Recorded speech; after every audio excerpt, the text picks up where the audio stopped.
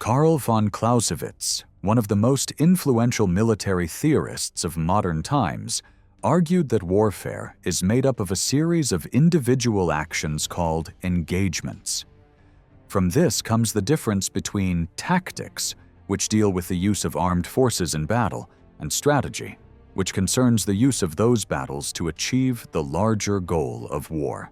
A similar distinction was expressed in 1814 by Archduke Charles of Austria, who described strategy as the science of war, the task of designing and directing campaigns, while tactics was the art of executing these plans on the battlefield. In this sense, strategy ends and tactics begin when armies actually clash. Although this distinction is familiar today, most writers before the French Revolution spoke instead of the art of war, drawing on the tradition of Vegetius in late Rome or later thinkers like Machiavelli. The word strategy had a different meaning in the ancient Greek world. It came from the term strategos, meaning general, and referred broadly to the skills or office of command. Xenophon, in his Cyropaedia, criticized the narrow focus on tactics in military education, arguing that true generalship involved far more. In a dialogue with his father, Cyrus admits that his tutor had only taught him tactics, not how to care for his soldiers' health, maintain supplies, or inspire enthusiasm.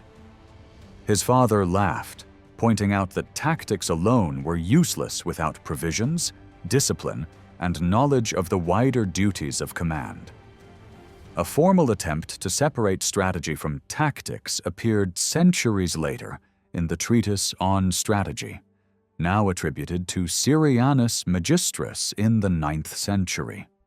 There, strategy was defined as the means by which a commander protects his own territory and defeats the enemy, with a distinction between defensive and offensive approaches. Tactics, by contrast, was described as the science of organizing and maneuvering troops, covering the arrangement of men for combat, the distribution of arms, the movement of forces, and the management of resources and personnel. This separation into offensive and defensive strategy became central to later Byzantine thinking about war. Earlier military writers such as Aeneas Tacticus, Onosander, Aelian, Polyaenus, and even the anonymous author of the Strategicon did not consistently distinguish between the two concepts. One notable exception was Sextus Julius Frontinus, a Roman commander of the late 1st century. In his Strategimata, he separated strategy from tactics by explaining that strategy included all the foresight, initiative, and resolve shown by a general, while stratagems were clever devices or tricks used within that broader framework. Because Latin lacked precise terms for these ideas, he relied directly on the Greek words, ensuring their meaning would not be lost. Emperor Leo VI, known as the Wise, 886 to 912, drew heavily on the works of earlier authors such as Onosander, Aelian, Polyaenus, and especially the writer of the Strategicon, whom he often paraphrased in his own laws and treatises. He used the terms strategy and tactics in the same hierarchical way as the 9th century treatise On Strategy. Strategy, in his view, was the way in which good commanders applied their training, practiced with stratagems, and devised methods of defeating the enemy. Tactics, on the other hand, was defined as the science of movement in warfare. It involved the skill of arranging battle formations, managing weapons, and directing the movements of troops, with the purpose of defeating the enemy through every possible type of assault and maneuver. By the 10th century, Byzantine thinkers and commanders possessed a well-developed body of theory and practice. They discussed not only strategies and tactics, but also army formations, weaponry, logistical organization, and methods of deception, all framed within the Christian imperial worldview that nothing could be accomplished without divine favor. The political ideology behind Byzantine strategy rested on three main pillars: the defense of the Christian Roman world, the spread of the true faith among non-believers, and the recovery of former imperial territories. This ideology, expressed in religious and even apocalyptic terms, was regarded as the destiny of the emperors, who saw themselves as the heirs of the Roman rulers and guardians of orthodoxy against heretics, Zoroastrians, and Muslims. Commanders and soldiers alike were expected to defend both the homeland and the faith, even to the point of sacrificing their lives. The idea of restoring the Roman world can already be seen in Justinian's wars of reconquest in the West, with Procopius recording the emperor's insistence that the Goths had seized Italy by force and refused to return it. Later, in the 620s, Heraclius recovered Syria, Palestine, and Egypt. Although these campaigns have sometimes been described as an early form of crusade because of the religious enthusiasm inspired by imperial propaganda, they were essentially defensive wars. Facing the overwhelming strength of the Persians, the empire was fighting for its survival. In the 9th and 10th centuries, whether the emperors had ambitions to retake the Muslim-controlled lands of Syria, Palestine, and northern Mesopotamia, or whether they were primarily focused on halting the devastating raids launched from places such as Melitene, Tarsus, and Crete, remains a matter of debate. If we speak of a Byzantine grand strategy, it did not exist as a fixed concept in the modern sense. Rather, it was more akin to large-scale crisis management, shaped by immediate political and military realities. Still, we can identify the core factors that influenced strategic planning. The empire's position in the geopolitical landscape of the Balkans, Asia Minor, and the Middle East. The resources of its economy and manpower, and the cultural attitudes that shaped Byzantine views of war.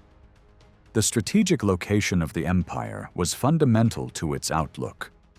Constantinople, standing at the crossroads of Europe and Asia, commanded the Balkans, Asia Minor, and the Eastern Mediterranean. This geography exposed the empire to multiple enemies on very different fronts, both external and internal, through conflicts of religion, economy, and politics. The two main theaters of war, the Balkans and Asia Minor, required different military organizations and troop distributions. Limited financial and human resources meant that fighting effectively on more than one front at the same time was nearly impossible. Asia Minor, in particular, became the top priority for emperors. Its closeness to the capital, its agricultural and mineral wealth, and its role as a source of recruits for the army made it essential to the empire's survival. Only after securing the East could the Byzantines turn to the Balkans. The successes of the Bulgars south of the Danube in the late 7th century illustrate how unrest in one region could prevent decisive action in another. The economy of Byzantium was based primarily on agriculture. While trade was significant, only the land could provide the resources necessary for a great power. Taxes on land, customs duties, and the income from imperial estates all flowed into the treasury, with the largest share of public revenue devoted to maintaining the army. The military was the empire's biggest employer, with hundreds of thousands of men supported either by state salaries in the elite tagmata or through landholdings in the provincial themata. This vast military population, together with their families and dependents, exerted a strong influence on local communities and the wider economy. Agrarian societies were always vulnerable to raids. The destruction of farmland and the decline of population worsened by war, famine, and plague, severely weakened the empire's ability to raise and sustain armies. Between the mid-6th and mid-8th centuries, the population is thought to have fallen drastically, reducing the pool of recruits. The small-scale raiding warfare so common in Asia Minor was especially damaging.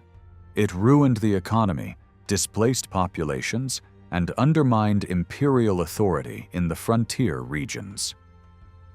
Byzantine military manuals of the 10th century, such as On Skirmishing, describe these raids in detail and outline the measures local commanders needed to take in response. The effects of such warfare were threefold. Economically, it drained resources through plunder and the taking of captives. Demographically, it caused migrations either deeper into Anatolia or into enemy territories. And politically, it challenged the emperor's rule in contested lands while encouraging Muslim volunteers from the frontier zones to participate in jihad. One of the clearest differences between the West and the Christian and Islamic East during the Middle Ages was how warfare was understood, especially in relation to ideas of chivalry and honorable combat. It is important to recognize that different societies defined bravery and cowardice in very different ways. In some cultures, tactics such as feigned retreats, ruses, or ambushes were condemned as unmanly, since true courage was measured by standing face to face with the enemy in direct combat. In others, these same methods were regarded as signs of intelligence and bravery, because the focus was placed on winning battles rather than on how they were fought. Similar divisions appeared in attitudes toward weapons. Certain warrior elites looked down on long-range arms like the bow, while others considered it the finest of all weapons. In Western Europe, the life of the knight was governed by a strict sense of honor. To flee before the enemy was the ultimate disgrace. The teachings of the Church restrained violence to some extent, emphasizing sin, penance, and atonement, yet knights were equally bound by the ideals of honor and shame.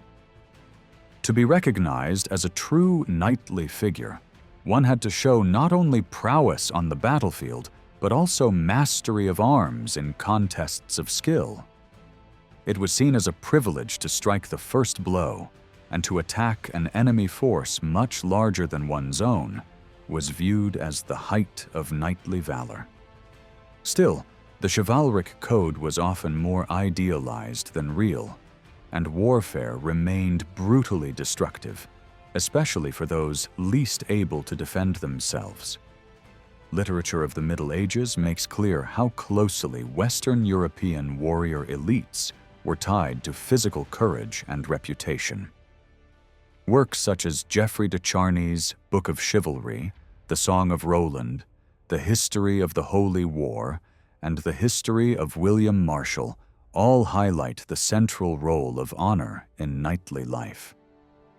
In one stirring example, before the Battle of Lincoln in 1217, William Marshall rallied his men not by appealing first to family, homeland, or even the church, but to the defense of their reputations. He reminded them that they were about to fight for their names, their land, and the lives of their loved ones, but also for the greatest honor and the hope of divine forgiveness.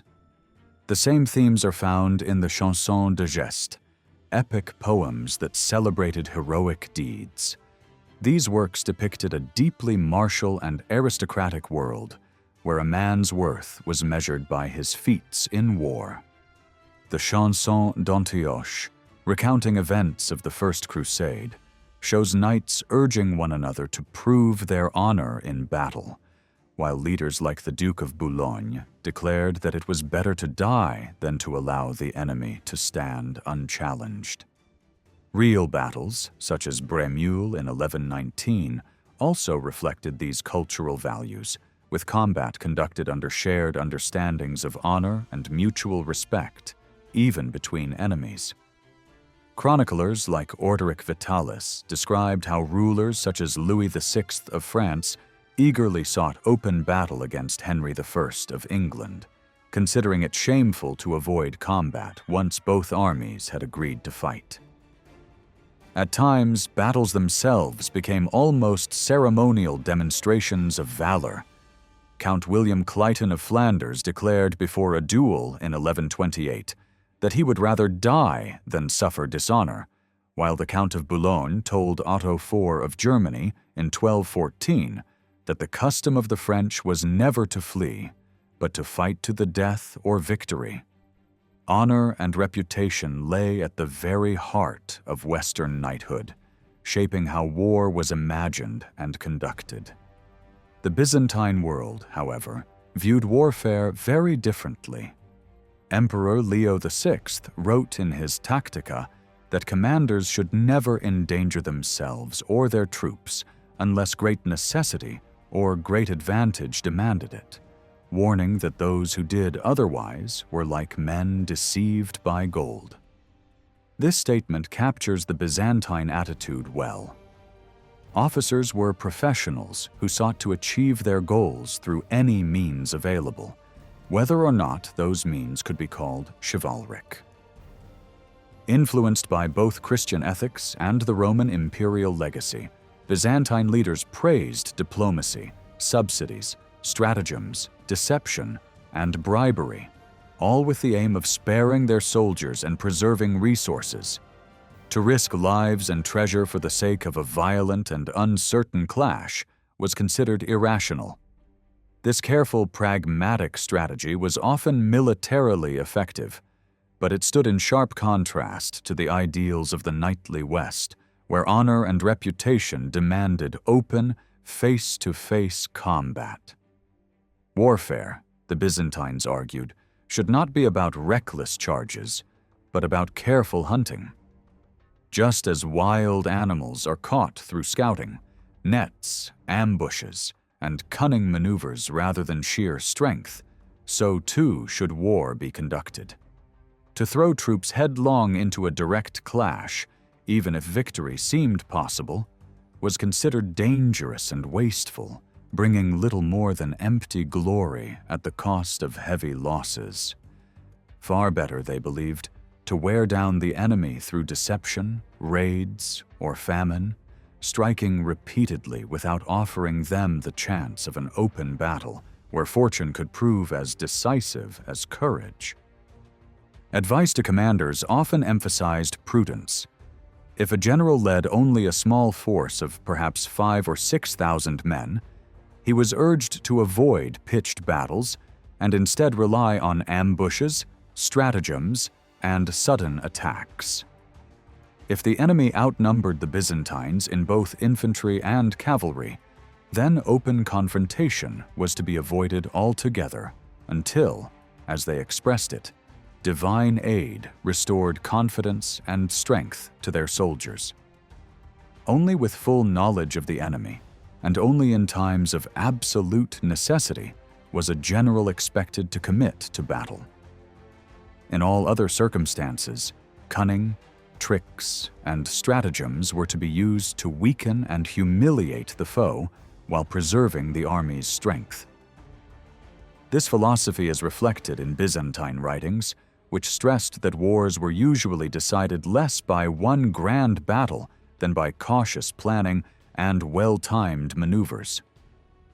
Michael Psellos, writing to Emperor Isaac Komnenos, spoke of the futility of wasting lives against nomadic peoples on the northern frontier. To contemporary observers, these groups seemed limitless in number, since even their women and children often accompanied them on raids. By contrast, Byzantine manpower was finite and precious. Psellos wished that no Byzantine should fall in such futile struggles, and that enemies might instead be subdued by diplomacy and peaceful means. The author of a 9th-century treatise expressed the same sentiment, insisting that when faced with two evils, it was wiser to choose the lesser and pursue peace if it could best serve the empire's interests. Emperor Constantine VII advised his son in De Administrando Imperio to avoid the heavy costs of direct warfare whenever possible.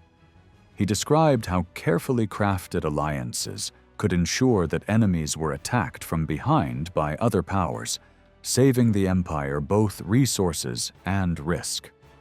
On the Danube frontier, for example, Byzantine rulers often relied on threatening to unleash one nomadic people against another, using diplomacy and gifts to manipulate groups like the Pechenegs into counterbalancing the power of the Rus, the Magyars, or the Turks.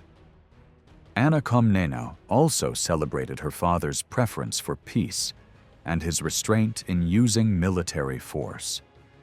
She portrayed him as a ruler who sought to manage the state with humanity and generosity, rewarding allies with honors and gifts while giving potential enemies no excuse for war.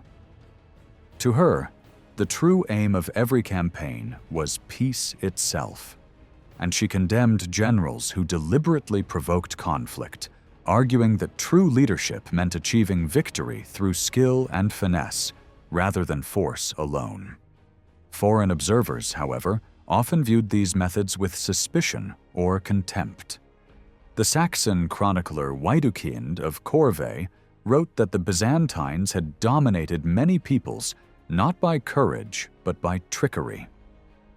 Amatus of Monte Cassino, describing the Norman expansion into southern Italy, claimed that the Greeks habitually defeated their enemies through subtle plots and treachery.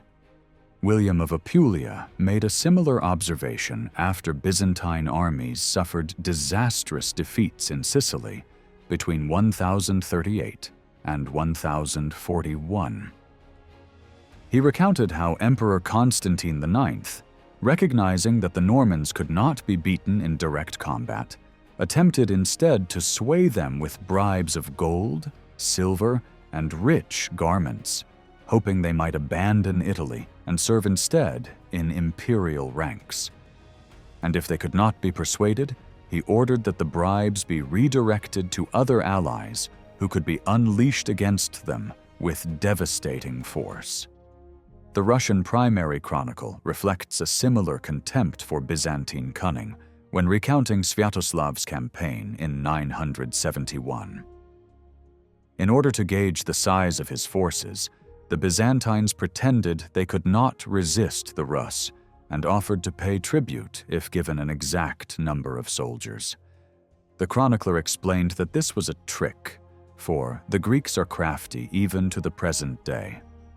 Sviatoslav exaggerated his numbers, claiming 20,000 men when he had only 10,000. In response, the Byzantines mustered 100,000 troops, launched an attack, and refused to pay any tribute at all. This reliance on deception and stratagems, and the preference for avoiding open conflict unless the odds were overwhelming, was not unique to Byzantium. The same approach can be found in medieval Islamic thought on warfare. Military treatises written during the Mamluk period, building on older traditions, echo these ideas. Ibn Khaldun, in his Muqaddimah of 1377, argued that there is never certainty in war, even when numbers and equipment seem to promise victory. Success, he wrote, depends as much on chance as on external factors such as soldiers, weapons, formations, and tactics. More decisive were hidden causes, rumors that spread panic, stratagems, ambushes, or the sudden appearance of concealed forces at the critical moment. He emphasized that these hidden causes, and above all the terror believed to be instilled by God in the hearts of unbelievers, explained the victories of early Muslim armies. Both Ibn Khaldun and al-Ansari, a 13th century Egyptian author of a military treatise, cited the saying that war is deception. Another work, the Tafrij al-Kurub, declared openly that deception in war was justified both by reason and by law, since victories gained by stratagem, with lives preserved and little effort wasted, were more valuable than costly triumphs won by brute force. This perspective captures the essence of Islamic warfare. It was always preferable to win by guile, inflicting the greatest damage on the enemy while preserving one's own troops, rather than to risk everything in a chivalric clash where chance could determine the outcome. This did not mean that Muslims or Byzantines lacked concepts of honor. On the contrary, both cultures celebrated heroic deeds in their literature. Greek traditions of single combat stretched back to the Iliad and continued into the Byzantine era with stories such as Leo the Deacon's account of Peter, the Stratopede Arches, accepting a duel with a Scythian commander, or Animus, commander of the Imperial Guard, hurling himself at a Rus officer at Doristolon in 971. Similarly, Muslim armies placed their champions, or mubarizan, in the front ranks, and epic poetry often celebrated their exploits. Yet for commanders, it was considered folly to hurl troops into battle without first ensuring the advantage through stratagem and calculation. Western Europe, by contrast, cultivated a distinctive culture of bravery rooted in ideals of chivalry, as expressed in the Chanson de Geste. As historian Matthew Strickland has shown in his study of war and chivalry in England and Normandy, the ideal of honorable combat often coincided with practical self-interest, but not always.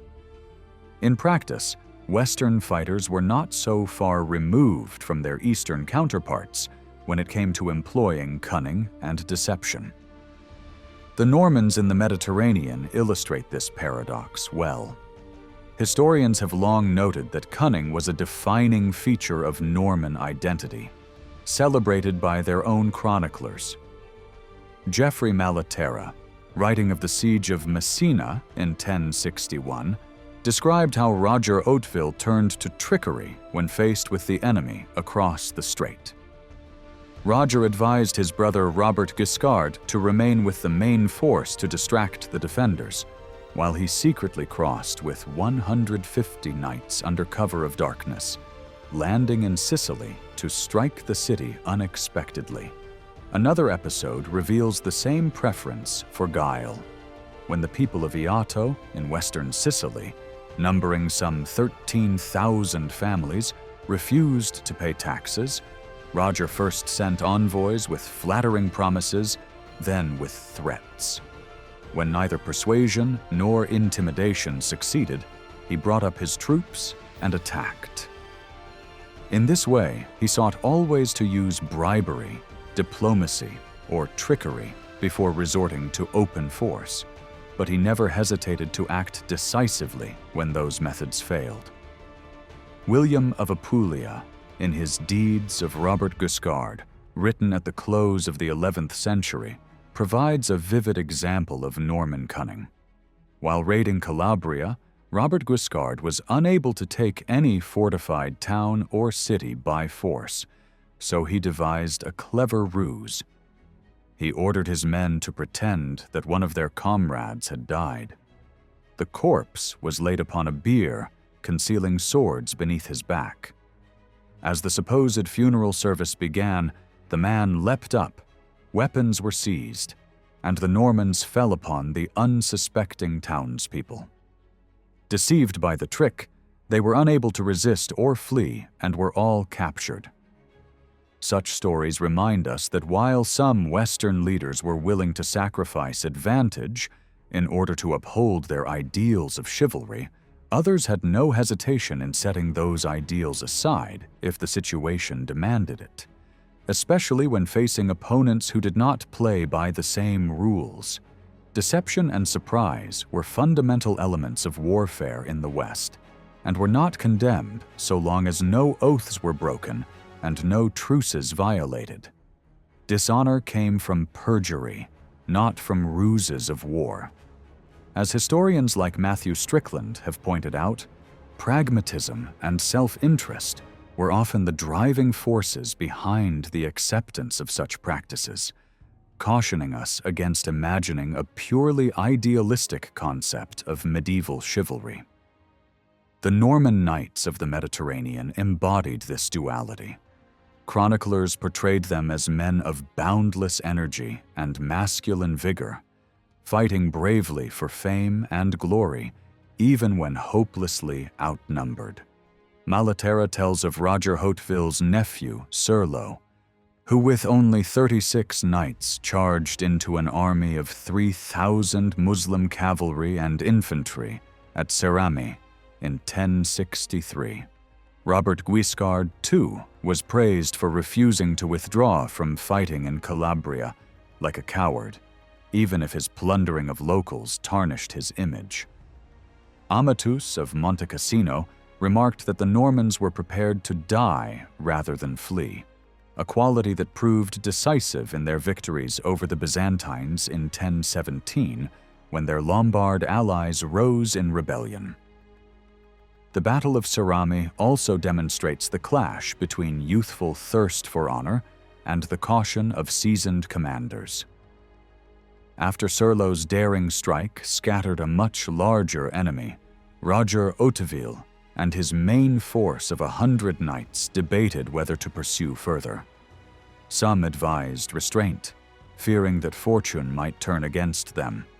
But when Roussel de Bailleul declared he would never again support Roger unless he pressed the attack, the Count angrily rebuked the hesitant voices and marched straight to the enemy camp to force another battle. Resourcefulness was another hallmark of Norman warfare. Like their Byzantine and Muslim counterparts, they relied not only on brute force, but also on threats, negotiation, and diplomacy to secure their objectives. Malaterra notes how Roger Hauteville managed to seize 11 of the most important fortresses in Calabria in a short time, partly by intimidation and partly through negotiation. For the Normans, success was measured not by the glory of open battle alone, but by the ability to achieve results by whatever means proved effective. This perspective also helps us understand Byzantine policy in a new light. The notion that Byzantium was somehow inherently peace-loving due to Christian ethics does not hold. Instead, its governments consistently relied on diplomacy, bribery, trickery, and similar methods because these approaches were practical, cost-effective, and far less risky than open war. For the emperors in Constantinople, war was never the first option, but rather the last resort, employed only when all other methods had failed. In this sense, conflict was seen not as an end in itself, but as an extension of political negotiation, a principle that foreshadows Clausewitz's later idea of war as the continuation of politics by other means. The Byzantines developed a distinct mentality when facing their enemies, a mindset clearly reflected not only in the works of contemporary historians and commentators, but also in the many military manuals that circulated in the 10th century. Expansionist campaigns led by figures such as Nicephorus II, Phocas, John Zimisces, and Basil II arose in moments when the strategic balance tipped unexpectedly in their favor. These wars demonstrate that imperial governments could recognize when circumstances in regions like the Balkans or Anatolia made military action not only possible, but also advantageous. The political objectives and military resources of the empire, especially after its contraction in the 7th century, shaped how it viewed both war and peace. Frontier expansion could not be achieved by diplomacy alone, which is why the recovery of the Roman world and the spread of Christianity were used to justify armed conflict. These ideas gave rise to what modern historians describe as the Byzantine version of just war, where military campaigns were framed as both defensive measures and acts of faith. Several fundamental factors influenced how the empire planned, or more often reacted, to war. Chief among them was its geopolitical position at the crossroads of Europe and Asia, with Constantinople at the center of this network.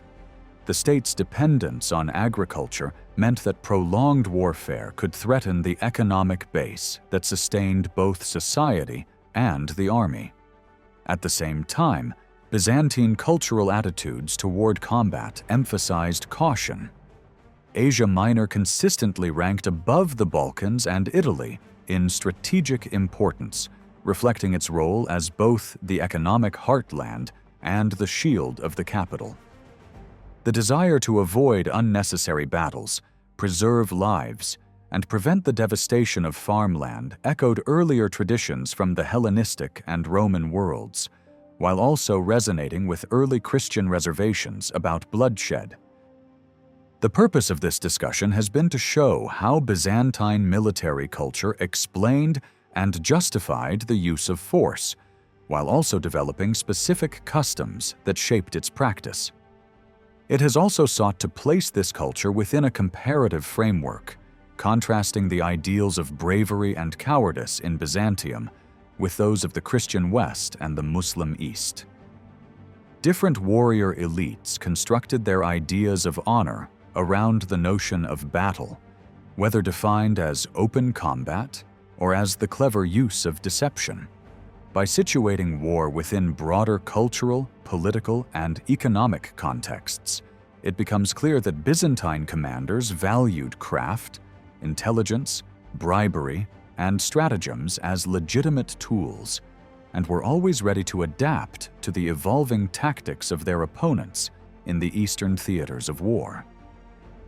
Byzantine commanders developed a distinct approach to confronting enemy incursions, and this mentality is preserved not only in the writings of historians and commentators, but also in the numerous military treatises that flourished in the 10th century.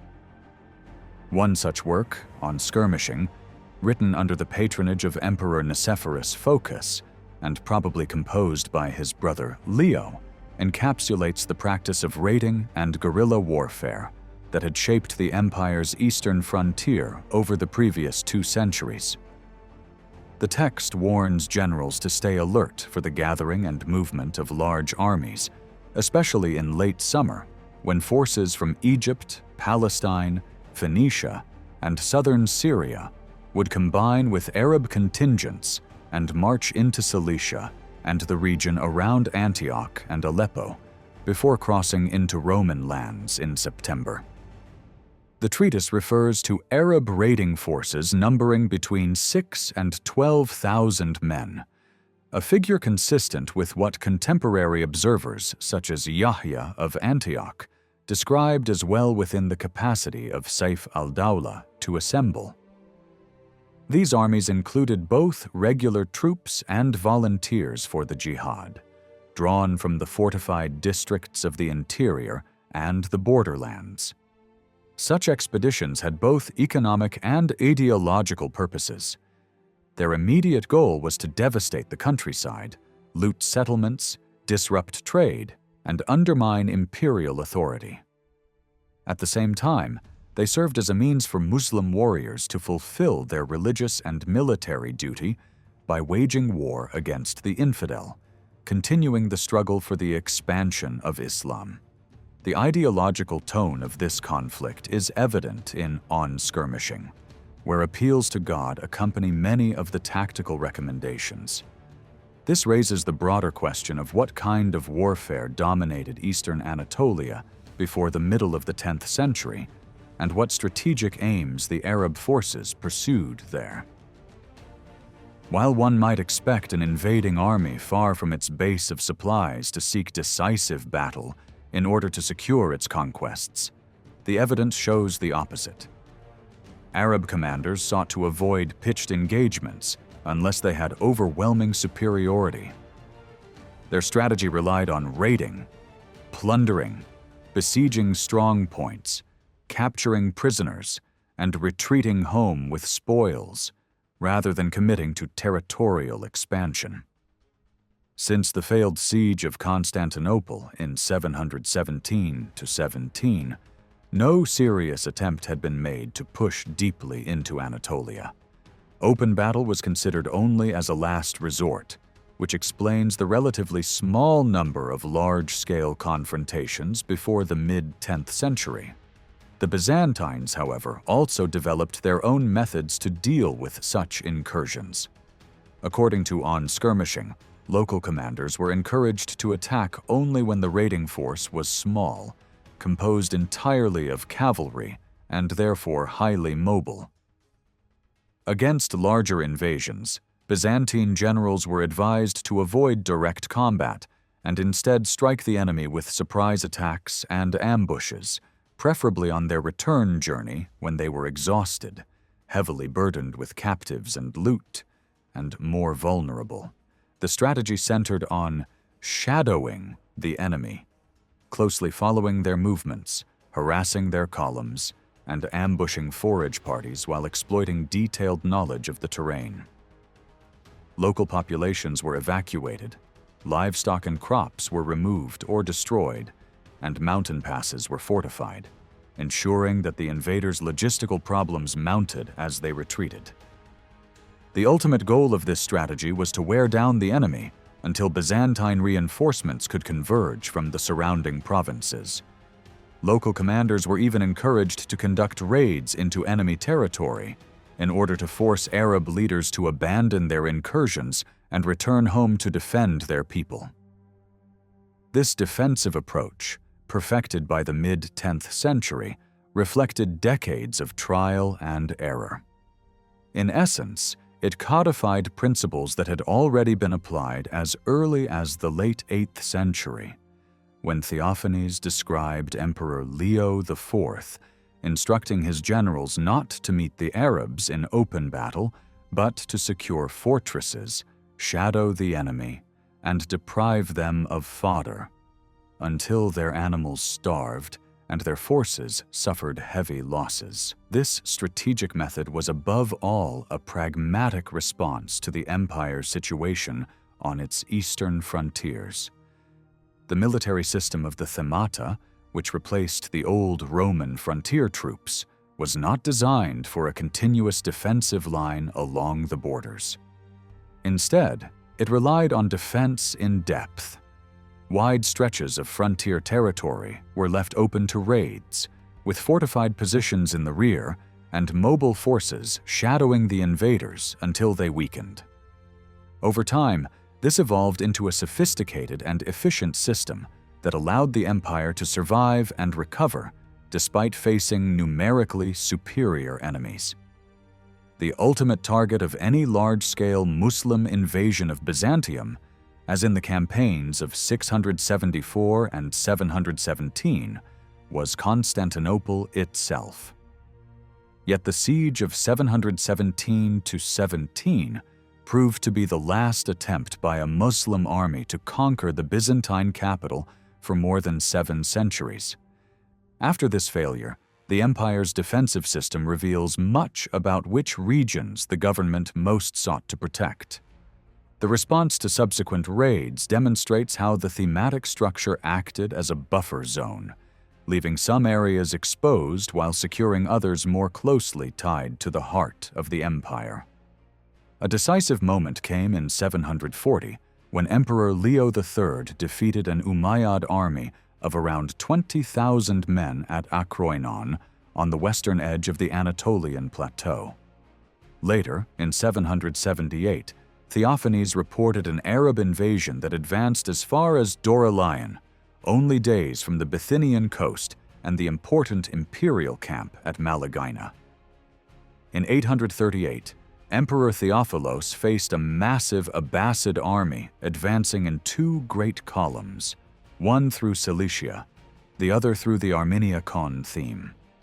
His defeat near Dazimon opened the way for the sack of Ancyra and Amorion, 2 of the empire's most important cities in central Anatolia. In 863, Michael III managed to intercept the forces of Umar, emir of Melitene, who had raided as far as Amisos on the Black Sea before attempting to retreat. At the river Lalakayon, northeast of Ankara, the Byzantines crushed his army. Yet other raids, such as Umar's deep incursion in 860 and the sack of Atalaya by the governor of Him's fleet that same year, went unanswered. From these examples, it becomes clear that Byzantine strategy in Asia Minor evolved into a layered system of defense in depth, consisting of 3 zones. The first was the frontier belt of the eastern Themes and the Kleisurai, where local forces attempted to repel small-scale incursions. If these troops failed, the zone was effectively abandoned, becoming a devastated no-man's land. The second zone consisted of the Anatolian Plateau, where garrisons defended key fortresses and towns along the invasion routes. Here, Byzantine forces harassed and shadowed the enemy in hopes of forcing their withdrawal before they could advance further west. Only if these measures failed would the empire commit its main forces to defend the third zone, which consisted of the fertile lands of Bithynia, the western coast of Asia Minor, and, above all, Constantinople. It is striking that the emperors themselves usually took the field only in the second zone, in the heart of Anatolia. Byzantium's defense strategy thus reveals a highly centralized mentality. The empire defined itself not by its shifting frontiers, but by the secure center where imperial and religious authority resided. Emperors were preoccupied with the security of the capital, for defeat in battle could be interpreted as divine disfavor and thus fatally undermine their rule. The loss of outlying towns, the devastation of agriculture, and the suffering of provincial populations were seen as acceptable sacrifices so long as the capital remained safe. Measured by these priorities, the defensive strategy achieved its essential goals. Constantinople was protected, and no permanent Arab settlement took root on the Anatolian plateau. Yet it failed to shield the frontier regions, which continued to endure annual devastation well into the 9th century. Raids across the Taurus and Anti-Taurus mountains into Cappadocia, Seleucia, and Carcianon remained common, and Cilicia in particular saw repeated disasters for the Byzantine army. The most important development in this frontier war was the rise of 3 Muslim strongholds that served as bases for raids into Anatolia: Tarsus, Melitene, and Theodosiopolis. Theodosiopolis, capital of the Umayyad Emirate of Kalakala, established around 700, was weaker than the others since it was an isolated Muslim enclave in a largely Christian region. Still, its position controlled key invasion routes into Armenia, either down the river Araxes or across the hills towards Manzikert. In 931, and again in 949, Byzantine forces under Theophilus Kirkouas expelled its Muslim inhabitants and resettled the city with Greeks and Armenians, securing it for the empire. Melitene, taken by the Arabs as early as 638, became one of the most dangerous bases of operations in the 9th century under its Amir Umar al-Akhta, who directed devastating raids into Anatolia. Although weakened after his defeat at Lalakayon in 863 and besieged multiple times by Basil I, the city remained a thorn in Byzantium's side until John Kirkouas finally brought it under imperial control in the 930s. Its location west of the Anti-Taurus mountains gave it particular strategic value, allowing Arab forces to bypass natural defenses and strike deep into the plateau. The most formidable of the 3 was Tarsus in Cilicia. Captured by the Abbasids just before Caliph al-Muqtasim's campaign of 831, it later fell under Tulunid control in 878 and endured repeated Byzantine sieges in 878 and 882. Direct Abbasid authority was restored in 896, but the city eventually came under Hamdanid rule in the mid-10th century. Tarsus not only served as a heavily fortified base, but also symbolized the spirit of jihad on the frontier. Contemporary accounts describe large garrisons and the influx of volunteers from across the Muslim world, drawn there each year to participate in raids against the empire. The importance of geography in military planning has been recognized since antiquity. Vegetius observed that much of a victory depends on the ground where it is fought.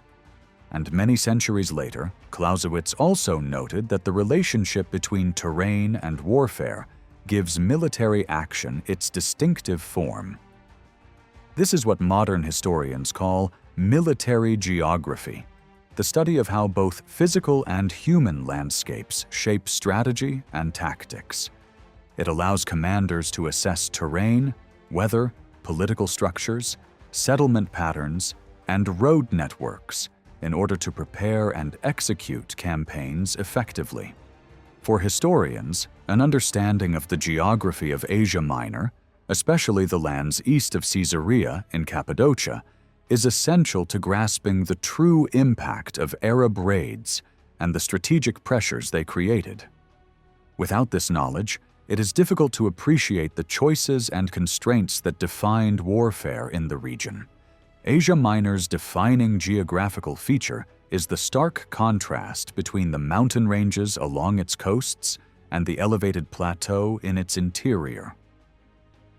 To the north, the Black Sea coast is separated from the heartland by the Pontic Mountains, which rise steeply and extend for hundreds of kilometers parallel to the shore, climbing above 3,000 meters in the east before joining the Caucasus.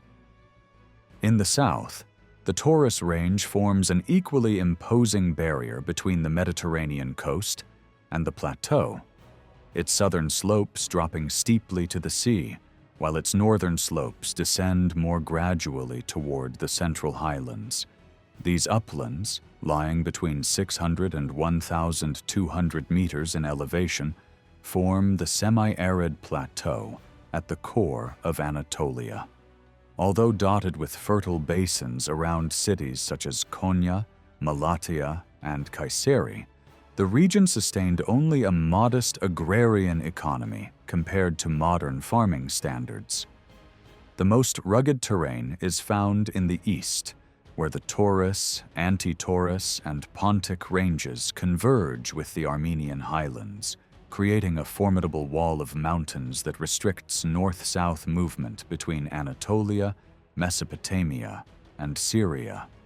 Here lie Lake Van and the headwaters of both the Tigris and Euphrates rivers, framed by peaks exceeding 3,700 meters. South and east of these mountains stretches the zone known as the Fertile Crescent.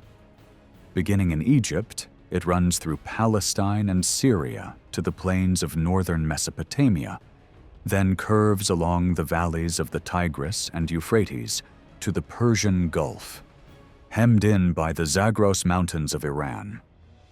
This region, particularly northern Syria and northern Mesopotamia, with their relatively abundant rainfall, became the main theater of conflict between Byzantines and Muslims in the 9th and 10th centuries.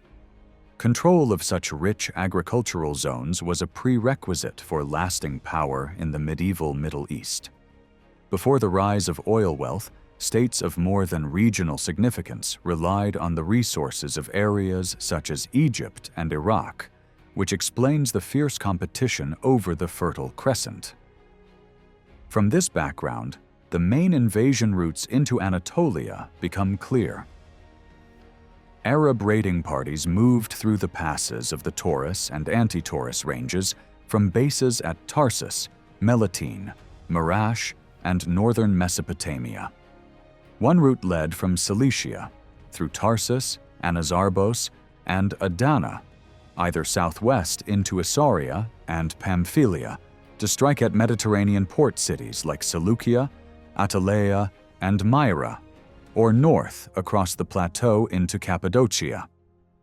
When Cappadocia or Charcianon was the target, invaders could move through Anazarbos along the Saros River to Caesarea, or more directly through the Cilician Gates and Podandos. From there, they might turn north to Kayseri or west through the Marianon Pass by way of Tiana and the fortress of Loulon, which commanded the northern approaches to the Cilician Gates. This last route became one of the most regular and strategically significant avenues of invasion. The second major invasion route began at Germanicia and passed through the mountain defile of Adutta and the valley of the river Pyramos. From there, invading forces could march northwest to Caesarea, following the old Roman road long used by Byzantine armies, which passed through Arabissos, the Kuru Chai, and Arasaxa. At times, an alternate course led through Kokussos. The Abbasid campaign of 838 under Afshan followed this road as far as Tsamandos before turning north to Sebastea, while the year before Emperor Theophilos had taken the same road when he struck at Armosata and Sozopatra. Armies departing from Melitene had to traverse the Antitaurus, crossing the Tokmasu, the Godili Dog, and the pass at Lykandos Tsamandos, eventually reaching Caesarea. Another branch of the route could take them further north toward Sebastea and Amasea by way of the Kuru Chai and the region of Tefrike Leontokome, established in the late 9th century. The Byzantines referred to Anzitine as Chanzeti, its fortress of Hanzit being a key stronghold between Melitene and Samosata. Romanoupolis, meanwhile, has been identified with Palu, which guarded a crucial pass leading from Palu to Karput and onwards to Kliat and Lake Van. Despite these routes, Arab armies rarely pushed deeper into the Anatolian plateau. Numerous fortified cities blocked their way, and the road network itself imposed constraints.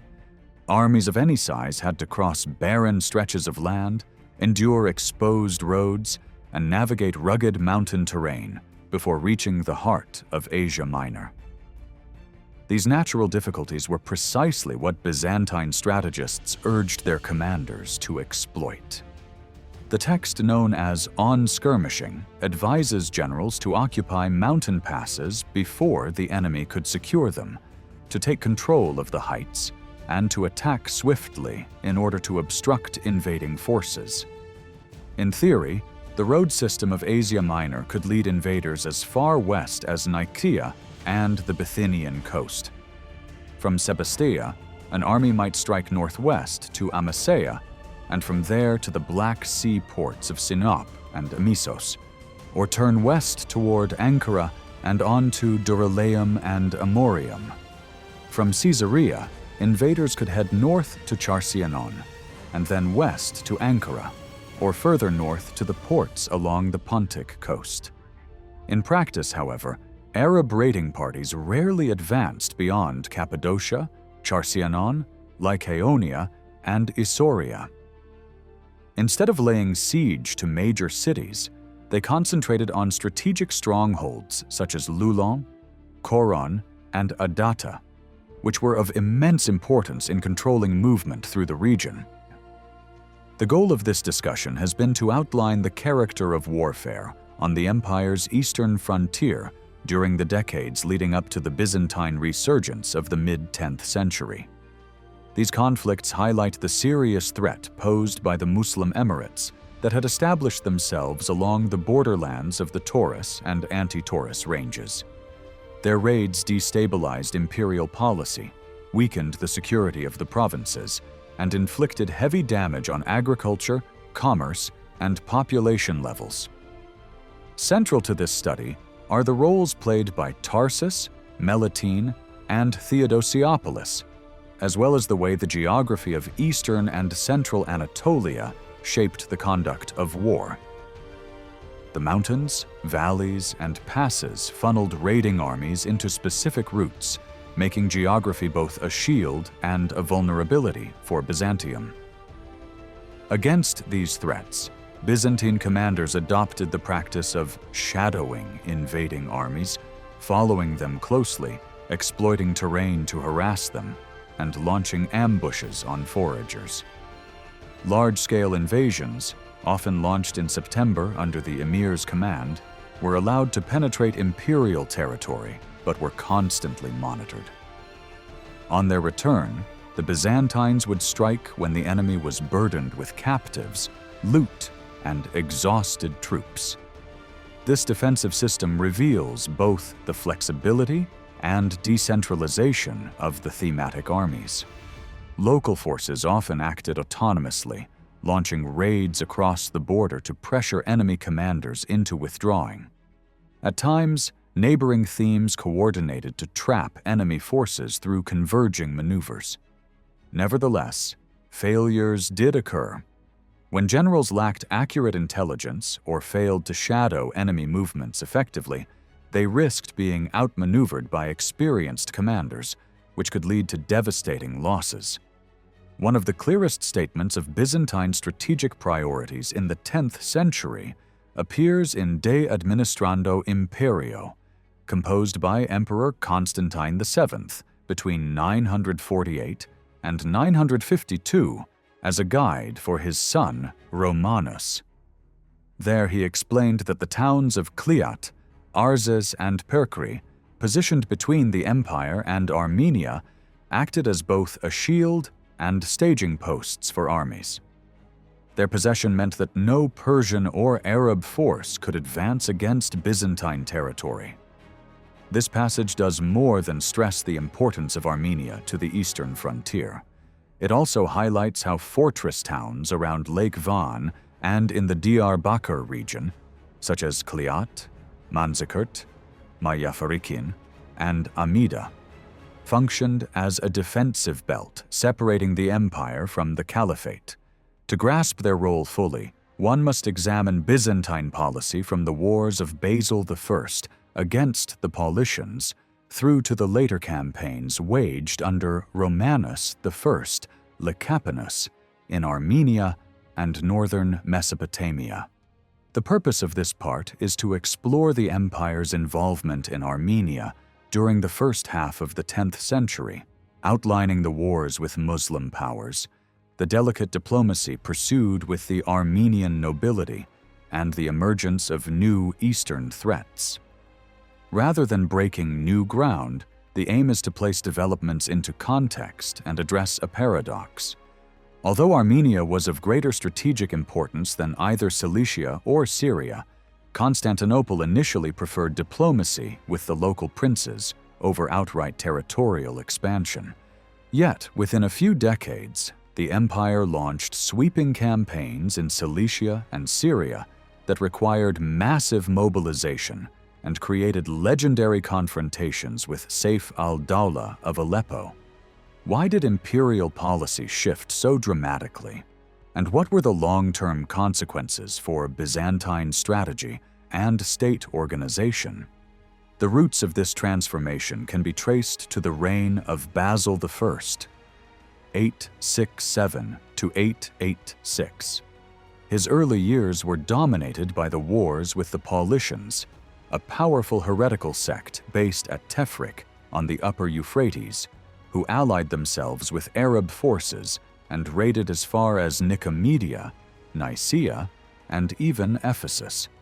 Between 868 and 871, Basil was forced to divide his attention between defending the western provinces, Dalmatia and Sicily, from Muslim attack, and confronting the Paulician threat.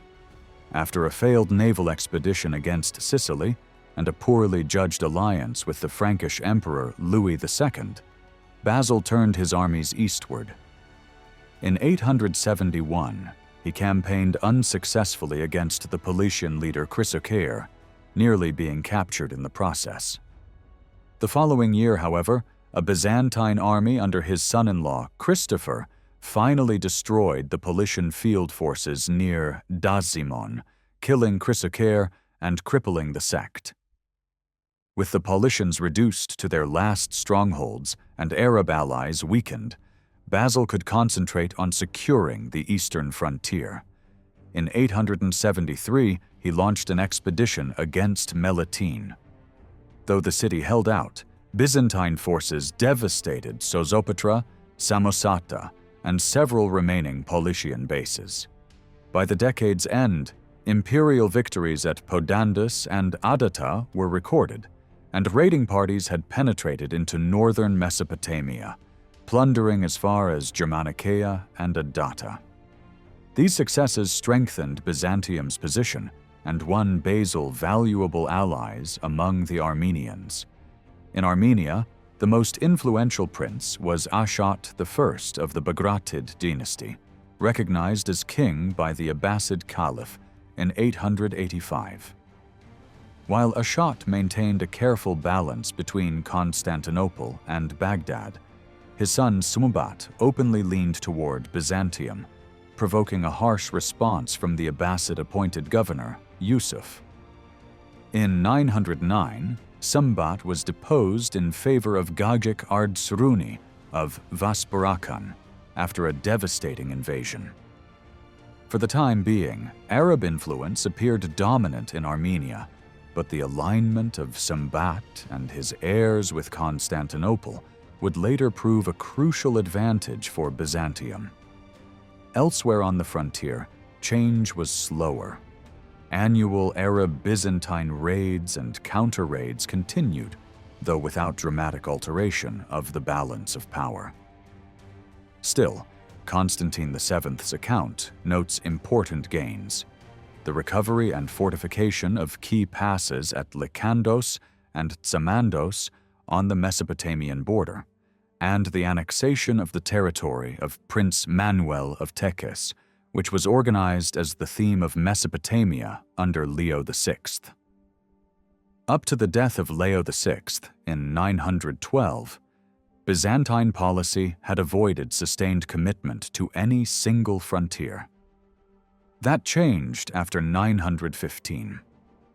Despite internal distractions, including wars with Simeon of Bulgaria and political instability in Constantinople, Armenia became the principal focus of Eastern policy. The situation there was dire. Sumbat had been executed by Yusuf, his heir Ashat had fled to Constantinople, and Armenia was under near total Muslim control. Christian kingdoms across the Caucasus were powerless or subject to Arab dominance. Though the empire itself was divided, Alexander's brief reign, followed by regency struggles over the child emperor Constantine VII, Empress Zoe recognized Armenia's strategic value for the defense of Anatolia. She responded positively to Ashat's appeal for help, inaugurating a more assertive policy in the Caucasus and northern Mesopotamia. The campaigns of John Kirkuas in the 920s and 930s demonstrated that Constantinople was determined to extend its influence in this volatile region. Whether this shift amounted to a deliberate, long-term strategy of expansion or a series of pragmatic responses to immediate pressures remains open to debate. But the results were unmistakable. Armenia became a central theater in the Byzantine resurgence of the 10th century. Byzantine campaigns along the Armenian and Mesopotamian frontiers can be divided into two distinct phases. The first stretched from the return of Ashat to Armenia in 915 until the peace settlement with Bulgaria in 927, which freed the empire's energies for operations in the east. The second lasted until the coup of December 944, when Romanus Lecapenus was deposed by his sons. During these decades, the empire's priorities remained consistent: maintaining a pro-Byzantine Armenia, at least until 926, when the focus shifted mainly to containing the emir of Azerbaijan and consolidating influence in Taran and Vaspurakan, particularly the fortress towns around Lake Van, such as Kliat, Manzikert, Perkri, and Arzis, as well as in northern Mesopotamia, with its strongholds of Melitene, Samosata, and Edessa opposite the Byzantine themes of Lycandos and Mesopotamia. By 927, repeated raids by John Kirkwas, his brother Theophilus, and the local commander Melle had devastated the lands around Melitene to such a degree that its emir agreed to place his troops at Byzantine disposal in return for immunity from further attack. In the same year, Kirkwas pressed into Samosata and even forced his way into Didvin, though the inhabitants and garrison soon drove him out. The following year saw further advances. Kirkwas campaigned in Vaspurakan, reducing Kliat and Bitlis, while Mille attempted to infiltrate Melitene by guile. Though the attempt failed, a Byzantine garrison was admitted into the citadel. In 930, Theodosiopolis was sacked, and 4 years later, a massive army under Kirkwas and Meleksh, allegedly numbering 50,000, besieged Melitene until it surrendered, after which its Muslim population was expelled. Further south, Byzantine attempts to capture Samosata in 931 brought them into contact with Nasir ad-Dawla of Mosul, an emerging power in the Jazira. The city would not fall until later, but this marked the empire's first encounters with a new generation of Muslim leaders. By 938, Saif al-Dawla, the sword of the dynasty, emerged as a formidable opponent. That autumn, he inflicted a serious defeat on Byzantine forces near Harput, reportedly routing 20,000 troops at the center of their formation.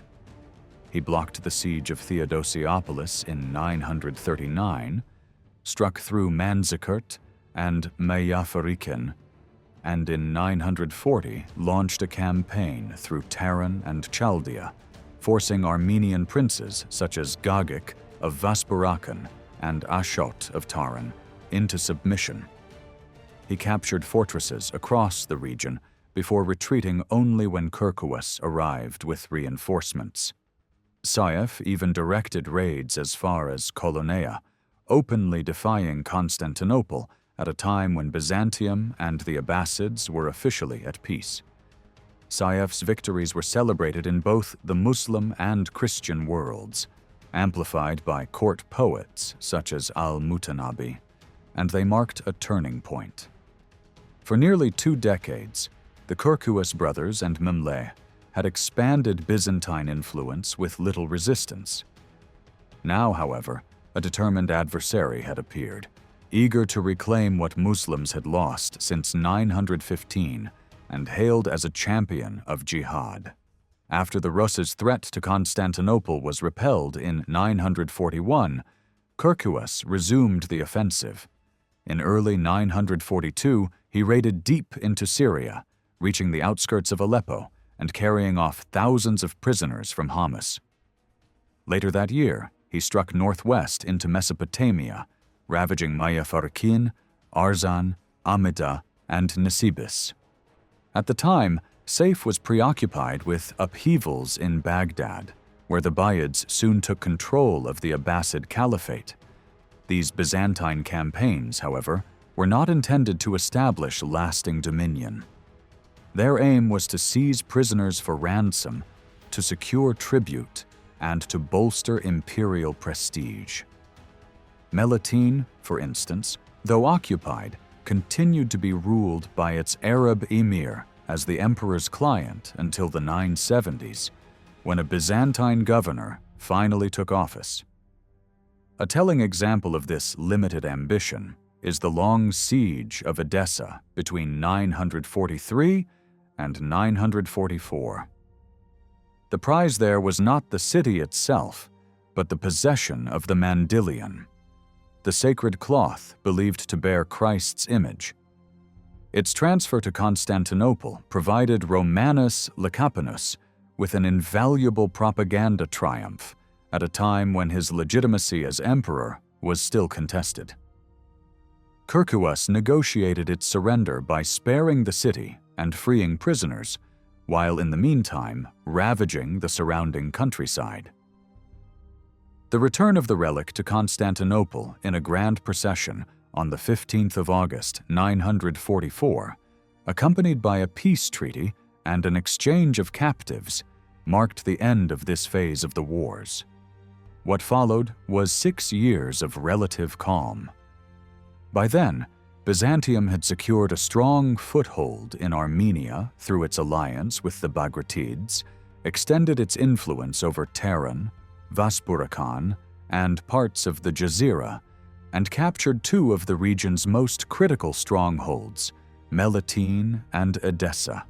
For the first 15 years, the Arabs had been largely on the defensive, with Kirkuas pushing forward almost annually.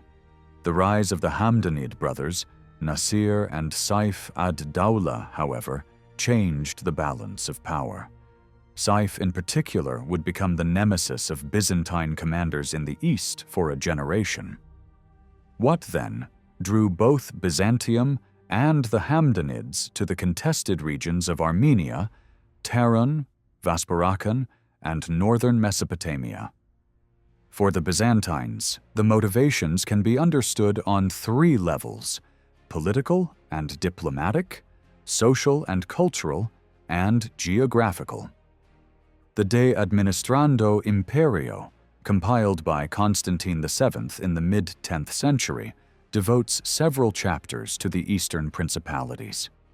These sections stand out for their detail and coherence, describing fortress towns, local aristocratic families, and the web of alliances that shaped imperial policy.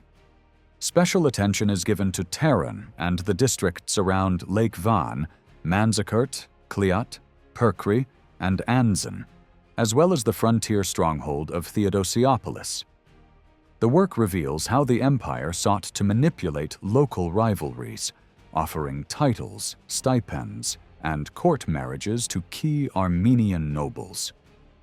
One example is Kritorikios of Taron, who was rewarded with high honors and installed as governor, while others, like Tornikios, voluntarily placed themselves under imperial authority when threatened by rivals. This careful attention to Armenian politics was closely linked to Hamdanid aggression. In 940, Saif al-Dawla penetrated deep into Byzantine-held Chaldea through the Bitlis Pass, compelling several Armenian princes to accept his supremacy and seizing key fortresses. His success highlighted the vulnerability of the region, undermining the gains Kirkuas had achieved only a decade earlier. For Constantinople, the response was clear. The fortresses around Lake Van had to be secured as a protective belt between Armenia and the empire. Constantine himself stressed that possession of towns like Kliat, Arzes, and Perkri created a barrier that shielded the empire from invasion, serving both as defensive bulwarks and as staging points for armies. This reflected a broader principle of Byzantine foreign policy: the careful allocation of manpower and resources to secure the greatest advantage. Diplomacy played a vital role in this system. Constantine openly advised his heirs that each neighboring people should be evaluated for their potential to aid or harm the empire, and that the best outcomes often came through negotiation and influence rather than outright conquest. Titles, subsidies, and marital ties could achieve results at far less cost than prolonged campaigns. Nowhere was this more true than in Armenia, where local dynasts were often more responsive to honors and imperial recognition than to military force. The empire's interest was not purely political, however. Social and cultural factors also bound Byzantium to Armenia. For centuries, Armenians had served as a vital recruiting pool for the imperial army, especially after the Balkans were lost to Slavic settlement in late antiquity. By the 9th and 10th centuries, Armenians may have made up as much as a quarter of the Byzantine armed forces, forming one of the most prominent ethnic groups in imperial service. Their integration was facilitated by their adoption of Chalcedonian Christianity, which eased ecclesiastical tensions and allowed closer religious ties between Constantinople and the Armenian nobility. Many of the great Armenian houses, particularly the Bagratids, actively sought connection with Byzantium, even to the point of compromising in theological disputes to strengthen relations. The Byzantine state also pursued population transfers as part of its wider military strategy.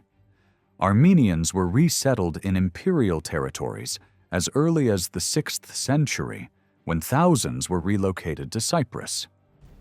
This practice continued under the Byzantines as a means of defending exposed regions, while waves of voluntary migration followed the Arab conquest of Armenia and the turbulence of the Caucasus. Many Armenians and Georgians settled in Cappadocia, the Pontic frontier, and the themes of Eastern Asia Minor, where they contributed both manpower and expertise. Such migrations, combined with the opportunities offered by Constantinople itself, produced a remarkable rise of Armenians within the Byzantine elite. The imperial court became a magnet for ambitious young nobles, and many of them climbed rapidly through the ranks of the army and administration. Their military achievements could open the way to political prominence, noble titles, and even dynastic power. By the late 9th and early 10th centuries, emperors such as Leo VI openly emphasized eugenia, nobility of character and merit, when appointing commanders, allowing talented Armenians to rise alongside men of traditional aristocratic birth. This meritocratic element helped ensure that the generals leading armies in Asia Minor during the 10th century were men of proven ability, often of Armenian background, whose careers reflected both the centralizing tendencies of the state and the blending of Byzantine and Armenian elites.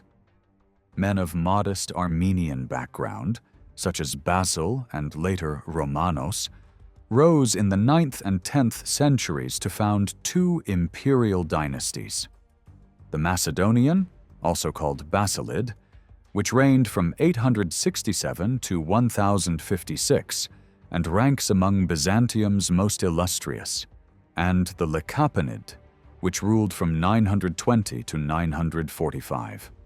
Many other Armenians came to Constantinople to serve in the army. Their military talent, diplomatic acumen, loyalty to the reigning house, and the favor they earned at court brought them high offices, honorific titles, estates, and wealth.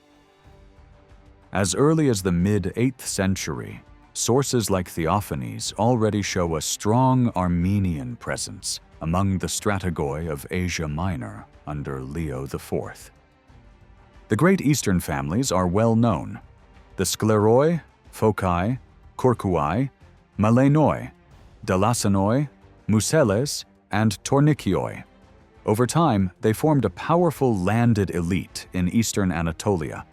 They monopolized military commands through hereditary succession and dense networks of clients and kin that extended across the frontier. They also exercised near-feudal control over local thematic troops, largely Armenian in origin, who lived on their growing estates, a world evoked vividly by the epic Digenes Acritas and the Strategikon of Kekaumenos. Geography, topography, and climate made Armenia and the Lake Van region crucial for the defense of Anatolia and for any serious push into Mesopotamia. The distances from Armenia to major Muslim centers like Baghdad and Mosul were markedly shorter than those from Cilician ports, and the terrain favored operations from the north. The Taurus and Pontic chains posed distinct challenges to any campaigning army, from narrow passes to tenuous supply lines. The Pontic system is less rugged and more cut by rivers than the Taurus and Anti-Taurus, so forces trying to force a passage through the Cilician gates, or other Taurus crossings were more vulnerable to small Byzantine detachments barring the routes north than those moving by way of Colonia and Theodosiopolis. For this reason, armies from Iraq or Syria could avoid the Taurus altogether by following the Euphrates upstream and entering Anatolia through Taran and Vaspurakan. Comparative studies of Roman and Byzantine campaigns in Mesopotamia, Julian in 363, Heraclius in 627 to 628, and John Tsimiscos in 974 underline a constant.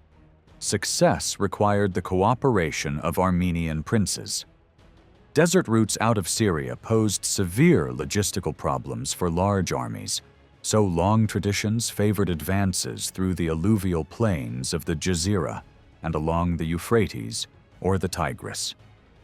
The Euphrates route depended on local provisioning that could not be guaranteed.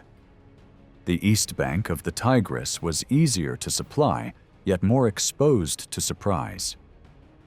Using that path required marching through key upland corridors like the Bitlis Pass southwest of Lake Van or the Rawandus Pass southwest of Lake Urmia, just as Heraclius had done in his Persian campaigns. From this perspective, Armenia mattered more to Constantinople than Cilicia or Syria. The government sought alliances with the local nobility and the neutralization of strongpoints around Lake Van and in Upper Mesopotamia rather than outright annexation. Yet the empire achieved sweeping territorial gains in Cilicia in the third quarter of the century and mobilized huge forces for a long war. The explanation lies in the intertwining of personal and political image. The emperor presented himself as a ruler chosen by divine providence to protect God's people. In this climate, Constantine VII's self-presentation and the legacy reaching back to Basil, founder of the Macedonian line, made visible victories a political necessity.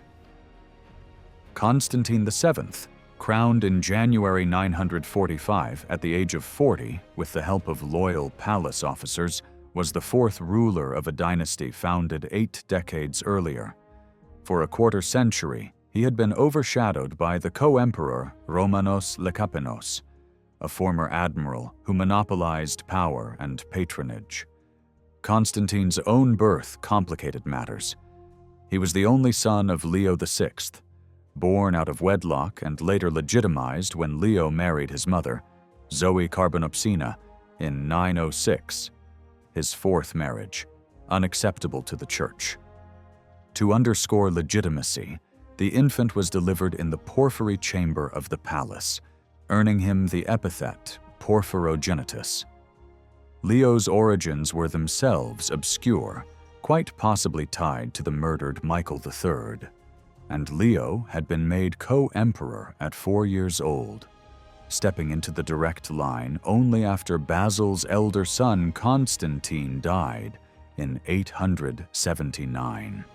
Basil's rise from obscurity to the purple, becoming co-emperor in 866, and murdering Michael later that year, was disturbing even by contemporary standards. But he understood the value of spectacle. He exploited victory celebrations and favorable omens to present himself as God's protected viceroy on earth. He staged 3 triumphs in the capital, including one the day after his accession when news arrived of Christian captives being freed, and most famously another upon his return from his 873 Eastern campaign.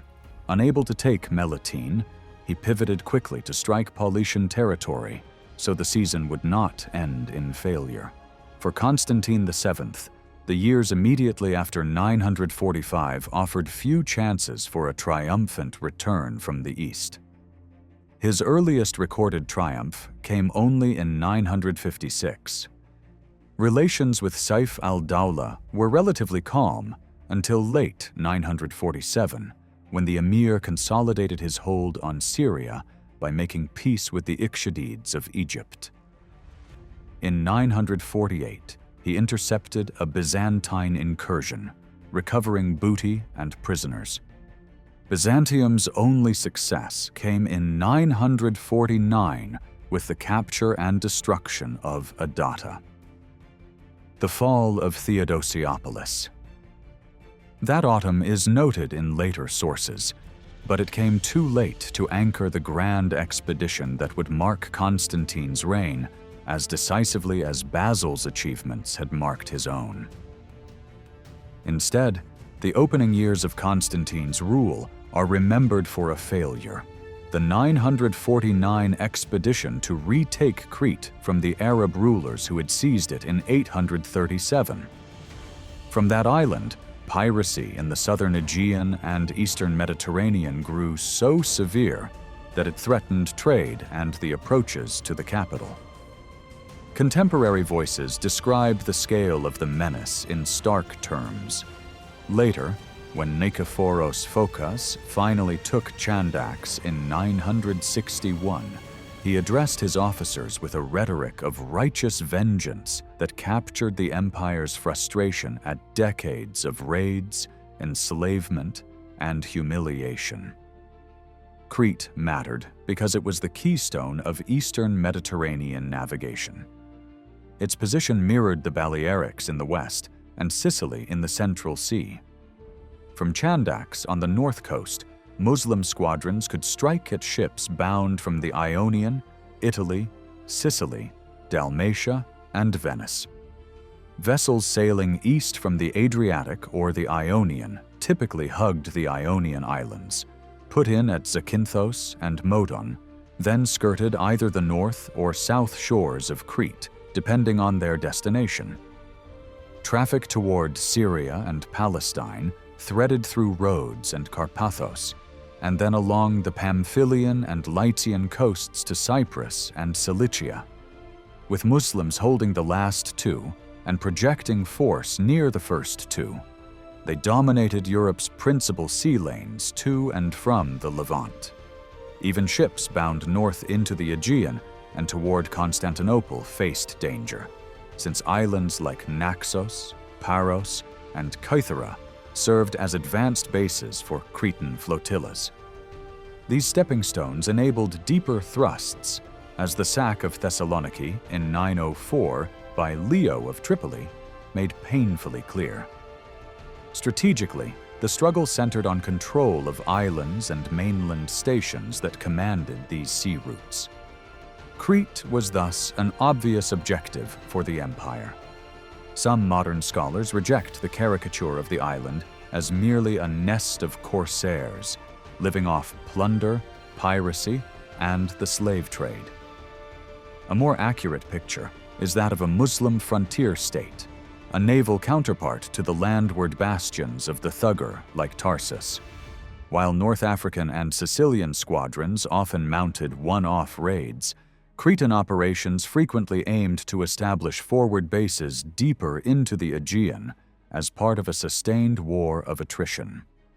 Similar objectives can be traced in the fleets of Tarsus and Tripoli, whose actions in 904 reveal the interplay of land and sea warfare. Byzantium's saving grace was that these forces never achieved tight coordination with the Cretan emirate. From the very start of his sole rule in 945, Constantine VII regarded Crete as a key objective. Contemporary evidence shows that he even sent envoys to the Umayyad court in Cordoba to secure either their neutrality or perhaps their cooperation in an expedition against the island, since the Cretan Muslims were connected to the Spanish Muslims by kinship and trade.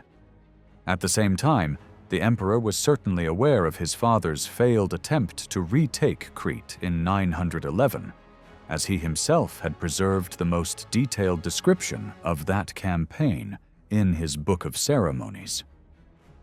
Whether Constantine consciously followed his father's example to redeem the dynasty's honor is uncertain. But what is clear is that he wished to emphasize his blood connection to Basil, the dynasty's founder, and to show that his reign represented continuity within the Macedonian line. In the early years of his reign, Constantine built his prestige on the hope of recovering Crete. By doing so, he placed himself within the same tradition as his father, even though the attempt ended in failure. The disaster of 949 not only deprived him of a victory, but also damaged his reputation as a ruler chosen by God, leaving a deep impression on the nobility and the people of Constantinople. What followed was a decade marked by the relentless raids of Saif al-Dawla of Aleppo, who inflicted some of the most humiliating defeats on Byzantine arms in generations. Since imperial strategy at this time was mainly defensive and avoided territorial annexation, the question arises as to how the empire achieved such sweeping conquests in Cilicia and Syria in the following decades. The answer lies in the failed Cretan expedition, which undermined Constantine's prestige, and in the propaganda war that soon escalated against Saif al-Dawla, the sword of the dynasty, who had already emerged as a formidable enemy during the 940s. To understand how this rivalry developed, it is necessary to examine the Byzantine idea of frontiers and its place in imperial strategy. By the mid-7th century, Byzantine writers no longer described frontiers as fixed barriers or lines, such as the Rhine, Danube, or Hadrian's Wall in Roman times. Instead, the empire relied on defense in depth. Invaders were allowed to march into imperial territory, stretching their supply lines and burdened with captives and booty, while Byzantine forces gained time to gather, harass, and eventually drive them back. This reality turned the frontier into a shifting no-man's land that was devastating for local communities, a situation visible for centuries along the eastern borderlands. Two reasons explain why chroniclers gave little attention to frontier affairs. First, it was politically dangerous to stress how diminished the empire had become, for this would undermine the emperor's image as God's chosen sovereign. The Macedonian dynasty promoted instead an ideology of a more compact but secure Roman world, rooted in the east and tracing continuity from Diocletian and Constantine. Second, imperial policy emphasized diplomacy over territorial lines. What mattered most was forging ties with local rulers, chiefs, and dignitaries, whose loyalty was more useful than devastated lands or remote forts that could not easily be maintained. Warfare, therefore, was less about holding frontier tracts and more about capturing or sacking cities, humiliating troublesome emirs, and breaking their power. Geographic borders still appear in Byzantine texts, such as the Danube, the Euphrates, or the Taurus Mountains. Chroniclers note the pressure on the extremities of Roman lands from frontier enemies like the Tarsiots. But the emphasis was not on defending fixed boundaries. It was on demonstrating imperial strength through decisive victories and the destruction of enemy centers. Contemporary sources highlight this. One describes how John Kirkwas, excellent in the affairs of war, expanded the empire's limits and took many cities from the Arabs. Another recounts the astonishment and admiration stirred by Nikephoros Phocas when he cut through the forces of Saif al-Dawla, burning towns and bringing home captives. Records from 961 describe how Phocas, as domestic of the East, utterly humiliated the emirs of Tarsus, Aleppo, and Tripoli before sending a powerful fleet against Crete. Other accounts praise him for breaking the arrogance of Hamdan, forcing him into cowardly retreat.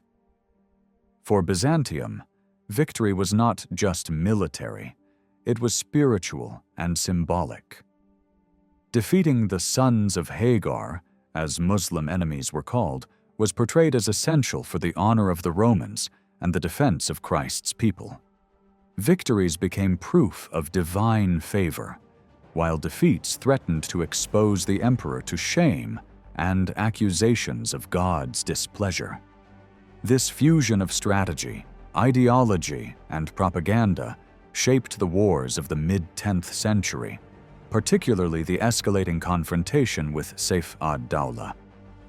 One of the most striking examples in Byzantine literature of the propaganda war against the Emir of Aleppo is found not in territorial claims, but in the framing of the conflict as a higher and more honorable struggle for Christianity and the glory of the empire's soldiers. A speech, reportedly read out to the Byzantine troops in late 950 after their return from campaigning, illustrates this vividly. Addressing the soldiers before their dismissal for winter, the orator praised their courage. With confidence in Christ, he said, they had won victories that echoed throughout the world and made their fame known in every city. Their deeds, he insisted, were spoken of everywhere, a testimony not only to their bravery, but also to divine support. These words reveal far more than the usual cliches of imperial rhetoric. They show how morale, motivation, and the ideological framing of war had become essential elements of Byzantine military policy in the mid-10th century. The victory of Leo Phocas over the Hamdanids in 950 was of limited strategic value, but it was celebrated for propaganda purposes, restoring some of the prestige that Constantine VII desperately needed after the humiliating failure of the Cretan expedition. The campaign was presented not as a war for land in Cilicia or northern Syria, but as an ideological contest against a defiant enemy of God and empire. The oration left no doubt about its target, Saif ad-Dawla himself. The speaker assured the soldiers that the emir was without real power, relying only on tricks and deceptions, fearful of the Roman onslaught, and incapable of standing firm in battle. Yet between this speech of 950 and the next major piece of propaganda in 956, the emir inflicted heavy damage through repeated raids, culminating in the Byzantine defeat at Hadath in 954. These setbacks not only devastated the provinces, but also undermined Constantine's prestige among his officers and court in Constantinople. In line with the defensive principles laid out in manuals such as on-skirmishing, Constantine attempted to stabilize the border through diplomacy, even offering prisoner exchanges to ease tensions. Saif ad-Dawla, however, rejected these overtures, and his court poet Mutanabi transformed this defiance into a powerful statement of Islamic victory, enhancing the emir's reputation as the champion of jihad. To understand Saif ad-Dawla's posture, one must consider his background. Born in 916, he came from the Hamdanid family, a branch of the Taghlib tribe, long established in the Jazira since pre-Islamic times. His relatives had carved out power bases in northern Iraq through a combination of military service and negotiation with Baghdad. His father Abdallah served twice as emir of Mosul, while his uncle Hussein ibn Hamdan raised troops in exchange for tax concessions and played a central role in the region's politics. By the 930s, Saif's elder brother al-Hassan, later known as Nasir ad-Dawla, controlled Mosul and sought influence in Baghdad. Saif initially served under him, but after their expulsion from the Abbasid capital in 943, turned to Syria. There he faced two major threats: the Ikhshadids of Egypt, who had ruled Syria since 935 as nominal vassals of Baghdad, and the unruly Arab Bedouin tribes whose raids destabilized the region. After wars in 945 and 947, Saif secured northern Syria and Aleppo, conceding Damascus and the south to the Ikhshadids. thus creating a buffer zone between Egypt and Byzantium. His next challenge came from the nomadic tribes such as the Banu Numayr, Banu Kab, Kushayr, and Banu Kilab, who continually harassed the settled populations. Between 950 and 954, Saif had to crush repeated rebellions, and in 955 he brutally suppressed a major uprising, forcing tribes into the desert and demanding their submission or destruction. Saif's refusal of Constantine's offers and his continued raids were rooted in his precarious position. Like Constantine himself after 945, he was a ruler trying to consolidate power amid political instability, needing victories to establish legitimacy. His conflicts with the Ikhshadids had cost him Damascus, but his real struggle lay against the Bedouin tribes whose loyalty he sought to harness by employing them as mercenary cavalry in his wars against Byzantium. Known to the Byzantines as the Arabitai, these light troops were even noted in the military writings of Nicephorus Phocas. For Saif, military success was essential. It supplied booty for his restless troops, demonstrated his authority, and legitimized his rule as defender of Islam. Mutanabi's poetry became the perfect vehicle for this image.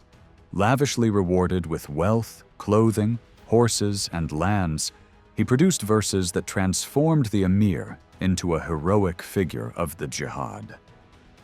Just as Constantine's oration in 950 exalted the empire's troops as soldiers of God, so Mutanabi celebrated Saif as the sharp sword of Islam. His verses mocked the Byzantine generals as defeated and humiliated, abandoning their people and their crosses, while exalting Saif as the chosen weapon of the caliph. This literary duel of speeches and poems was as much a battlefield of prestige as the actual clashes on the frontier, shaping how each side understood the struggle, not as a contest for land, but as a struggle for honor, faith, and survival. Mutanabi's poetry continued to build Saif ad-Dawla's image as the fearless champion of jihad. In one poem, he asks how the Byzantines and even the distant Russians could hope to overthrow Hadath when the very thrust of Saif's warriors' weapons formed its pillars and foundations. He mocked the imperial armies, with their many nationalities and their glittering mail, as nothing more than a ludicrous turmoil, while Saif and his men, standing against overwhelming odds, fought as though they were staring into the very eye of death himself, and prevailed. The contrast between Saif and Bardas Phocas is especially sharp. The emir is depicted as bold and unflinching in the face of certain death, while Bardas is portrayed as a coward, hesitant and reproached by his own conscience. It was in this atmosphere, during the mid-1950s, that Constantine VII began to raise the stakes in his struggle with Saif ad-Dawla. This new policy eventually led to the weakening of the Emirate of Aleppo in 962, after which Saif could no longer summon the men or resources to stop Byzantine advances into Cilicia and northern Syria. From that point onward, the way was open for Nicephorus Phocas and his armies to strike at their main objectives, the great cities of Cilicia, above all Tarsus and Mopsuestia. Evidence suggests that this change in strategy began around 955.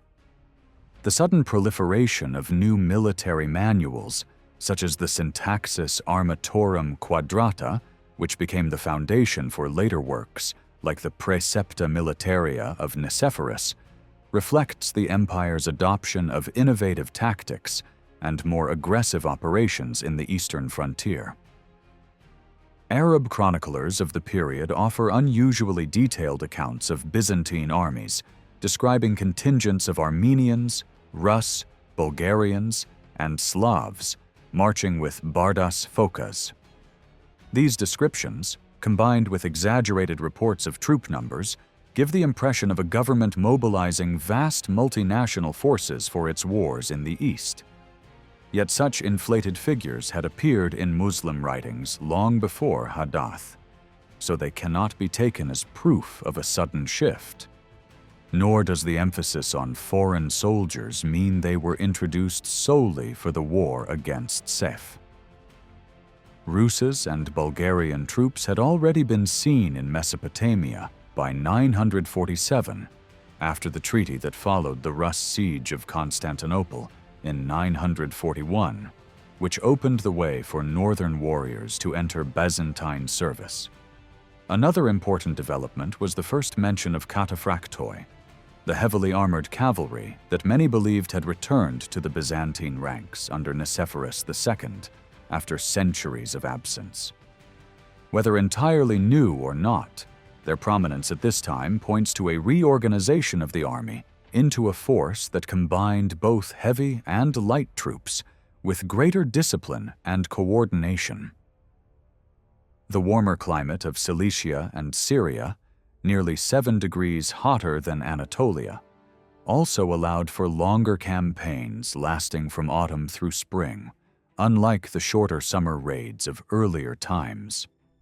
This required the empire to maintain larger numbers of professional soldiers in the field, rather than relying only on part-time thematic troops. Another sign of change came with the dismissal of bardas phocas in 955 from his role as domestic of the skole. Chroniclers note that while bardas could perform well under another commander, he proved ineffective when entrusted with supreme authority. His removal was as much a political move as a military one, for high command depended not only on skill, but also on loyalty to the emperor and ties to the ruling house. The office remained in the Phocas family, however, as Bardas was succeeded by his son, Nicephorus, a reminder of the family's continued importance after helping restore Constantine to power in 945. The absence of any persecution against the Phocodes makes clear that this was not a punishment, but rather part of a wider adjustment in imperial policy. Finally, a propaganda triumph in 956 demonstrated the empire's determination to capitalize even on small victories.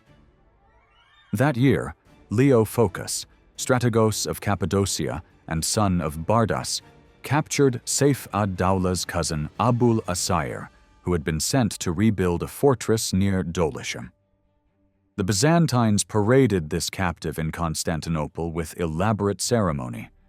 During the procession, the ancient ritual of Calcatio, unused since the suppression of Thomas the Slav's revolt more than a century earlier, was revived. In front of the crowd in the Forum of Constantine, the prisoner was forced to the ground as the emperor's lance symbolically pressed against his neck, while church singers intoned hymns proclaiming God's greatness. The symbolism was powerful. It linked Constantine VII with his grandfather Basil, who had also celebrated victories in that same forum, and it gave the emperor, who had never led a victorious army through the Golden Gate, a chance to embody triumph before his people. The triumph of 956 reveals more than a simple victory celebration. It shows Constantine VII's determination not only to humiliate the Hamdanid dynasty, but also to draw in as many groups as possible, by staging the event in one of Constantinople's busiest forums, a place of trade and religion marked by a shrine to the Virgin that had played a prominent role in the triumphs of Basil I. He ensured the participation of the capital's people.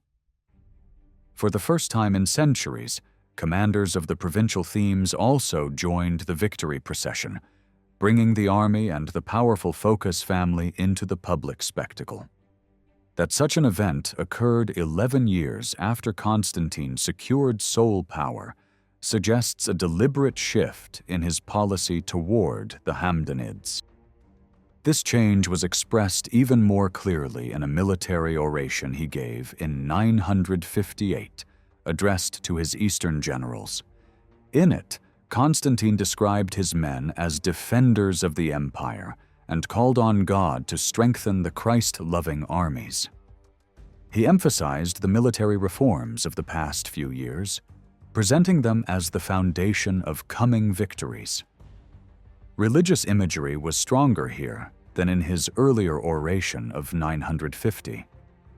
The victory-bearing cross, holy water, and prayers from Athonite monks were invoked to inspire courage. He even declared his own intention to lead the army, a resolve stated far more firmly than in earlier years. The speech's central target was obvious: the impious Hamdanid emir and the Christ-hating forces of Tarsus. Constantine directly addressed the rumor that Byzantine troops had avoided battle out of fear, countering it with examples of recent victories. He highlighted the success of Basil Hexamelites, governor of the Khyberayot fleet, who defeated an Arab naval force and raided Tarsus in 956, capturing officers and many soldiers. He also pointed to victories in Italy against Muslim forces the same year, presenting these as proof of divine favor and imperial strength. Constantine stressed that these wars were not fought for conquest, but for the defense of the Christian world. The closing lines of his oration reinforced this message, calling his generals champions of the Byzantine people, and promising that the citizens of Constantinople would welcome them as victors, honoring their wounds as holy marks akin to those of martyrs. The broader strategy of Constantine and his son during this period was therefore one of containment, maintaining a buffer zone and securing the borders rather than expanding deep beyond the Taurus Mountains. Still, the trade routes through Aleppo and Tarsus were valuable, and by the mid-1950s, the empire had begun preparing for decisive campaigns.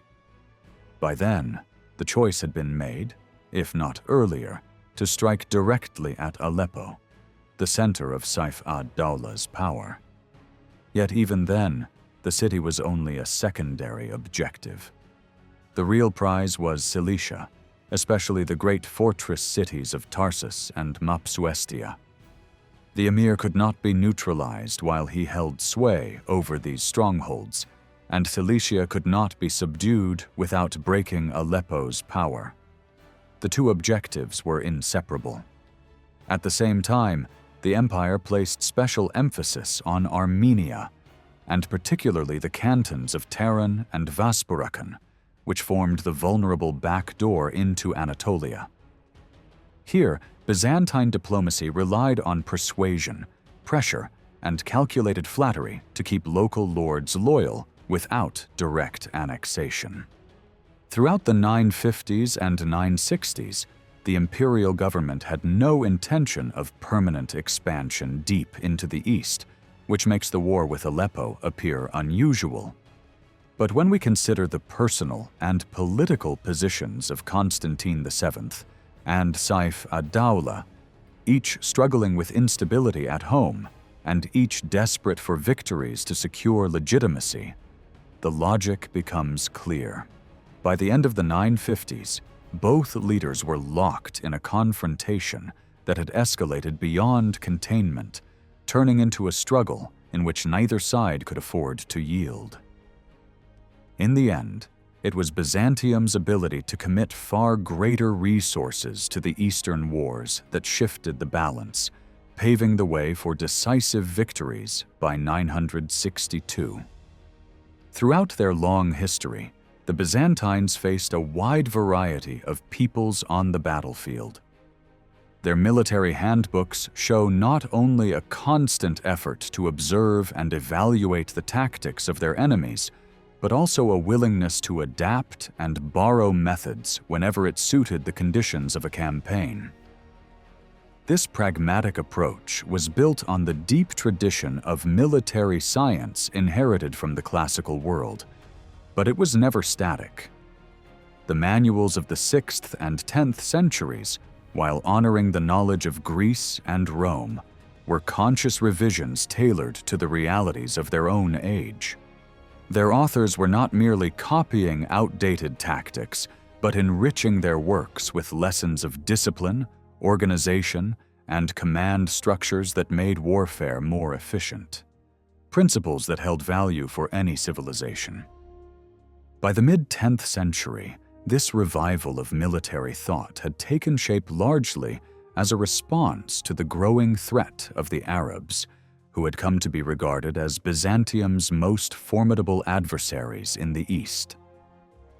These changes did not appear suddenly, but by the time Emperor Nikephoros Phocas began his major offensives in Cilicia and northern Syria in the 1960s, they had matured into a coherent system, and the empire was prepared to reap the benefits. The central theme of this part lies in how Byzantine sources perceived their opponents, the military other, and how they judged their qualities as warriors. The questions to be asked are straightforward. What did the Byzantines seek to know about their foes? Which traits stood out most to them, and which did they imitate? Did their observations also reveal cultural stereotypes? And if so, how did these shape their understanding of Islamic institutions and the role they played in Arab warfare? The first surviving handbook to look at foreign soldiers through the eyes of a late Roman observer was Vegetius Epitoma Rei Militaris, written between the late 4th and mid-5th century. This was the only such manual in the West until Machiavelli's Art of War more than 1,000 years later. Vegetius presented an idealized picture of the Roman army's organization, tactics, arms, and training. For him, careful recruitment was the foundation of Rome's success in conquering the known world, and so he began with a discussion of the qualities that made the best soldiers. He divided potential recruits according to geography, echoing the old Hippocratic theory that climate shaped human nature. Peoples from hotter climates were judged more intelligent but lacking steadiness in close combat, while northerners were considered less clever but naturally inclined to war. This simple climate-based categorization was supplemented with stereotypes that would echo through later manuals. Germans and Spaniards were thought of as tall and strong, Africans as cunning and corruptible, Greeks as intelligent but effeminate due to their love of learning and the arts, and Gauls as dangerous by sheer weight of numbers. For Vegetius, the world was a reservoir of recruits, rather than a set of hostile nations, a perspective that would later evolve as threats pressed closer to the empire's borders. 2 centuries later, the Strategikon, attributed to Emperor Maurice, offered something far more systematic. It was the first Byzantine handbook to dedicate an entire book to the empire's neighbors. At a time when foreign invasions threatened the state on all sides, the work provided not just tactical notes, but a broad analysis of the political, social, and military organization of surrounding peoples. The author made clear his purpose. Generals needed to prepare for war by knowing how each nation fought, since no two fought in the same way.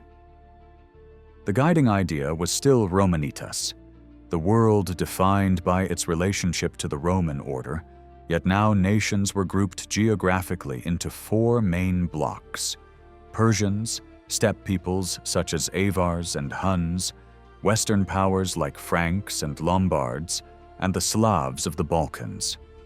Each section followed a similar structure. The author began with a description of a people's political system, society, and geography, then moved to stereotypes about their character, followed by details of their arms, tactics, and battle formations. Finally, he listed their weaknesses and suggested ways a Byzantine commander could exploit them. Persians, for example, were described as cunning and servile, yet also patriotic and obedient, enduring hardship for their homeland. They were praised for concealing wounds and adapting to difficulties, the product of a hot climate that hardened them against thirst and hunger. They wore armor and carried bows and swords, excelling at rapid but relatively weak archery. They fortified their camps with ditches and palisades, sometimes leaving a secondary trench as a refuge if the battle went badly.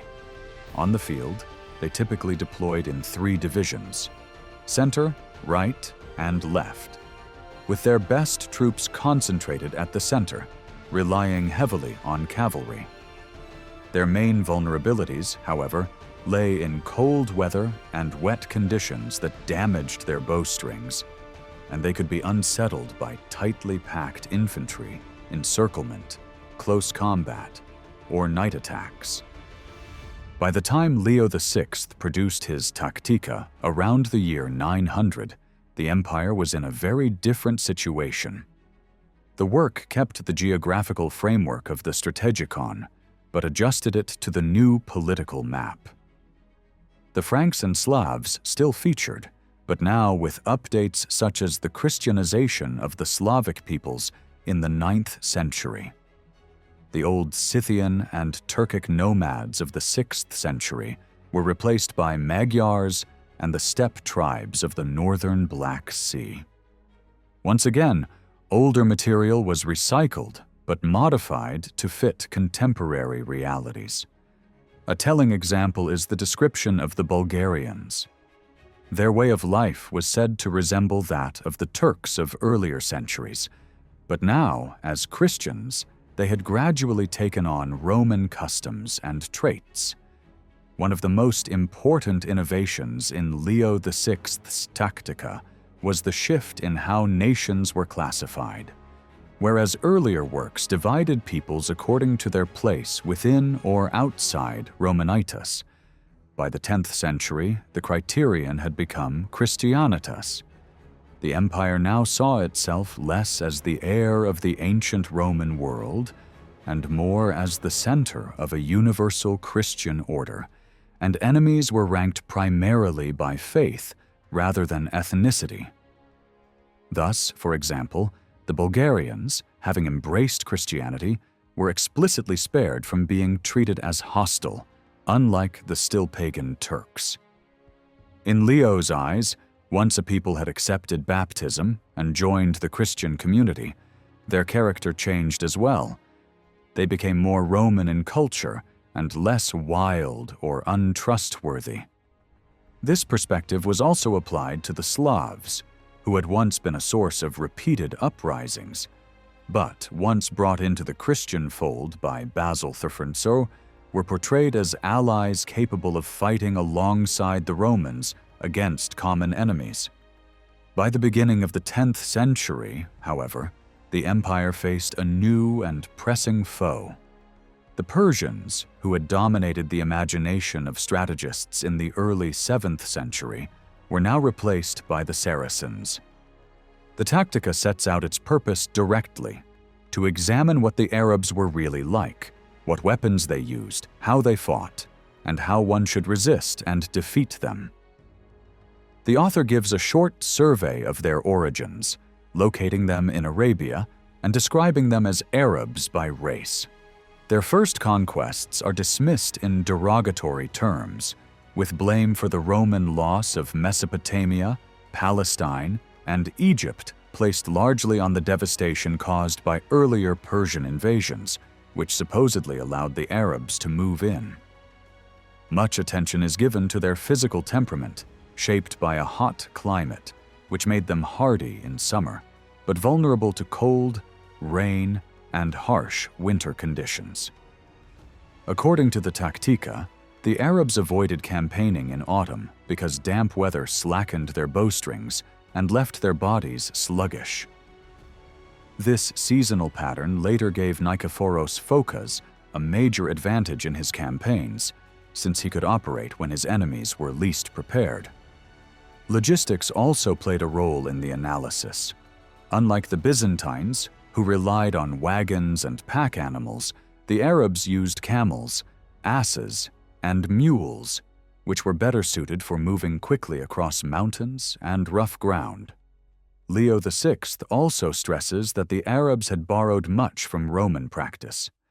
They equipped their cavalry with bows, swords, lances, shields, and axes, and wore armor modeled after Roman examples: cuirasses, helmets, greaves, gauntlets, and other protective gear. Their formations were described as square or oblong, but with a clear influence from Roman tactics, as if they had learned through bitter experience. Yet the text also concedes that the Arabs had developed their own strengths. They were inventive in formations, steady under sudden attacks, and not easily deceived by feints. The Tactica paints a nuanced picture of Arab warriors. They were said to maintain formation whether attacking or retreating, but if that formation was ever broken, they collapsed and fled. They were bold when confident of victory, but easily disheartened when fortune turned against them. They endured missile fire with patience, forming shield walls, and then counterattacked fiercely once their opponents showed signs of fatigue. The author notes that they relied heavily on good planning and discipline in their methods of warfare, qualities that made them formidable. Yet alongside this respect, there is a steady note of hostility. The Arabs are called brave, daring, and ingenious, but also superstitious. Their religion is dismissed as false reverence and even blasphemy, contrasted with the truth of Christianity. The Tactica ridicules their refusal to acknowledge Christ as God and their belief in a deity who delights in war and destruction.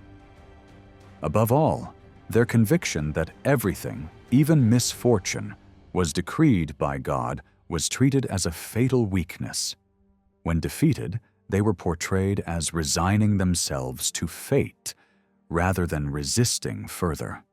Although the author of the Tactica around the year 900 never explicitly used the term holy or just war, he clearly understood that Muslim fighters believed they were granted spiritual rewards if they died in battle. He even acknowledged this as a kind of compensation, something given by God not in money, but in eternal merit. Remarkably, he suggested that Byzantines should imitate their enemies in at least one respect. For the Muslims, war was a collective duty, with the entire community contributing to the cost. At the same time, however, he recognized the more practical motive behind their enthusiasm for war: the lure of booty. The expectation of plunder drew men together in large numbers from Syria and Palestine, uniting them into formidable raiding armies. While the pursuit of spoils was a familiar incentive for soldiers in every age, Byzantine writers were careful to present it as central for Arabs, but downplayed it as a motive for their own troops. This image of the Muslim warrior as greedy and destructive appears in other contemporary sources. Leo the Deacon, for example, described the Arabs of Crete as arrogant and bloodthirsty, rejoicing in Roman setbacks and pillaging coastal regions on a massive scale.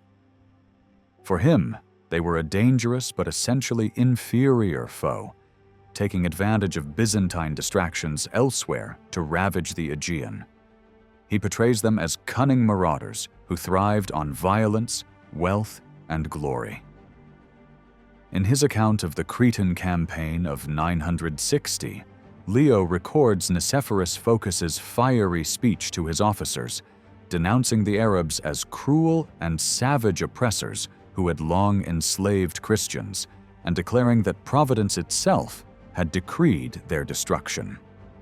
In another passage, Leo condemned Saif ad-Dawla as an opportunist who raided Byzantine lands merely to enrich himself and build his reputation at the expense of local populations. The horror that Arab raiders inspired among Byzantines is even more vividly expressed by Ioannis Kameniatis, a cleric captured during the sack of Thessaloniki in 904.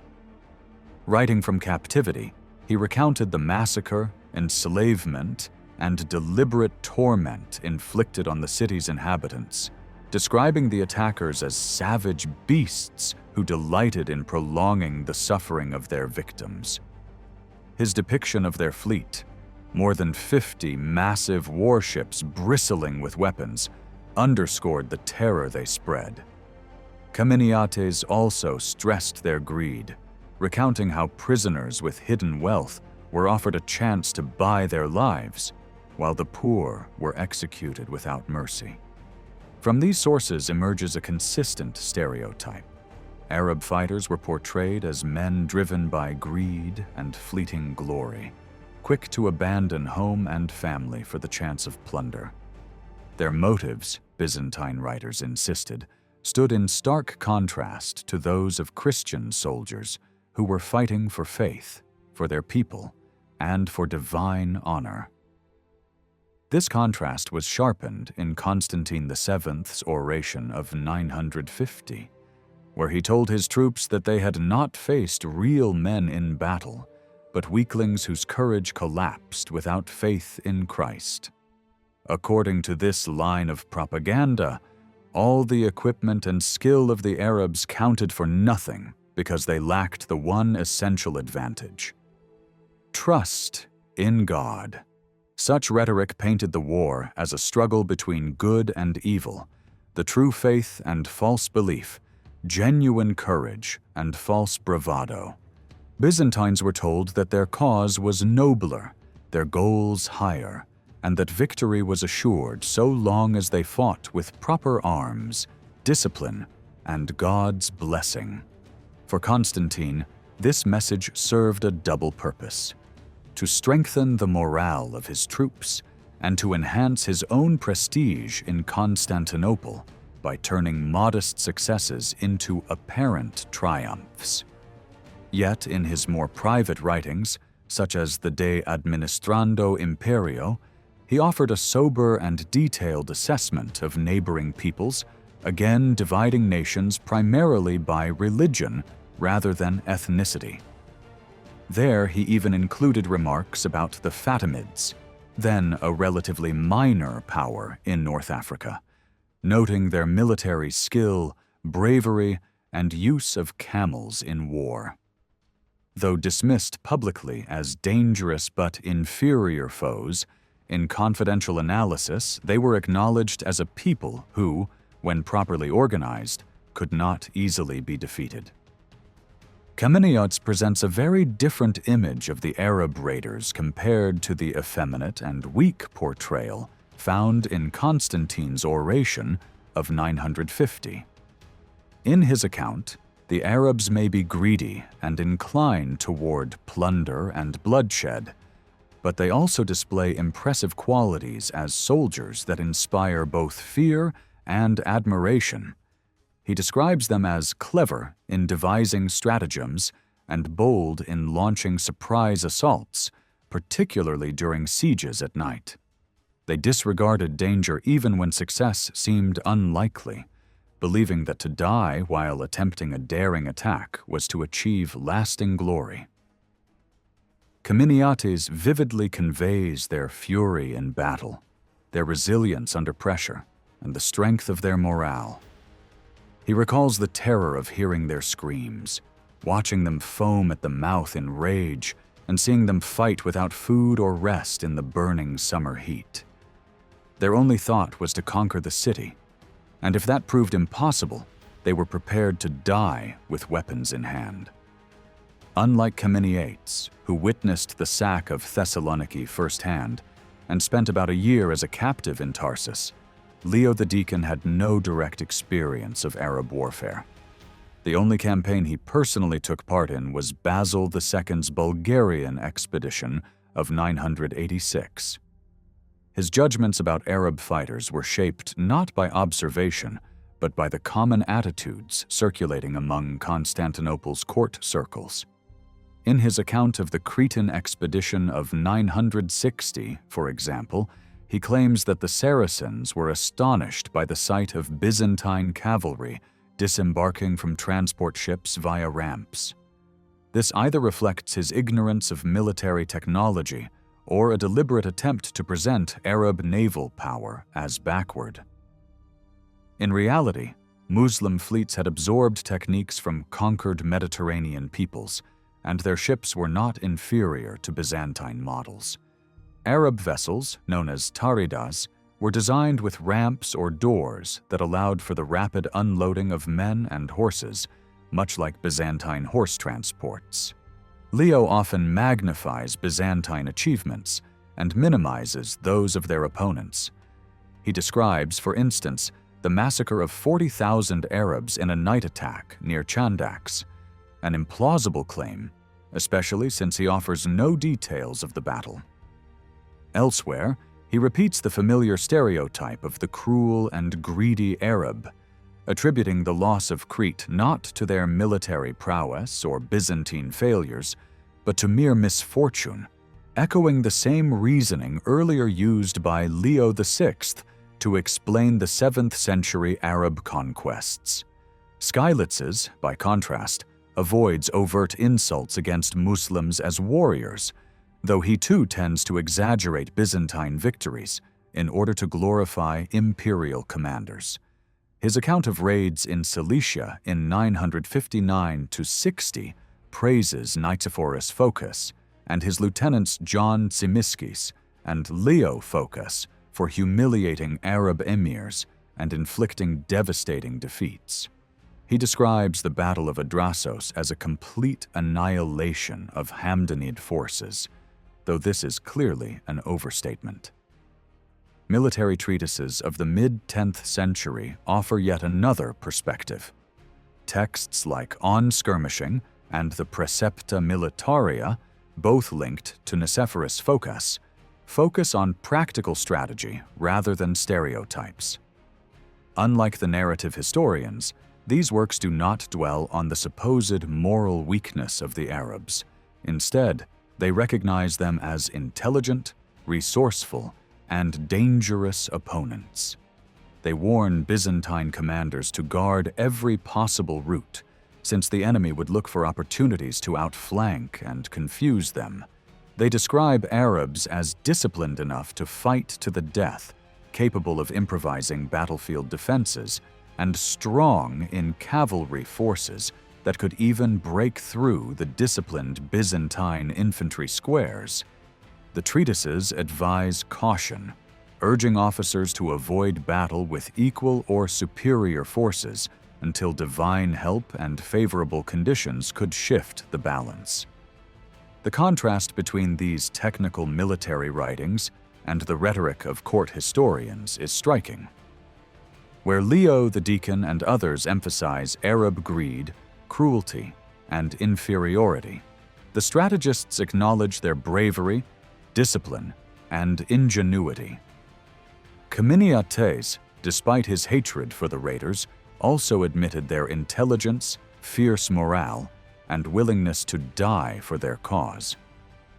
What emerges from all these sources is a recurring tension in Byzantine thought: the opposition between the true soldier and the false one, between moral defenders of Christendom and opportunistic enemies motivated by greed. Yet beneath this rhetoric lies the recognition that the Arabs were formidable warriors whose fighting qualities the Byzantines could not afford to underestimate. Leo VI's Tactica shows a measure of respect toward the empire's Muslim opponents, presenting them as formidable enemies who outmatched other foreign nations in intelligence and who had adopted Roman weaponry while often imitating Roman methods of war. He even admired the spiritual motivations of Arab soldiers and urged Byzantine commanders to inspire similar devotion among their own troops. It would have been impossible to dismiss them as insignificant when, by the early 10th century, they had established dominance across much of the Mediterranean. Yet, despite this respect, Leo drew a sharp line between Muslims and the empire's other adversaries. Their faith set them apart, and virtues that might otherwise be praised were recast as flaws. Religion, more than ethnicity or geography, became the fundamental marker for how Byzantium classified its neighbors, and this outlook can be detected across the writings of the period. The greatest contrast, however, emerges in the works of Constantine VII. In his oration to the army in 950, he mocked the Arabs of Aleppo as weak and effeminate, unworthy of fear. But in his great Manual of Statecraft, written between 948 and 952, he described them in far more serious terms, praising their skill in battle and the quality of their arms and armor. This apparent contradiction raises important questions. Was it an expression of confidence, showing that the Byzantines felt secure enough by the mid-10th century to acknowledge the strength of their enemies? Or was it simply a tool of propaganda, magnifying Byzantine victories by emphasizing the worth of the adversary they had overcome? The answer lies in the purpose of each work. The oration of 950, delivered after a minor success against the Hamdanids, was pure propaganda. Following the humiliating defeat in Crete the year before, Constantine needed to restore the prestige of his regime, and so even a modest victory was turned into a spectacle of triumph. His private views, however, can be found in the De Administrando Imperio, where the Arabs are described more pragmatically, without insults or negative stereotypes. This measured tone also characterizes the military treatises of the time and the later writings of Skylitzes. These sources present the Arabs as clever and courageous fighters, fully capable of unnerving their enemies and holding their ground even when the battle seemed lost. Yet, throughout, the Byzantines are placed on the moral high ground. It is they who fight with divine favor and who are destined for eternal glory. The willingness of Byzantine authors to describe their foes with accuracy and even a degree of respect may itself reflect the growing confidence of the military aristocracy in the decades leading up to the great clashes with the Hamdanids at the height of the 10th century. Military intelligence is one of the most structured and specialized branches of information gathering, covering the collection, processing, exploitation, and reporting of data through both technical means and human resources. Modern practice distinguishes 7 main disciplines: human intelligence, imagery intelligence, measurement and signature intelligence, signals intelligence, open source intelligence, technical intelligence, and counterintelligence. Within this framework, intelligence preparation of the battlefield represents a continuous and systematic process of analyzing both the threat and the environment of a given region. Its purpose is to assist commanders in evaluating situations and shaping their decisions at the strategic and tactical levels. This hierarchy of intelligence is traditionally divided into 3 levels. Strategic intelligence deals with broad issues such as political assessments, economic conditions, scientific or technical capabilities, and the military strength and intentions of foreign powers. Operational intelligence focuses on supporting commanders at formation level, usually tied to headquarters staff. Tactical intelligence, the most immediate in scope, provides direct support to units in the field, with patrols gathering real-time information on enemy activity and feeding it up through the chain of command. The importance of intelligence in warfare has been recognized since antiquity. Clausewitz described it as every piece of information concerning the enemy and his country, forming the foundation of military planning. Ancient authors had already reached similar conclusions. Sun Tzu emphasized that victory came from foreknowledge, which could not be achieved through superstition or guesswork, but only from men who understood the enemy's situation. He even concluded that an army deprived of such information was like a man without eyes or ears.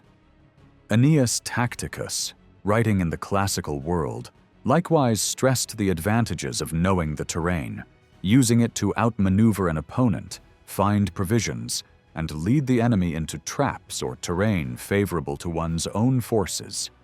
Byzantine manuals continued this long tradition. A text known as On Imperial Expeditions, written for Romanos, son of Constantine VII, outlined the questions a commander had to ask before setting out on campaign. These covered routes of advance, geography and topography, the position of rivers, bridges, valleys, and mountains that could hinder or aid movement, the location of fortresses and towns that might need to be besieged or bypassed, and the political and social makeup of the target region. Intelligence was not only about terrain and military strength, it also extended to the morale of enemy forces and the loyalty of their officers. Other traditions reveal how deeply this practice was shared across cultures.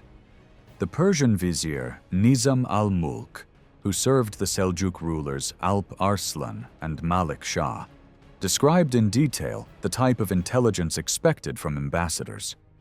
Beyond delivering diplomatic messages, envoys were to assess the condition of roads and passes, the strength and organization of the enemy army, the quality of leadership, and even the personal character and habits of the foreign ruler.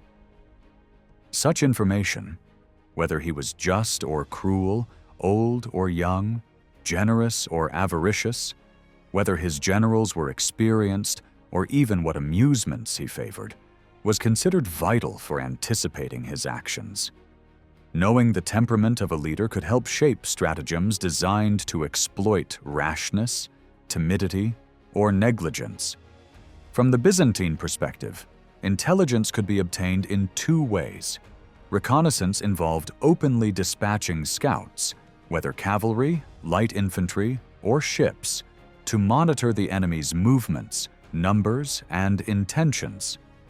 Espionage relied on disguised agents gathering information in secret, often at considerable personal risk. The line between the two was not always clear. Once war had been declared, reconnaissance became an accepted part of operations, but clandestine intelligence often continued. Modern historians, such as John Keegan, note that espionage is an ancient and almost constant activity of states, while operational reconnaissance is more closely tied to the tempo of active warfare. Byzantine military treatises do discuss the subject of intelligence, though they do not always present a consistent picture of it. The terminology used to describe spies, special agents, scouts, or reconnaissance troops is varied and sometimes imprecise, offering interesting insight into the way Byzantines thought about these roles. The task here is to explore how intelligence was gathered along the Byzantine Arab frontiers, which groups or professions were considered suitable for this work, and what methods were employed to transmit information, whether orally or in writing. Another important question is whether spies operated on a professional basis or were simply amateurs serving in times of need, and what skills were considered essential for success in this dangerous craft. Constantinople stood at the heart of a highly efficient network for relaying intelligence from the provinces to the capital. This was the product of centuries of military practice that had been formalized by earlier leaders such as Julius Caesar and Justinian. A manual on campaigning urged constant communication with the border provinces, stressing the need for reports from watchmen and intelligence gathered from enemy territory. This information moved along two main channels, one from agents and informants who worked beyond the frontier, and another from the sentries and scouts stationed in the border zones and the no-man's land separating the empire from its Muslim rivals. Frontier sentries were vital for alerting local commanders and, ultimately, the capital. Sources use different terms for them. Leo VI and the author of On Skirmishing call them viglatores and camino viglatores, while the On Strategy treatise refers to them more simply as guards or watchmen. Their duty was to detect enemy movements quickly so that generals could learn which direction the enemy had taken and prepare accordingly.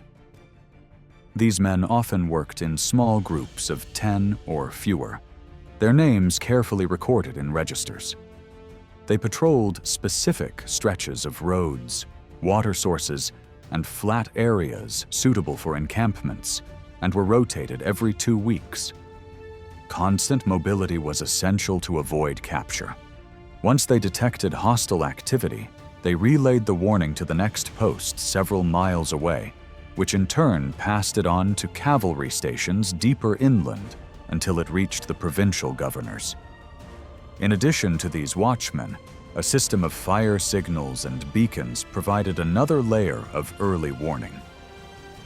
Placed on high ground, these stations relayed messages across great distances, even as far as Constantinople. Fires, torches, and smoke were manipulated to convey details about the enemy's direction, strength, and numbers. Those serving as signalmen required intimate knowledge of the terrain, physical endurance, sharp intelligence, and loyalty. Manuals even recommended that these men be stationed with their families to discourage desertion, and that they be generously rewarded for their service. When an invading force crossed into Byzantine territory, reconnaissance units were sent out ahead of the main army to scout routes, identify campsites, and monitor enemy movements. These included the sculcatores, who acted as watchmen and night guards against surprise attacks, and the minsuratores or ducatores, trusted guides who knew the roads, mountain passes, and water supplies well enough to lead the army safely. The procursatores, a light cavalry force of around 500 men, also rode ahead of the main body. Their purpose was to make contact with the enemy, set ambushes, and, if possible, throw the opposing vanguard into confusion before striking at the main army. Lightly equipped for speed and maneuverability, these units relied on agility and stealth rather than heavy armor, which made them less visible to enemy scouts. The intelligence gathered by these various groups, border guards, scouts, and light cavalry, was what we might today call real-time information. It provided commanders with timely knowledge of enemy intentions, routes, and strength, even if the slow pace of communication in the pre-telegraph age meant that orders from headquarters were often outdated by the time they arrived. Messages carried by horseback or on foot rarely covered more than 50 miles in a day, not counting the return journey with new instructions. This delay made advance intelligence especially valuable, whether it came from spies, scouts, or signal systems. Such information could save lives and resources by giving frontier communities time to seek shelter behind fortifications when an invasion loomed. It could also help generals decide whether to fight or withdraw. Manuals emphasized that only experienced scouts should be trusted with this task, since inexperienced observers might misjudge numbers or formations. A scattered enemy army, for example, could appear larger than it truly was, and a commander might use such tricks deliberately to exaggerate his strength. One vivid historical example comes from the Crusaders' march on Ascalon in 1099. Herding captured livestock alongside their army in long lines. They created the illusion of a far greater host, deceiving the defenders watching from a distance. When a general chose to stand and fight a pitched battle, reconnaissance became vital in shaping both the choice of ground and the formation of the army. A wise commander was expected to study the enemy carefully, guard against his strengths, and exploit his weaknesses. If the opposing side was strong in cavalry, it was best to destroy their forage. If they had greater numbers, cutting off their supplies was the answer. An army made up of diverse peoples could be divided with bribes or promises, while superior infantry could be drawn into open ground and attacked from a safe distance with missiles. The importance of understanding an enemy's composition is highlighted in classical examples, such as Scipio's decision to attack the weaker Carthaginian flank while avoiding the elite mercenaries on the opposite side. Byzantine experience offered similar lessons. The formations chosen at Tarsus in 965 and Doristolon in 971 demonstrate the adaptability of commanders when facing very different opponents. In one case, they confronted the mixed infantry and cavalry of Cilician forces.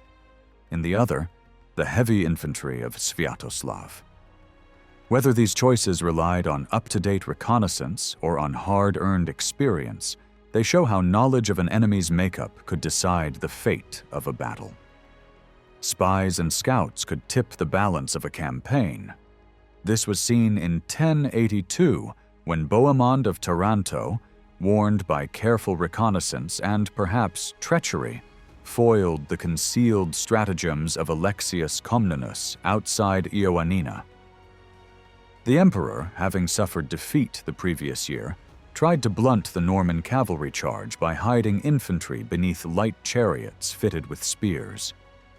Yet Bohemond adapted swiftly, split his forces, and struck at the Byzantine flanks, scattering Alexius's troops.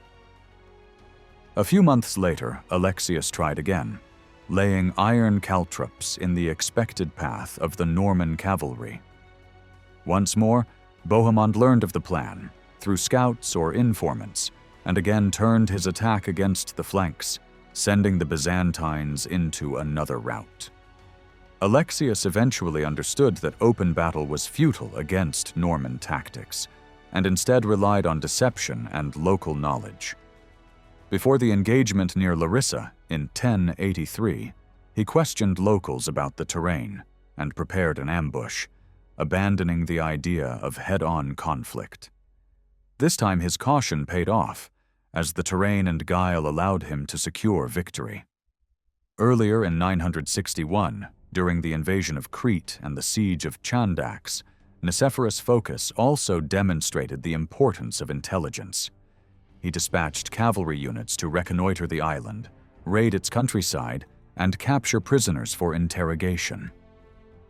Such measures would have supplied him with vital details about the city's defenses and the resources needed for the long siege ahead. These examples raise a larger question. Can reliable and timely intelligence be credited with altering long-term strategy, or is it simply one factor among many? War has always been chaotic, driven by chance, weather, and human will, but intelligence provided something commanders could actually control. By gaining insight into enemy numbers, positions, and intentions, a general could adapt his plans and improve his chances of success, even if he could not master every unpredictable element of battle. In Byzantine sources, the word spy was often applied broadly to figures such as watchmen, scouts, raiders, or even bandits who crossed into enemy territory to loot, capture prisoners, and gather information. Military treatises sometimes used other terms to describe these roles. Scouts could be referred to as expilatores, literally meaning plunderers, but used in this context to denote soldiers engaged in reconnaissance, or as trapezitai, also known in Armenian as tassinarioi. These men were expected to raid enemy lands constantly, inflict damage, seize captives, and bring them back to their commander for interrogation, ensuring a steady flow of intelligence about enemy movements and intentions. Many of these men were Armenians living along the Byzantine frontiers in Cappadocia, Lesser Armenia, and the Pontic regions from at least the 9th century onward. Other terms appear in different contexts. Kekaumenos mentions the Chonsarioi, later known in Western Europe as hussars, who fulfilled 3 primary functions. They acted as border watchmen, as raiders and scouts who harassed enemy territory, and as guides who surveyed invasion routes ahead of the main army. Their loyalty, efficiency, and vigilance were crucial, and commanders were advised to reward them generously to secure their dedication. The terminology itself reveals a mix of cultural influences, with some terms rooted in Greek, others in Armenian or Bulgarian.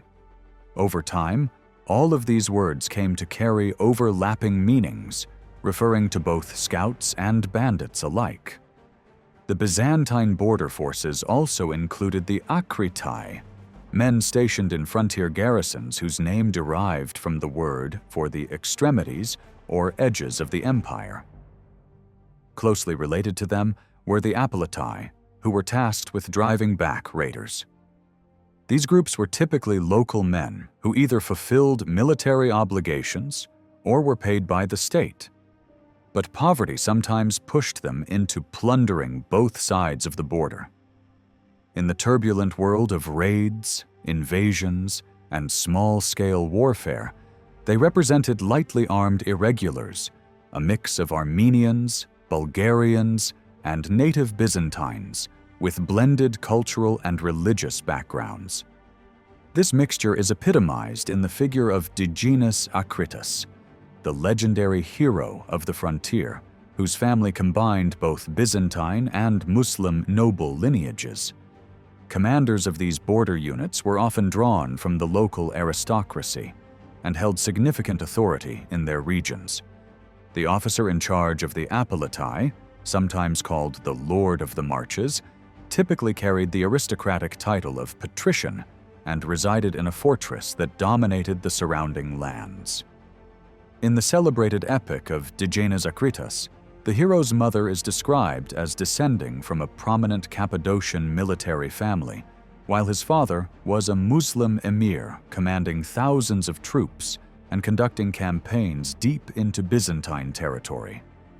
Kekaumenos, writing in the late 11th century, offered practical advice to these frontier soldiers and their commanders.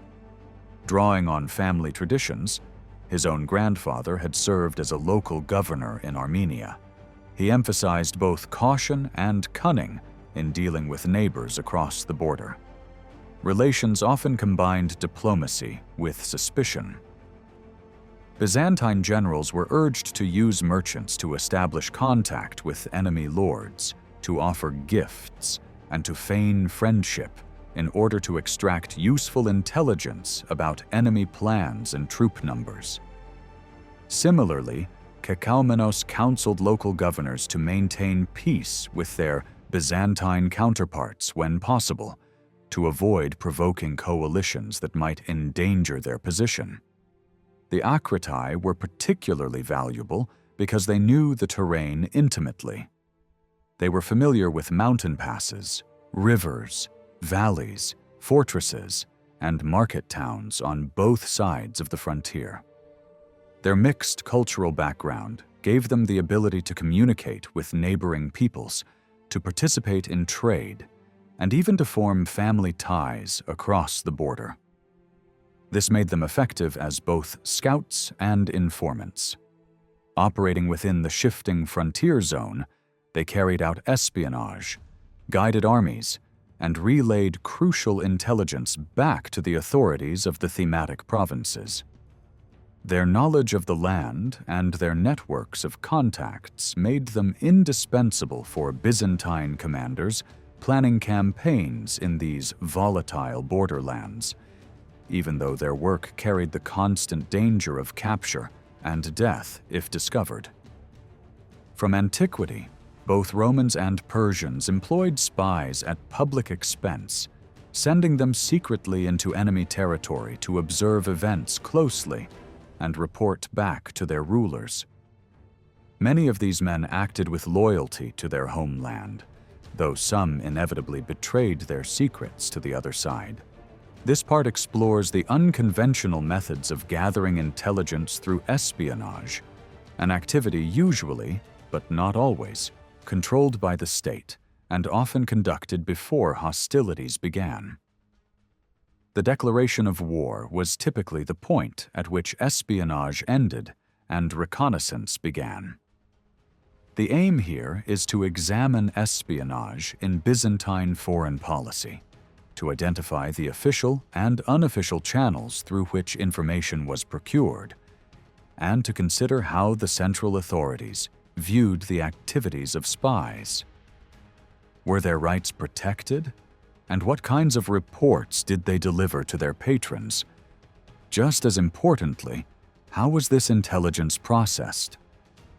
The discussion also highlights how intelligence channels guided strategic and tactical decisions, and what this reveals about how different cultures adapted to one another's strategies.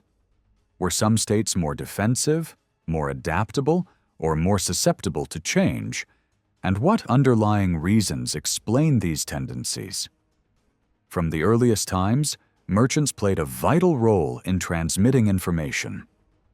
Local authorities regularly questioned traders arriving in ports or cities about what they had seen or heard during their travels through foreign lands. Merchants became natural sources of intelligence, not only through the goods they sold, but also through the places they frequented, the people they met, and the conversations that took place in markets and inns. Even if relations between Byzantium and the Arabs were often tense, commercial exchanges functioned effectively enough to provide a steady flow of news. Ports, markets, and festivals were particularly valuable centers of intelligence gathering, where people of many backgrounds and religions gathered daily. Language barriers were rarely an obstacle, since most merchants could speak Greek, Armenian, or Arabic, and constant travel made them familiar with the customs of many regions. In these environments, gossip about political or military events spread quickly, much like information flows in modern business networks. Yet, while merchants themselves were often considered harmless non-combatants, there was always concern that enemy spies might infiltrate their ranks by posing as traders. A famous example from the 4th century describes Procopius disguising himself with shabby clothes and poor hygiene to avoid detection while traveling through Constantinople to pick up intelligence from local rumors. Military treatises from later centuries advised spies to prepare carefully for missions, arranging secret methods of communication with trusted associates and using busy markets as meeting points under the cover of trade. Both Byzantines and Muslims attempted to restrict trade after the Arab conquests in order to prevent espionage.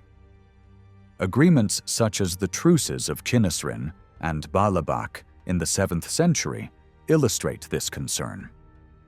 One account even records a discussion between the Abbasid Caliph al-Mansur and a Byzantine envoy in which the latter warned that markets inside the new city of Baghdad would allow enemies to enter freely under the guise of commerce and spread information abroad. Byzantine law had long attempted to regulate merchant activity, forbidding markets beyond designated treaty points in order to prevent spying. Yet exceptions were made, particularly for traders accompanying foreign embassies, since diplomacy and commerce were so often intertwined.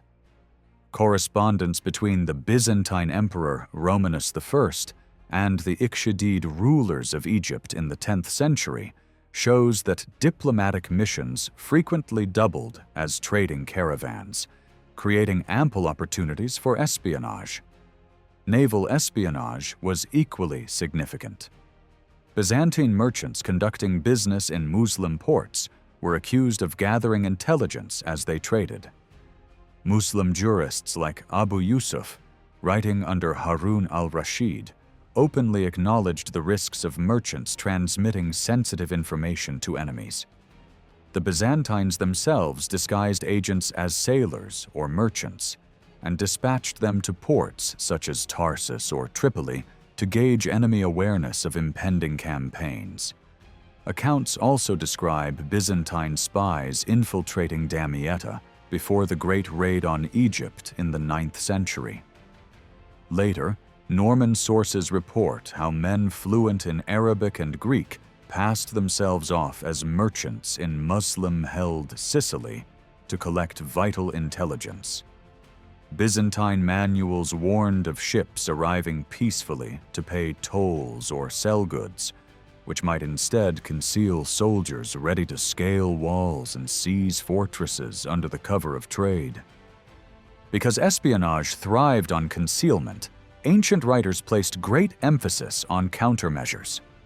Aeneas Tacticus, writing in the 4th century BC, advised city leaders to ban festivals outside the walls, forbid private gatherings, and require passports for anyone embarking on a ship. To distinguish citizens and allies from infiltrators, cities relied on verbal passwords, written tokens, and official seals that confirmed identity and origin. These precautions show the extent to which societies, from classical Greece to Byzantium, understood the dangers posed by spies posing as ordinary travelers, and how intelligence gathering through commerce remained both a necessity and a threat throughout the centuries. In the Muslim world, commercial and diplomatic exchanges often required the granting of an aman, or safe conduct, which guaranteed the security of visiting envoys and merchants for a set period of time, usually a year. If they remained beyond that agreed period, they would be obliged to accept the status of non-Muslim subjects under Islamic rule. Byzantine regulations show similar concerns. The Book of the Eparch, issued in the early 10th century during the reign of Leo VI, imposed strict rules on guild life and mercantile activity in the empire's cities and ports, limiting the stay of merchants from the Muslim world to no more than 3 months. Security concerns also lay behind bans on the export of weapons and military supplies. This prohibition was so strict that Leo decreed death as punishment for anyone who violated it, and his successor John Tzimiskis extended the ban in the late 10th century to include certain categories of timber as well. Muslim naval manuals likewise warned port officials to be vigilant against spies disguised as traders, particularly in Egypt, where anxiety was heightened after the Byzantine raid on Damietta. A central hub for both commerce and intelligence was the Pandokeion, or Fund-UQ. These inns provided lodging for travelers and storage for goods, but they also served as markets, tax stations, and lively social centers. Merchants, mercenaries, and officials gathered in such places to eat, drink, and exchange information. Contracts were drawn, negotiations held, and rumors passed freely, often lubricated by copious amounts of wine or ale, which loosened tongues late into the night. Military writers warned that innkeepers themselves might unwittingly facilitate espionage by admitting strangers without oversight, especially during times of siege or crisis. While Byzantine sources do not record a case of tavern chatter leading directly to the loss of secrets, later parallels, such as the Strasbourg spies of 1417, who targeted innkeepers for intelligence, or the indiscretions of an American general before the Normandy landings in 1944, highlight how vulnerable such spaces could be. Clerics and pilgrims also moved frequently across borders and were natural candidates for intelligence work. Their travel for religious reasons gave them legitimate cover, and their status often won them respect and hospitality from local officials.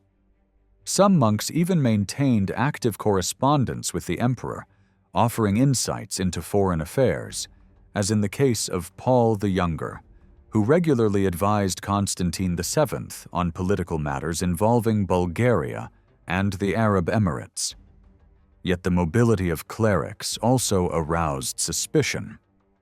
Gregory de Capolites, a monk of the 8th and 9th centuries, was accused of spying for Byzantium while traveling in southern Italy and nearly lynched. Willibald of Eichstätt, journeying to Jerusalem, was arrested with his companions in Syria because the local authorities suspected them of being spies. At times, monks acted as deliberate agents of the state. One named Agapios served as a messenger between Constantinople and Iberian leaders, helping secure the annexation of a key town. Another, John the Grammarian, used the cover of a pilgrimage to Baghdad to make contact with a renegade general on behalf of the emperor. The most famous example comes from the 6th century, when Nestorian monks were dispatched under Justinian to India to smuggle silkworm eggs hidden in bamboo canes, laying the foundations of a Byzantine silk industry. Christians living within Muslim lands also provided intelligence. As co-religionists, even if many did not follow the Chalcedonian rite, they were well positioned to relay news across the frontier. The most prominent case is that of Patriarch Theodore of Antioch, accused in the mid-8th century of sending frequent reports to Emperor Constantine V about Arab affairs. Although the precise content of his letters is unknown, they likely contained valuable observations about political struggles in the Abbasid world, information that would have been of immense use to the Byzantine court. Another important source of intelligence came from the works of geographers and travelers, whose writings provided detailed knowledge about geography, topography, road networks, bridges, and even the political and economic structures of foreign lands. These accounts served both strategic and tactical purposes, allowing rulers to understand not only the physical landscape, but also the societies that inhabited it. Alexander the Great, for example, is known to have questioned Persian envoys and merchants who had passed through the empire, while others traveled into Persia simply to observe or to attend religious festivals, particularly in the Greek-speaking regions of Asia Minor. Julius Caesar's campaigns provide a similar example. His descriptions of the Gauls and Germans relied heavily on earlier writers like Eratosthenes and Posidonius. But when it came to Britain, where information from merchants was scarce, Caesar was forced to launch a reconnaissance expedition. Interestingly, the Britons themselves seem to have been better informed, having received advance warnings of Caesar's plans from traders. In the Muslim world, geographers and travelers of the so-called Iraqi school produced a large body of literature in the 9th and 10th centuries that contained valuable intelligence about Byzantium. These writers often described the organization of the Byzantine state and army in remarkable detail. Ahmad al-Yaqubi, for instance, compiled a work known as the Book of Countries, which surveyed regions across the Islamic world and beyond. Ibn Rusta, writing in the early 10th century, produced the most thorough Arabic description of Constantinople available at the time.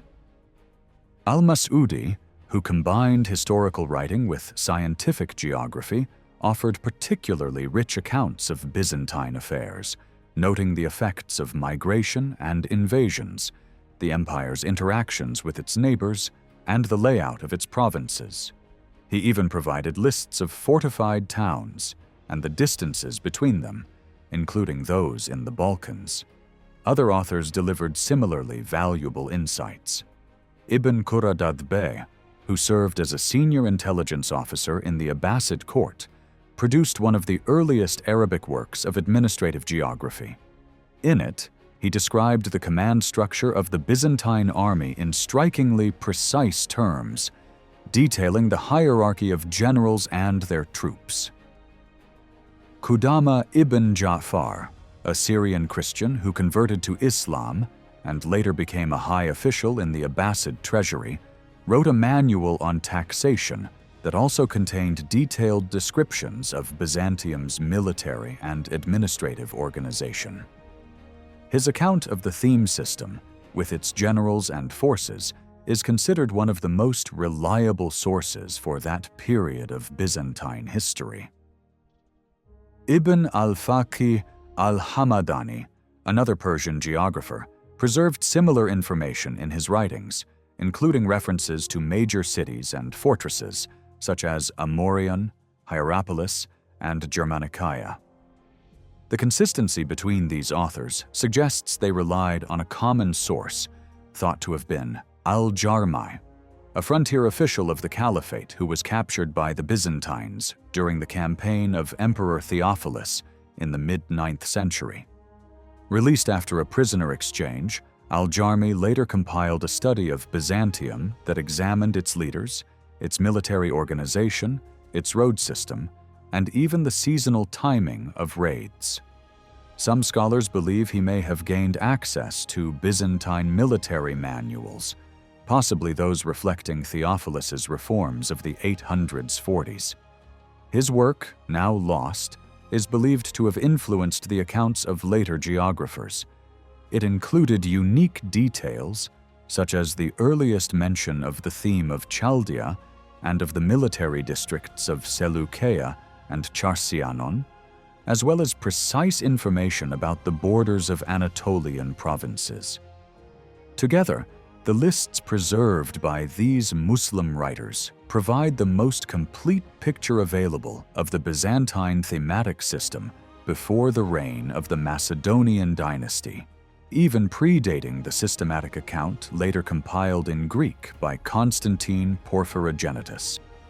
Among the most valuable accounts of the Byzantine world from the perspective of a Muslim observer is the work of Ibn Hawqal, a 10th century geographer and chronicler. His Surat al-Ard, completed in 988, stands out as one of the most comprehensive descriptions of the lands of the Byzantines. Unlike many earlier compilers who relied primarily on written sources, Ibn Hawqal was a tireless traveler who spent over 20 years journeying through distant regions of Asia, Europe, and Africa. His observations were based not only on his own experience, but also on a network of informants whose testimonies he carefully cross-examined to test their accuracy. In his descriptions of the Mediterranean and Asia Minor, Ibn Hawqal provides an unusually detailed account of Constantinople, the imperial court, the palace, and even the prisons of the capital. His most significant contribution, however, lies in his meticulous survey of the geography of Anatolia. He records the routes of invasion, the distances between key frontier fortresses and Constantinople, and the condition of towns and cities such as Malatya, Charsianon, Samandos, Ankara, Nicomedia, and Chalcedon. He notes the placement of fortified positions like Maya Farikshin, Hisin Ziyad, and Tel Arsanas, calculating the marches required to move between them. For the region of Kibireots, for example, he emphasizes the importance of Atalaya, both as a strong fortress and a prosperous settlement, linking it to Constantinople by an 8-day march overland or 15 days by sea. His account portrays the countryside as fertile and densely populated, with constant movement of people and goods along the roads. Ibn Hawqal also comments on the broader economic and social condition of Asia Minor in the mid-10th century. He paints a picture of a land where great cities were few, most settlements were modest or carved into rock, and wealth was unevenly distributed. Resources and revenues were limited, and much of the population lived in difficult conditions.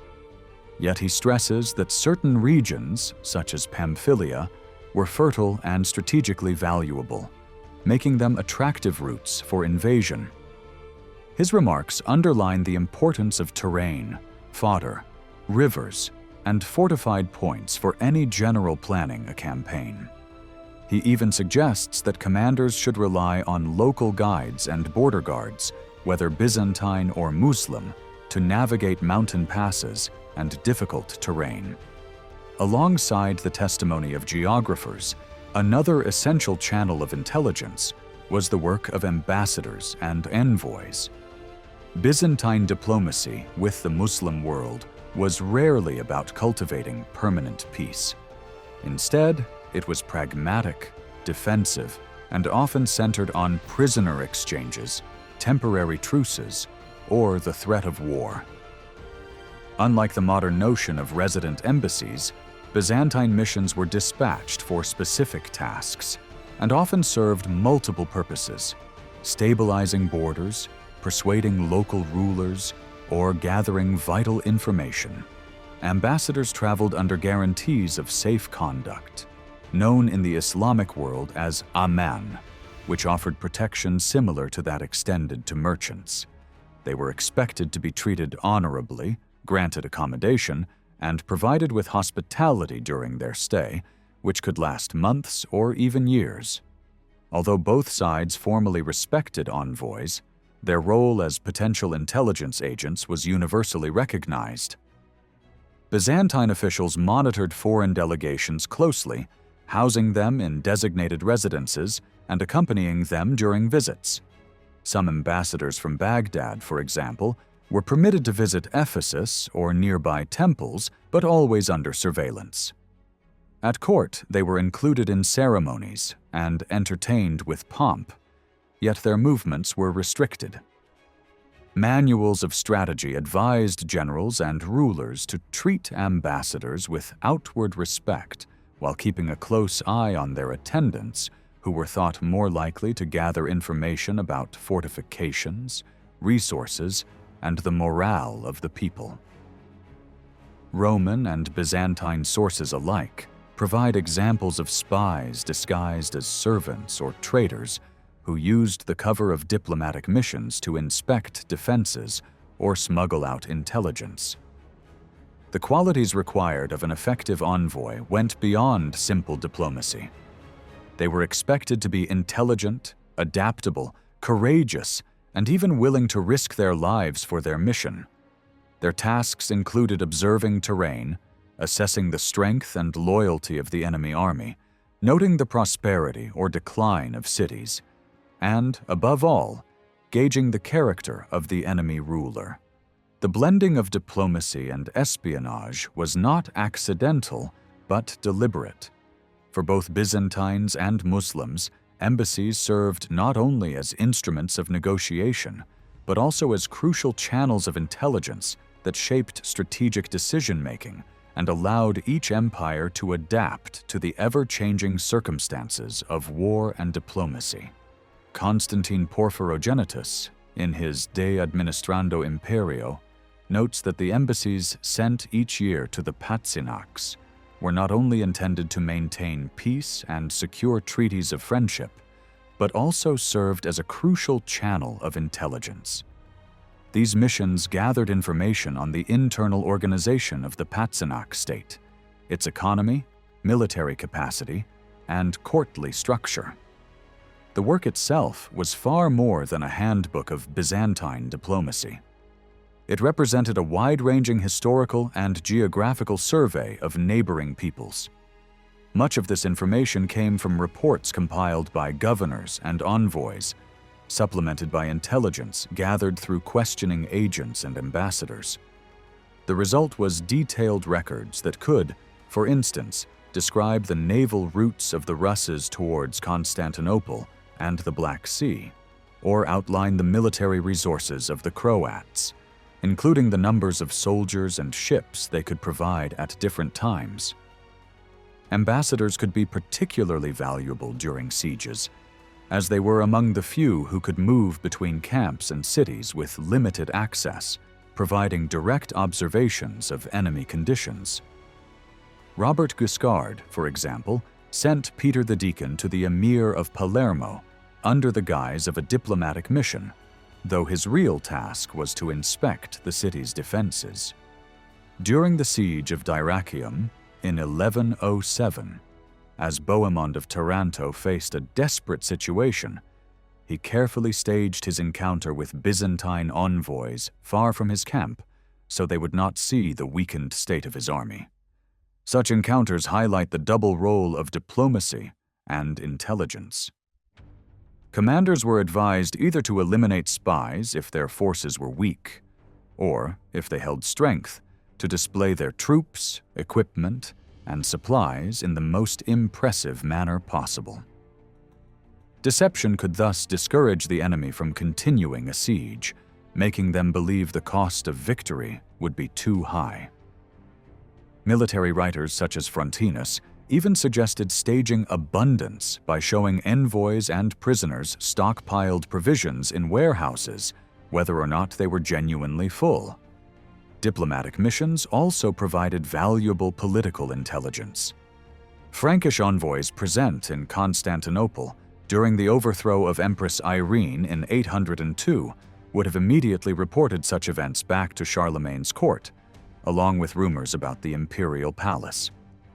At times, Byzantine emperors sent ambassadors directly to assess enemy strength under the pretense of peace talks.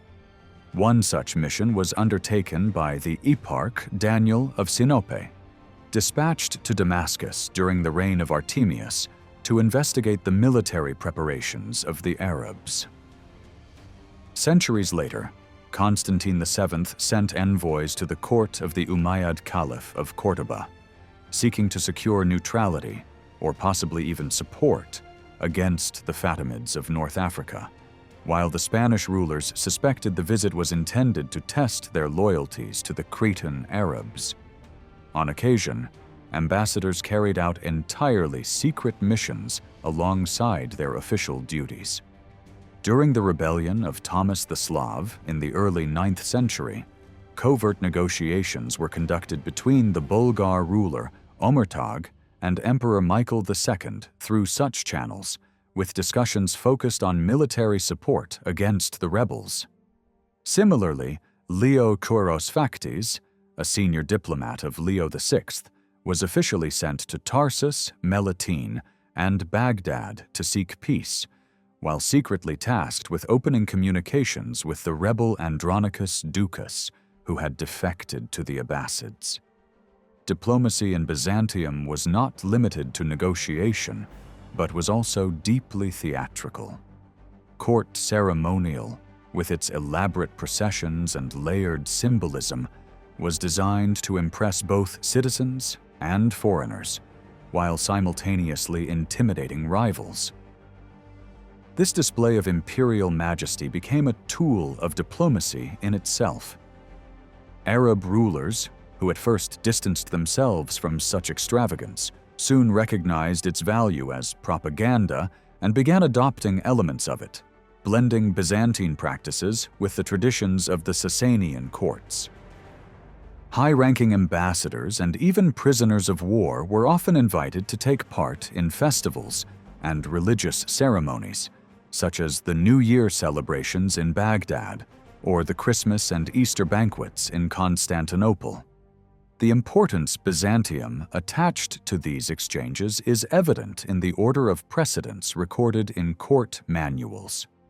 At imperial banquets, Muslim envoys were ranked immediately after the ecclesiastical delegations from Rome, Antioch, and Jerusalem, a placement that underscored the seriousness with which the empire regarded relations with the Abbasid world.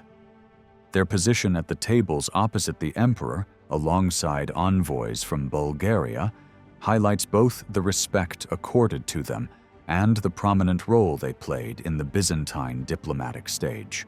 Even Muslim prisoners of war, when present at these ceremonies, were treated with an unusual degree of honor, reinforcing the symbolic power of diplomacy as much as its practical function. Byzantine and Muslim ambassadors were generally allowed to practice their own religion and were free to converse and socialize with members of the court and other envoys, though always under the watchful eye of imperial officials.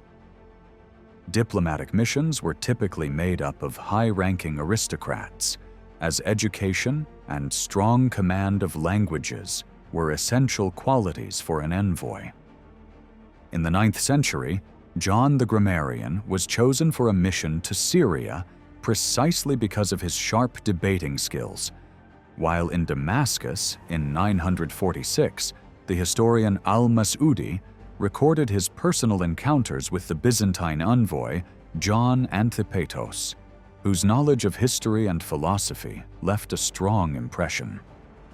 Eloquence and quick thinking were vital, not only to impress foreign courts, but also to avoid missteps, as seen when an imperial envoy in the reign of the Fatimid Caliph Al-Mu'izz accidentally revealed sensitive details about Byzantine diplomacy with the Hamdanids during an unguarded conversation. Despite the close monitoring they were under, envoys could still gather intelligence in many ways. They observed the daily routines of palace officials, paid attention to language, dress, and behavior, and spoke discreetly with co-religionists in mosques, markets, or baths. Even casual details could provide useful insights, and this was the sort of intelligence gathering praised by Muslim statesmen like Nizam al-Mulk. Liutprand of Cremona, on one of his embassies, lamented that he was denied access to his friends in the Constantinopolitan markets, an indication of how valuable such informal contacts were considered. However, envoys were always reminded not to be taken in by the grandeur of their hosts. The glittering ceremonies of Constantinople and Baghdad were deliberately staged to awe and intimidate.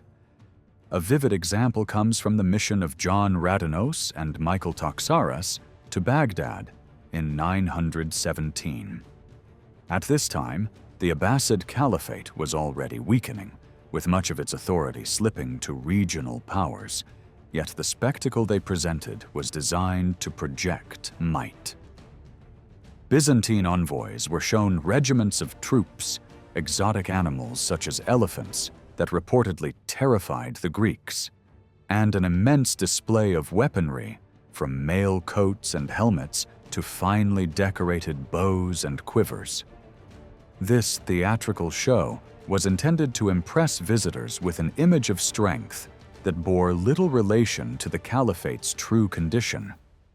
Prisoners of war also played a crucial role in the gathering of intelligence. Byzantine military manuals often stressed that captured enemy soldiers or civilians could prove more useful than professional spies. Border troops such as the Trapezitai or Tassinarioi were tasked with raiding enemy lands, seizing prisoners, and bringing them back for questioning. The interrogation itself was considered so vital that generals were advised to conduct it personally, since captives might reveal unexpected and highly valuable information. Some strategists even recommended offering prisoners their freedom, along with assurances for their families, in return for spying on their own people and returning with reports. Because these individuals already knew the land, language, and customs, they could operate more effectively than outsiders. As the 9th century progressed and Byzantium and the Abbasids settled into a more balanced rivalry, prisoner exchanges became a regular feature of diplomacy. Large numbers of captives were swapped at agreed locations such as the mouth of the river Halys, usually in autumn, with local governors and legal officials overseeing negotiations. While both sides occasionally resorted to harsh treatment or execution of captives for psychological effect, overall the handling of prisoners tended to be relatively humane. A notable shift occurred under Leo VI, whose writings emphasized a new approach influenced by Roman law and Christian ideals of compassion, reflected in practices such as inviting high-ranking prisoners to join imperial festivities on Christmas and Easter. There was also a clear distinction between ordinary captives, who provided tactical intelligence about troop movements and terrain, and high-ranking prisoners who could share more strategic insights. Arab chronicles, for example, record how during al-Mutasim's campaign in 838, a captured Byzantine cavalryman revealed the precise location of Emperor Theophilus' camp, allowing the caliph to coordinate with his general Afshin. In 863, during the lead-up to the Battle of Bishop's Meadow, the emir of Melitene received crucial topographical details from a prisoner, though his army was ultimately outmaneuvered. Accounts from earlier centuries also tell of campaigns where captured locals guided Byzantine troops to water sources or safe routes, sometimes saving entire armies from disaster. The Byzantines were always cautious about information provided by prisoners or deserters, treating such reports with suspicion and verifying them against other sources before relying on them. A striking example comes from the reign of Leo VI, who, after the army's crushing defeat at Bulgarophigon in 896, armed Muslim captives to help defend Constantinople against Simeon of Bulgaria. Although the emergency measure was effective, Leo soon disarmed these men and dispersed them throughout the provinces, fearing that they might turn against him. This illustrates the deep mistrust with which the Byzantines regarded foreign hostages. Another case demonstrates how attempts to exploit prisoners could backfire. Nicetas Chalkoutzes, who was held captive during the Hamdanid invasion of Cappadocia in 950, managed to bribe his guards and secretly inform Leo Phocas of the enemy's route, allowing a successful ambush to be laid in the Taurus Mountains. Among the various types of captives were high-ranking Muslim figures who, unlike ordinary prisoners, were kept close to the imperial palace. These men were permitted to practice their religion, attend banquets, and even converse with the emperor himself. They were treated as distinguished guests, much like the relatives or rivals of foreign rulers who were often held in Constantinople as a form of diplomatic leverage. By placing them at the very heart of court life, the Byzantines hoped not only to apply political pressure, but also to overwhelm them with the splendor of the capital. Such treatment, however, depended on reciprocal conduct. The case of the poet Abu Firas illustrates this well. A cousin of Saif al-Dawla and governor of Menbij, he was captured in 962 and brought to Constantinople, where his 4-year captivity became the subject of his celebrated collection of poems, the Rumiyat. His verses describe a life of relative comfort, personal servants, fine lodgings near the palace, and conversations with fellow Arab prisoners. Yet his poetry also recalls sharp exchanges with Emperor Nicephorus Phocas himself, filled with biting sarcasm on both sides about religion and military honor. These dialogues stand as vivid testimony to the exchange of ideas and perceptions between Byzantine and Arab elites, even in captivity. Another figure, Harun ibn Yahya, left us one of the most detailed Arab descriptions of Constantinople. Captured in Palestine after a Byzantine raid on Ascalon, he was brought first to Attaleia and then to the capital. Unusually for a prisoner, he was able to move about the city and record his observations. His account offers invaluable details about Constantinople's topography, fortifications, monuments, and courtly traditions. He describes the Hippodrome, the Golden Gate, Justinian's Column, and the Aqueduct. But above all, he was struck by the immense imperial palace with its vast courtyards, marble halls, and richly adorned guards drawn from diverse nations. He also provides a rare account of the palace prisons, distinguishing between separate quarters for Muslims, local criminals, police officials, and even a specific block reserved for captives from Tarsus. Harun's writings are especially valuable for his descriptions of imperial ceremonies. He gives a vivid picture of the Christmas banquet, complete with music from organs, and even mentions the emperor distributing coins to Arab prisoners. He also recounts the solemn procession from the palace to Hagia Sophia, where he claims Arab captives took part by loudly proclaiming blessings for the emperor's long life. In the absence of an official embassy from Baghdad, these men symbolically represented the caliph in the Byzantine ritual.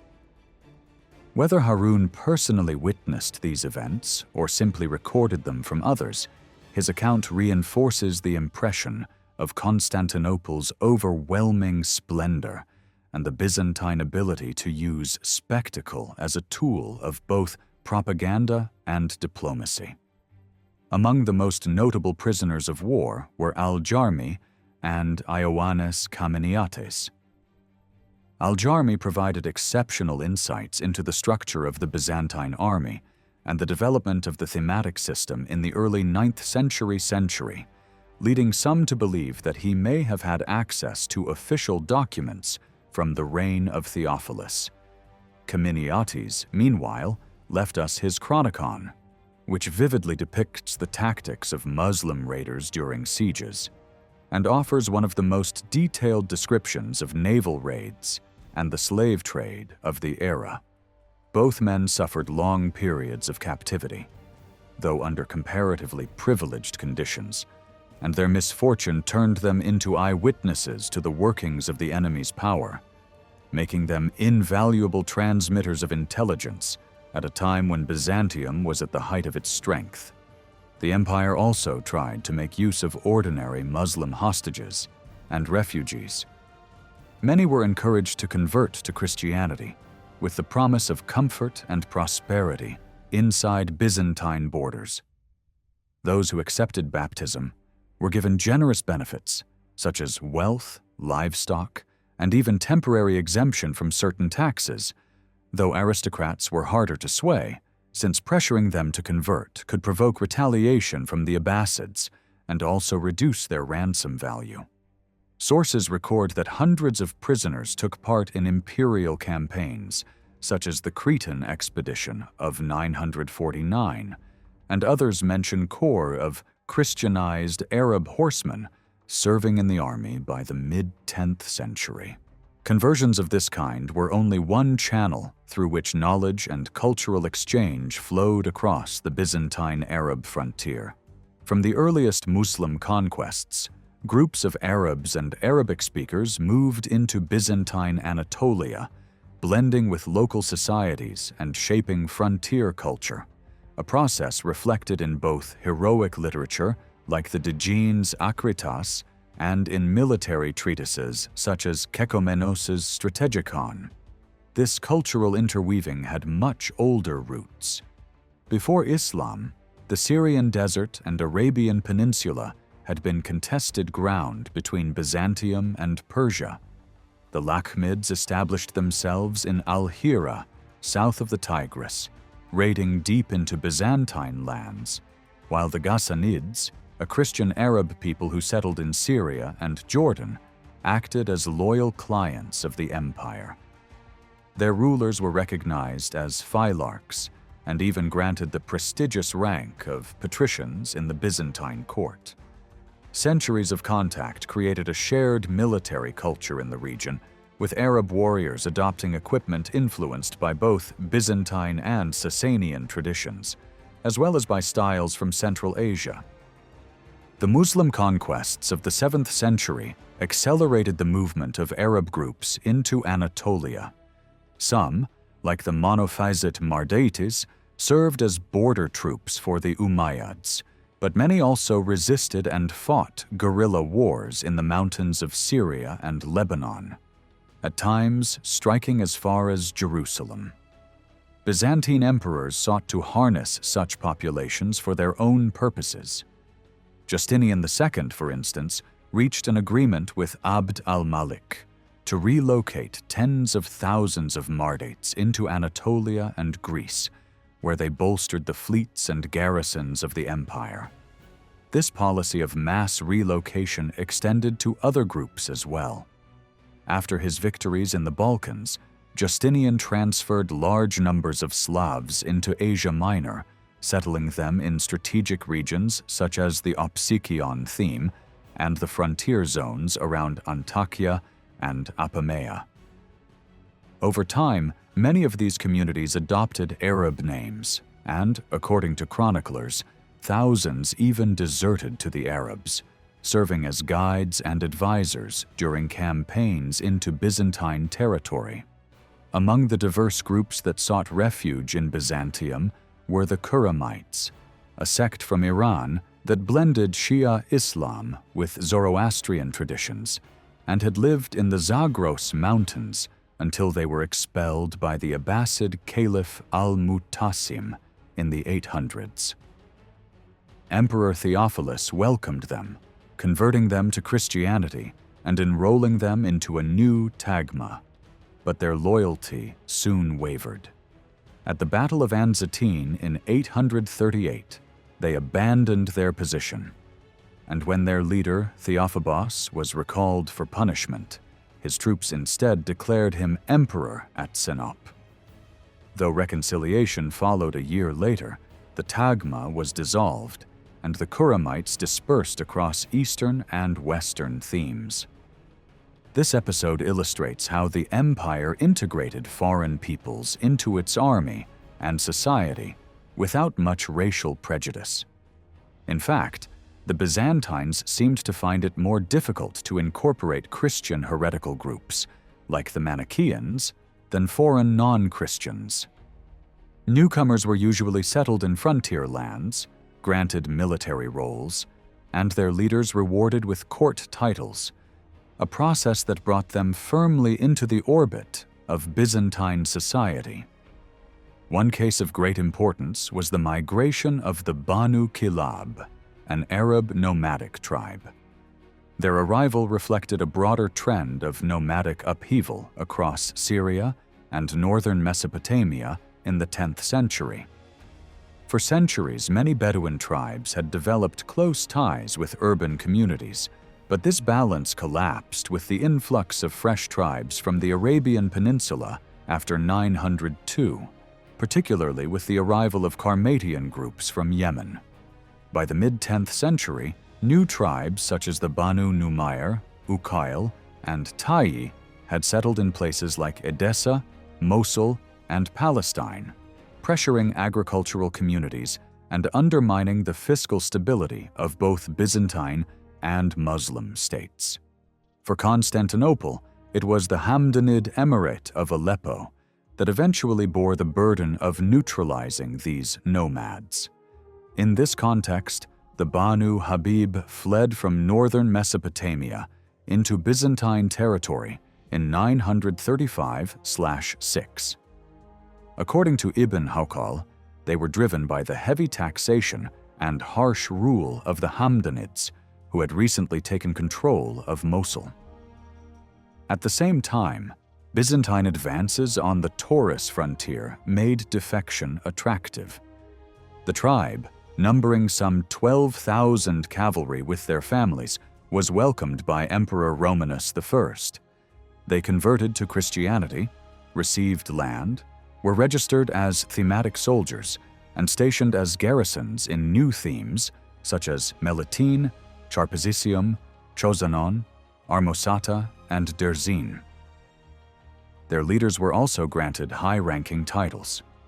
This integration of large groups of Bedouins into the army reflected the empire's recognition of their military value and marked the growing role of lightly armed Arab cavalry, known in the sources as Arabitai, in frontier warfare.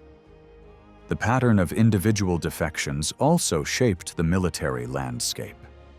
Some high-ranking captives rose to prominence in Byzantium, such as Animus, the son of the Cretan emir Kurupas, taken prisoner after the reconquest of Crete in 961. He later became a distinguished officer and fought at Doristolon as commander of an elite unit. On the opposite side, renegades like Leo of Tripoli, originally a Byzantine who converted to Islam, played devastating roles against his former homeland. As an admiral in Arab service, he led the fleet that captured Thessaloniki in 904 and later defeated a Byzantine navy under Admiral Himerios. Other cases involved ambitious generals who turned to Arab allies when their own position in Byzantium faltered. Andronicus Ducas, after a failed rebellion against Leo VI, sought asylum in Baghdad, while Euphemius, an admiral in Sicily, rebelled against Michael II in 826 and called on Muslim forces from Africa, thereby opening the way for the Arab conquest of Sicily. The value of defectors' knowledge wasn't lost on the Byzantines. During Bohemon's siege of Dyrrhachium in 1107–8, Alexius Comnenus relied on advice from Western deserters familiar with Norman tactics, including Peter of Alps, a veteran of earlier campaigns. Yet the danger of betrayal meant that Byzantine strategists also developed countermeasures. Manuals like the Strategikon advised generals to plant false intelligence with suspected deserters, or even to circulate forged letters to sow distrust between defectors and their new masters. Ultimately, the Byzantines were keenly aware of the risks posed by troops with kinship ties across the frontier. The desertion of the Cuman auxiliaries at Manzikert in 1071, when they defected to Alp Arslan's vanguard on the eve of battle, was the kind of calamity such warnings sought to prevent. Within the Byzantine world, disloyal or dissatisfied officials at court or in the provinces could easily become dangerous assets for the enemy, passing on valuable intelligence under the cover of secrecy. The empire's delicate diplomacy in the Armenian borderlands demonstrates how information could flow through personal ties, alliances, and betrayals. One well-known example is that of Krikorikios of Taran, who outwardly maintained loyalty to the emperor while secretly informing the Saracens of Byzantine plans, ensuring that the caliph's commanders were kept updated about developments inside the empire. Sometimes intelligence was passed not by open betrayal, but through friendship or family ties. Writers themselves benefited from such exchanges. Agathias, for instance, gained rare insights into Persia through his interpreter friend Sergius, who had access to the Persian royal records. By the late 10th century, there was also a marked trend of Arab figures entering Byzantine service, acquiring court titles, and being absorbed into the imperial elite, a process that shows how porous the frontier between enmity and cooperation could be. The story of Simonus, however, stands out. Born around 875 in Melitene, he was captured and eventually rose to prominence in the Byzantine court. After serving in the household of Stylianos Zaoutzes, he became a close aide to Leo VI, attaining the rank of patrician by 906 and acting as the emperor's trusted intelligence chief. Simonus was deeply involved in uncovering plots against the throne, but his career was clouded by a mysterious incident in 904. According to some accounts, he attempted to defect to the Abbasids, only to be stopped at the river Halys by Constantine Ducas. Yet this story may well have been distorted by hostile chroniclers who favored aristocratic families over the Macedonian dynasty. Another tradition portrays Simonus not as a traitor, but as a shrewd and loyal spy master who used cunning strategies to undermine conspirators and protect the emperor's position. Beyond figures like Simonus, The Byzantines relied heavily on professional spies, men specifically trained to infiltrate enemy lands and gather intelligence. While merchants, pilgrims, or monks could sometimes provide useful reports, it was the dedicated spy who offered precise and timely knowledge of enemy movements, preparations for war, or political unrest. Markets were prime meeting points where agents disguised as traders could exchange information unnoticed. To be effective, these spies needed literacy, familiarity with the language and customs of their targets, and an ability to judge military equipment and strategies.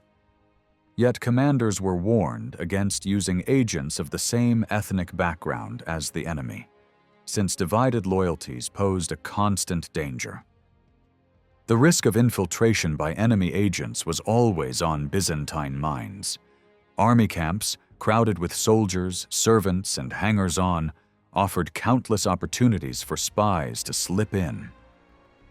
To counter this, generals sometimes gave sudden orders for troops to return to their tents, making it easier to spot unfamiliar faces.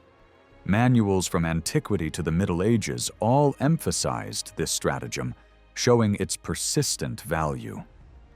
Byzantine counterintelligence was often defensive, aiming to prevent leaks, but it also employed deception, spreading false rumors, planting fabricated information, and even turning captured spies into double agents.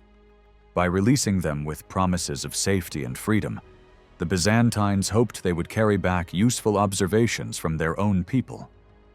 Deserters posed an especially complex challenge. Some genuinely sought new allegiances, while others were deliberately sent by the enemy to mislead. Military treatises advised commanders to feed such defectors false intelligence, ensuring that even if they switched sides again, the misinformation would confound the enemy. This tactic echoed ancient wisdom, as Sun Tzu described expendable agents whose purpose was to spread confusion. Espionage thrived in the bustling crossroads of the Mediterranean world.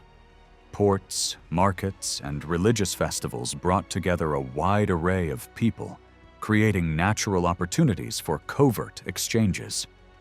Byzantine authorities were so concerned about merchants transmitting intelligence that strict regulations were imposed on trade across the frontier.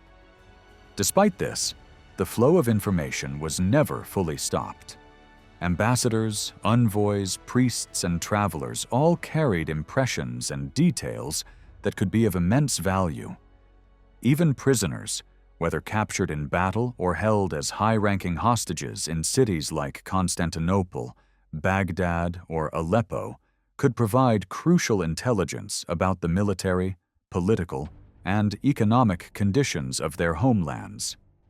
Entire tribes that crossed into Byzantine service brought not only manpower, but also first-hand knowledge of enemy states, ensuring that the empire's intelligence network was as diverse as it was indispensable.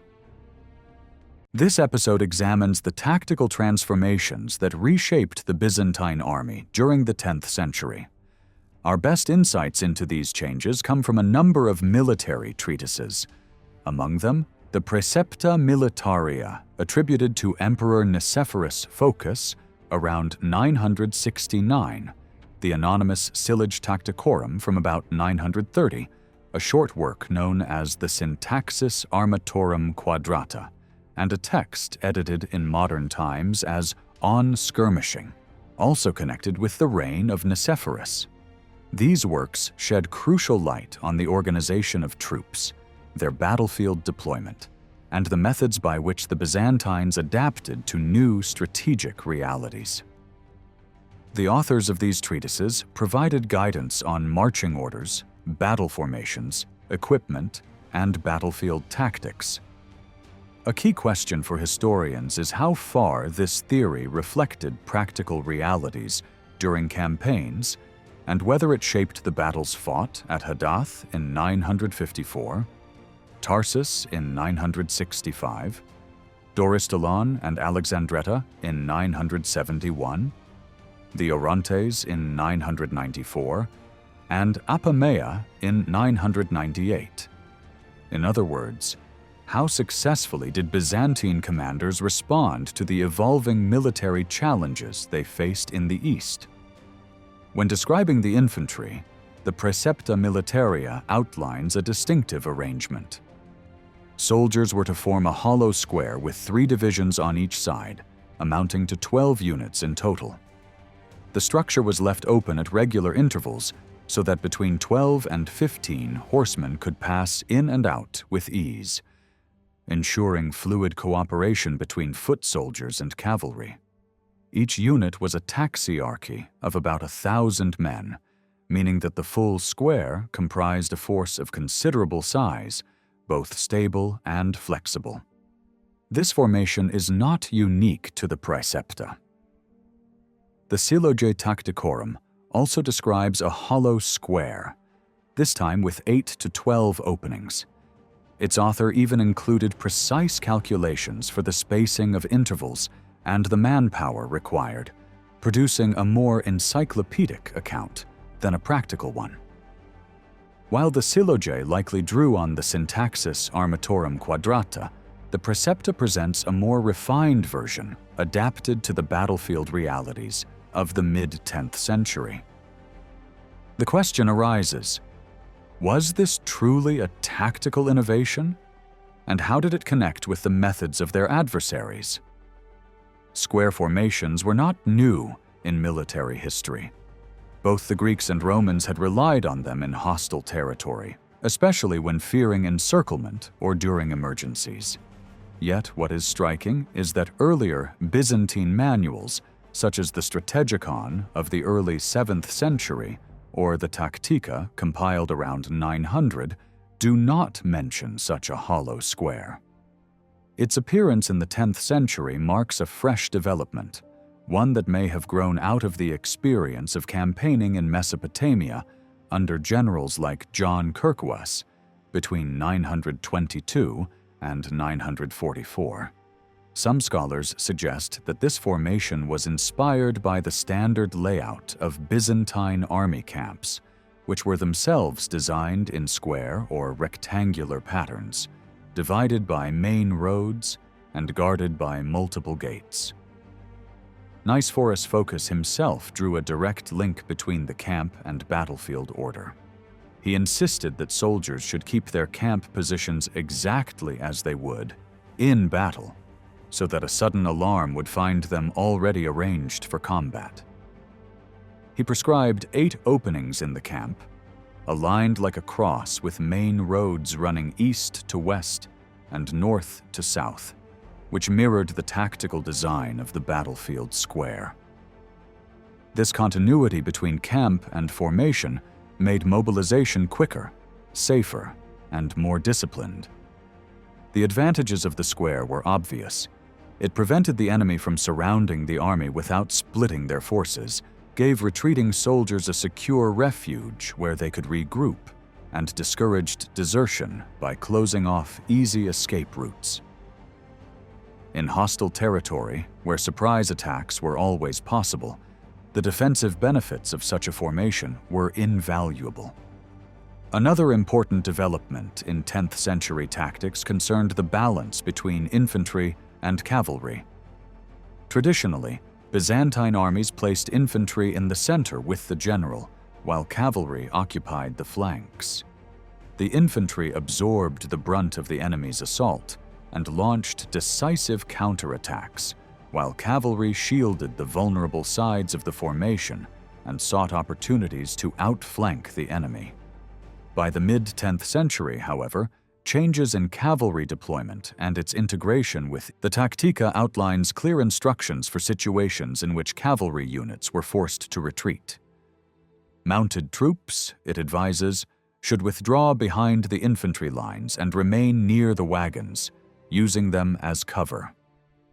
If the pressure became unbearable and encirclement threatened the entire force, the horsemen were expected to dismount and fight as infantry, most likely by reforming into a square or rectangular defensive block.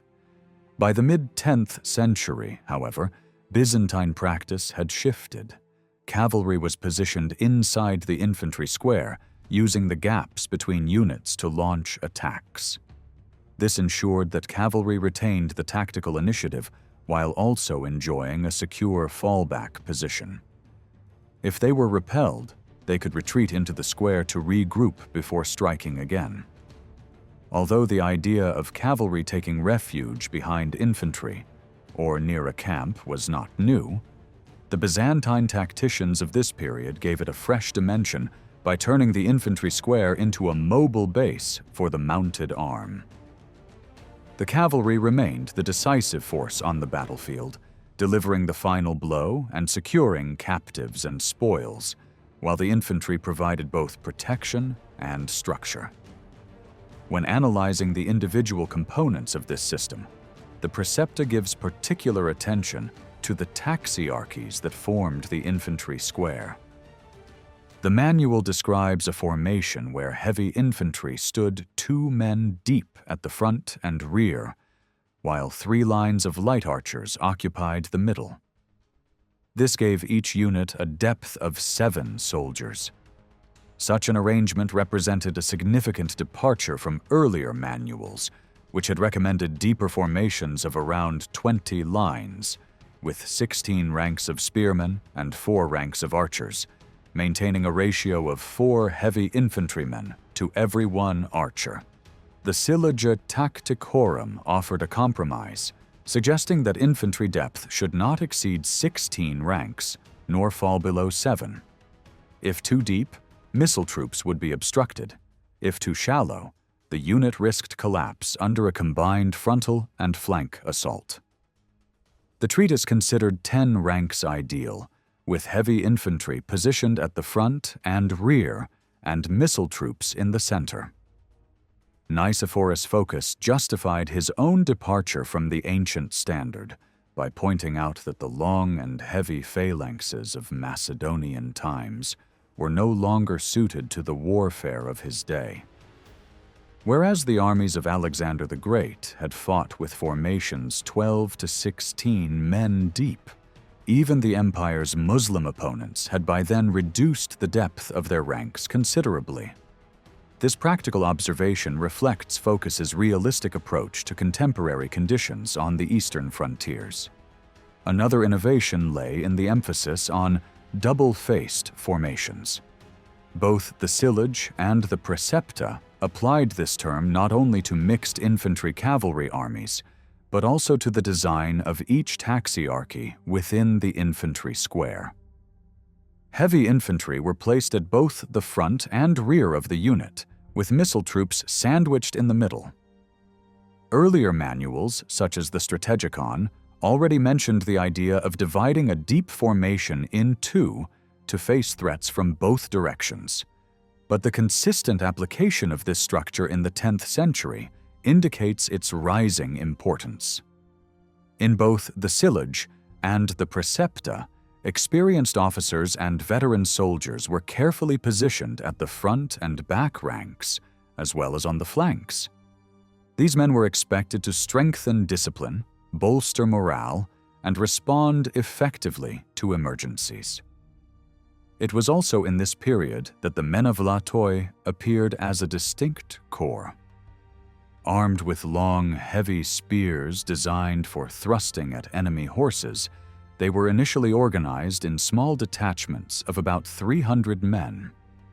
They were deployed at the intervals between infantry units and, when the enemy came within range, advanced to meet the oncoming charge. By kneeling and fixing their spear butts into the ground, they formed an anti-cavalry barrier intended to break the momentum of heavy horsemen. As their value became evident, their numbers were expanded. Under Phocas, the men of Latoi grew to around 1,200 soldiers, with 100 attached to each taxiarchy. By then, they were no longer kept at the intervals, but held in reserve at the rear of the formation, ready to move forward and reinforce whichever sector came under attack. Later manuals, such as that of Nicephorus Uranus, emphasized their role as a mobile shield against enemy cavalry, advancing through the gaps when needed and taking their place ahead of the infantry line. This evolution of the menevlatoi illustrates how the Byzantines adapted old ideas to new circumstances. They took a simple defensive principle, the spear wall, and developed it into a flexible tactical tool that could be integrated into larger formations. Along with the reorganization of infantry depth and the new role of the cavalry within the square, these changes reveal the dynamism of Byzantine military thought in the 10th century, a period when the empire faced both traditional enemies and new tactical challenges on its eastern frontiers. Once the enemy's intended point of attack was identified, the menevlatoi advanced through the gaps in the infantry formation, usually divided into two groups of 50 under their respective commanders, and deployed directly in front of the main line. This increased the depth of the formation to 8 ranks. Nicephorus Phocas stressed that these heavy spearmen must never fight in isolation, but remain closely integrated with the infantry, revealing that earlier attempts to position them at some distance ahead of the army had proven ineffective. Throughout the 10th century, this unit played an active role in campaigns, reflecting the growing reliance on heavy spearmen in confronting enemy cavalry. A further development in infantry tactics is found in the writings of Nicephorus Uranus at the turn of the century. He described a simple but effective maneuver. 2 files of infantry were merged into one, doubling the depth of the phalanx with minimal disruption to its frontage. This technique, while practical in its application, echoed methods already described by earlier classical authors, who had also noted that increasing depth could be achieved by inserting one rank into another. Similar tactical adjustments can even be traced back to changes in Greek cavalry formations, showing how long-standing traditions were adapted to meet contemporary needs. Phocas also outlined the qualities required of the empire's foot soldiers. Youth, strength, stature, and agility were considered essential, alongside skill with sword and spear. He specifically noted that the best heavy infantry should be drawn from Byzantine and Armenian recruits, preferably men of impressive build and under 40 years of age. Within the infantry square, space could also be made for other groups, such as javelin throwers from among the Russes or other foreign peoples. Earlier manuals had rarely singled out particular nationalities for mention. Yet in the 10th century, Armenians and Russes featured prominently in discussions of troop quality. The prominence of Armenian soldiers in Byzantine armies was not new. From the 6th century onwards, many had entered imperial service, either as voluntary migrants or through forced resettlement from Cilicia and Syria. By the middle of the 10th century, their numbers had grown significantly due to population transfers from reconquered cities such as Melitene, Tarsus, and Antioch.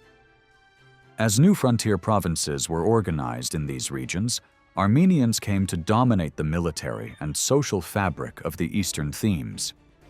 They played a decisive role in campaigns across northern Mesopotamia, Cilicia, and Syria, with leaders like Millet and John Curcuas drawing heavily on their contingents. They also took part in expeditions further afield, including the conquest of Crete, where many were later settled as colonists. Their fighting ability and reputation as tough warriors made them highly valued despite the occasional hostility of Byzantine chroniclers. The Russes followed a different path into Byzantine service. Long before the famous Varangian Guard was established under Basil II in 988, contacts had been forged through both conflict and treaty. After the sieges of Constantinople in the 9th and 10th centuries, agreements were reached with Russ's rulers that allowed warriors from their lands to enter Byzantine service. They did not yet form a permanent or separate corps, but fought as individuals or in small groups, often as elite heavy infantry. These warriors, known for fighting shoulder to shoulder in dense formations with large shields, swords, and spears, quickly earned a reputation for discipline and toughness. Later manuals describe them as forming close protection units for the emperor or performing specialist duties on campaign. The employment of these northern soldiers may have reflected the need to counter similar types of infantry used by Islamic powers, particularly the Iranian Dailami, who were renowned for their skill with axes, swords, and spears, and excelled in rough terrain. While the Rus were not numerous enough in this period to form part of the main infantry corps, their inclusion in special units highlights the Byzantine talent for incorporating foreign warriors into its military system. The empire preferred to maintain such contingents along ethnic lines, preserving their cohesion and distinctive fighting style, which added further depth and flexibility to the Byzantine army of the 10th century. One of the most striking passages in the Praecepta is the reference to the use of Greek fire on land. The text advises that an army commander should carry small handheld devices, known as cheiromangana, along with 3 elakatia, a swivel tube, and portable pumps designed to project liquid fire. These could be used to gain the advantage when facing an enemy of equal strength by unleashing bursts of the dreaded incendiary substance. The description makes use of 3 significant terms: cheiromangana, chirosiphona, and the phrase manufactured adhesive fire, which all relate to the weapon known as Greek fire. This substance, a volatile and highly flammable compound, was almost certainly produced from crude oil or its distillates, which were readily available in regions such as the Caucasus, northern Mesopotamia, and the northern Black Sea. While incendiary mixtures had been known since antiquity, the true innovation of Greek fire lay not in its ingredients, but in the unique technology used to project it. Recent research suggests that the Byzantine mechanism was based on adaptations of an older Greco-Roman pump. It consisted of 3 main elements: a brazier for heating the oil before battle, a swiveling tube that allowed the jet of fire to be directed in any desired direction, and a bronze pump that provided the pressure to expel the mixture. The handheld versions, called chirosiphones, were essentially portable versions of the siphon, while the term mangana could describe a range of other machines such as catapults, ballistae, or cranes used to launch containers filled with incendiaries. Traditionally, Greek fire was a weapon of naval and siege warfare, but the recommendation that it be carried into pitched battle marks a rare and intriguing innovation. Earlier evidence of smaller, hand-carried siphons appears during the reign of Leo VI, who described how soldiers could employ these devices behind protective shields to spray jets of fire at their opponents. The Silage Tacticorum also refers to machines capable of hurling liquid fire, clearly showing that by the early 10th century, the Byzantines had already moved toward portable versions of the weapon. Whether Nicephorus' focus was introducing something new or adapting ideas from his adversaries is an open question, for Muslim armies had long made use of similar devices. By the early 9th century, Arab forces were employing the zaraka, a bronze piston pump strikingly similar to the Byzantine siphon, which could project burning liquid from a container fed through pipes. More commonly, however, Islamic armies relied on incendiary grenades of clay or glass, larger pots hurled by mangonels, and a wide array of siege engines such as the manjanik and arada. In addition to machines, Muslim armies fielded specialist troops known as nafatun, often drawn from Iranian Dailami warriors who wore protective clothing and hurled grenades, or projected naphtha from siphons. Reports describe their use in the opening stages of battle, where arrows and flames were loosed together to break enemy morale. By the mid-9th century, chronicles record clashes between such fire-wielders and Byzantine troops in Mesopotamia, and similar incidents were noted throughout the following centuries. By the 10th century, both sides were making use of incendiary mixtures in field battles, which strongly suggests that the Byzantine adoption of handheld fire projectors for land warfare was influenced by the practices of their Muslim rivals. Whether these devices had any real battlefield impact is difficult to prove. It is likely that their main function was psychological rather than destructive, creating panic and confusion rather than causing heavy casualties. This echoes much older traditions. Sun Tzu had long ago remarked that fire was a weapon used to disorient rather than annihilate, while Roman writers such as Frontinus recorded how carts filled with flammable substances were sent toward enemy lines to terrify them. The psychological effect of Greek fire was legendary, as vividly described during the Crusades. Chroniclers of the Seventh Crusade recounted how the weapon appeared in flight like a great barrel with a blazing tail, roaring like thunder and glowing so brightly that it turned night into day.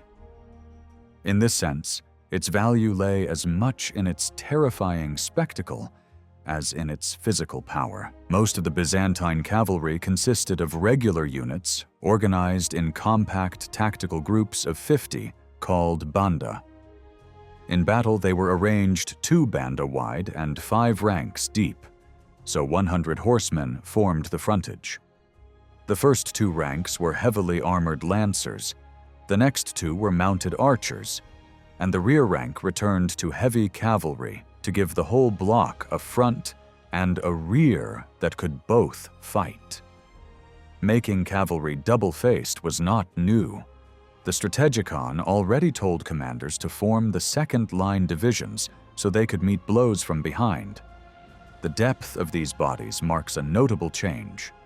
The Precepta reduces the file from the 8 or even 10 ranks found in earlier manuals to 5, arguing that greater depth did not improve performance.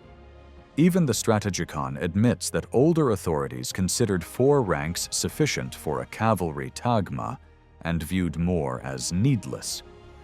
Classical practice bears this out. Spartan cavalry sometimes formed 24 by 4. Athenians used 10 by 10 or 20 by 5 in line with their tribal contingents, and Theban and Boeotian squadrons often formed 10 by 5. The balance between lancers and archers had also shifted by the mid-10th century. The Strategikon wanted roughly 1/3 of each division to be archers on the flanks and the rest lancers in the center. The Sylloge Tacticorum later describes a 5-rank block where only the middle rank carried bows, a 2-1-2 pattern, and a generation after that, Nicephorus Phocas doubled the archer component to a 2-2-1 pattern, putting full archer banda in the 3rd and 4th ranks, and lancers led by tetrarchs in the rear to preserve the double-faced character. Phocas further insists that the 5-rank depth and the lancer-to-archer ratio must be kept no matter the head count, an instruction that contradicts the Strategikon's more flexible rule to vary depth by unit type. 10th century manuals also record the renewed prominence of the cataphractoi and their triangular assault order known as the trigonos parataxis.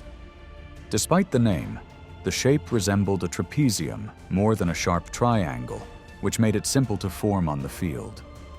These were the army's most elite horsemen in training, experience, and equipment. Phocas follows the sillage closely while refining it, building the wedge to 12 ranks with the front rank at 20 troopers and each subsequent rank at 20 troopers rank, expanding by 4 men, 2 per side. so the 12th rank held 64. That produces a block of 504 riders. He also offers a reduced version of 12 ranks, totaling 384 men, beginning with 10 in the first rank and ending with 54 in the 12th. In both versions, the formation is mixed. The first 4 ranks are cataphracts with lances. The 5th through 12th place mounted archers down the middle, protected by armor-clad riders around them, and the 2 men on each wing alternate between lancers and archers. Where focus departs from the sillage is in relocating the archers into the center so they are screened by the mailed troopers, a change that looks like a response to battlefield realities in the East and may tie to the added use of procursatores, the fast cavalry that shaped the point of contact. The cavalry wedge itself was not a Byzantine invention. Ancient writers credit Scythians and Thracians with developing it, after which Macedonians adopted it because it handled better than a square.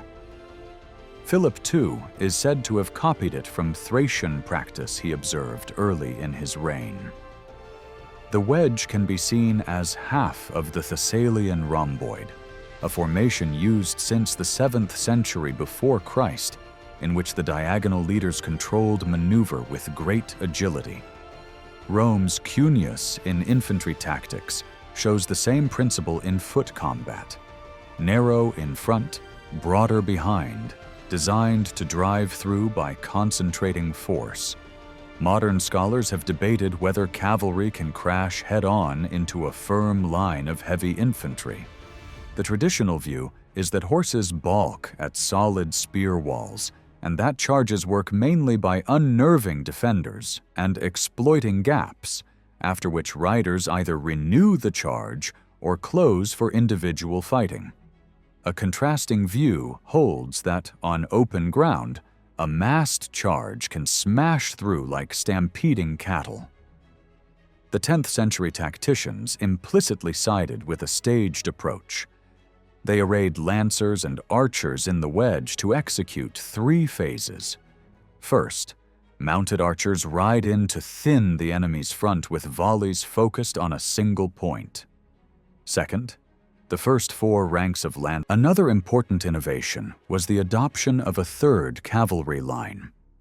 The Siloge Tacticorum introduces this reserve and even uses the Arabic term sakah, a telling sign of Arab influence also visible in the works of Nicephorus Uranos and in On Skirmishing.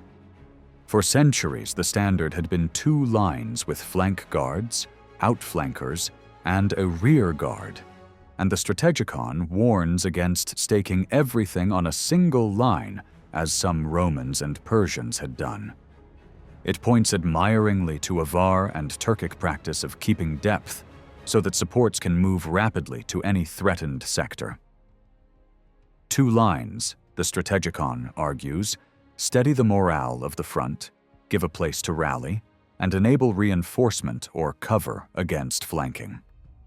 The Siloge goes further and places the sakah a bow shot behind the 2nd line, matching the 1st line in numbers and internal structure. If enough cataphracts are available, the center of that 3rd line should also be formed as a triangular assault block. If not, it should mirror the ordinary units. By the middle of the 10th century, the Byzantine army had undergone a series of notable tactical adjustments in the deployment of both infantry and cavalry, largely in response to the strategies used by Arab opponents encountered in the East under commanders such as John Kirkuas, Nicephorus Phocas, John Tsimiskis, and Nicephorus Uranus. Infantry forces advanced in 12 divisions of 1,000 men each, arranged into a double-layered square formation. Each side of the square contained 3 units and carefully measured gaps that allowed cavalry to ride in and out freely while engaging the enemy. Within this structure, the organization of the infantry itself also evolved. The depth of the phalanx was reduced to 8 men, combining heavy and light troops, including the men of Latoy. Soldiers were now arranged in a two-sided formation, with heavily armed men placed both at the front and the rear of the files, ensuring protection against attacks from behind or attempts at encirclement. The role of cavalry likewise shifted. By this period, horsemen were no longer deployed only on the flanks, but instead operated from inside the infantry square, which functioned as both a camp and a battlefield formation.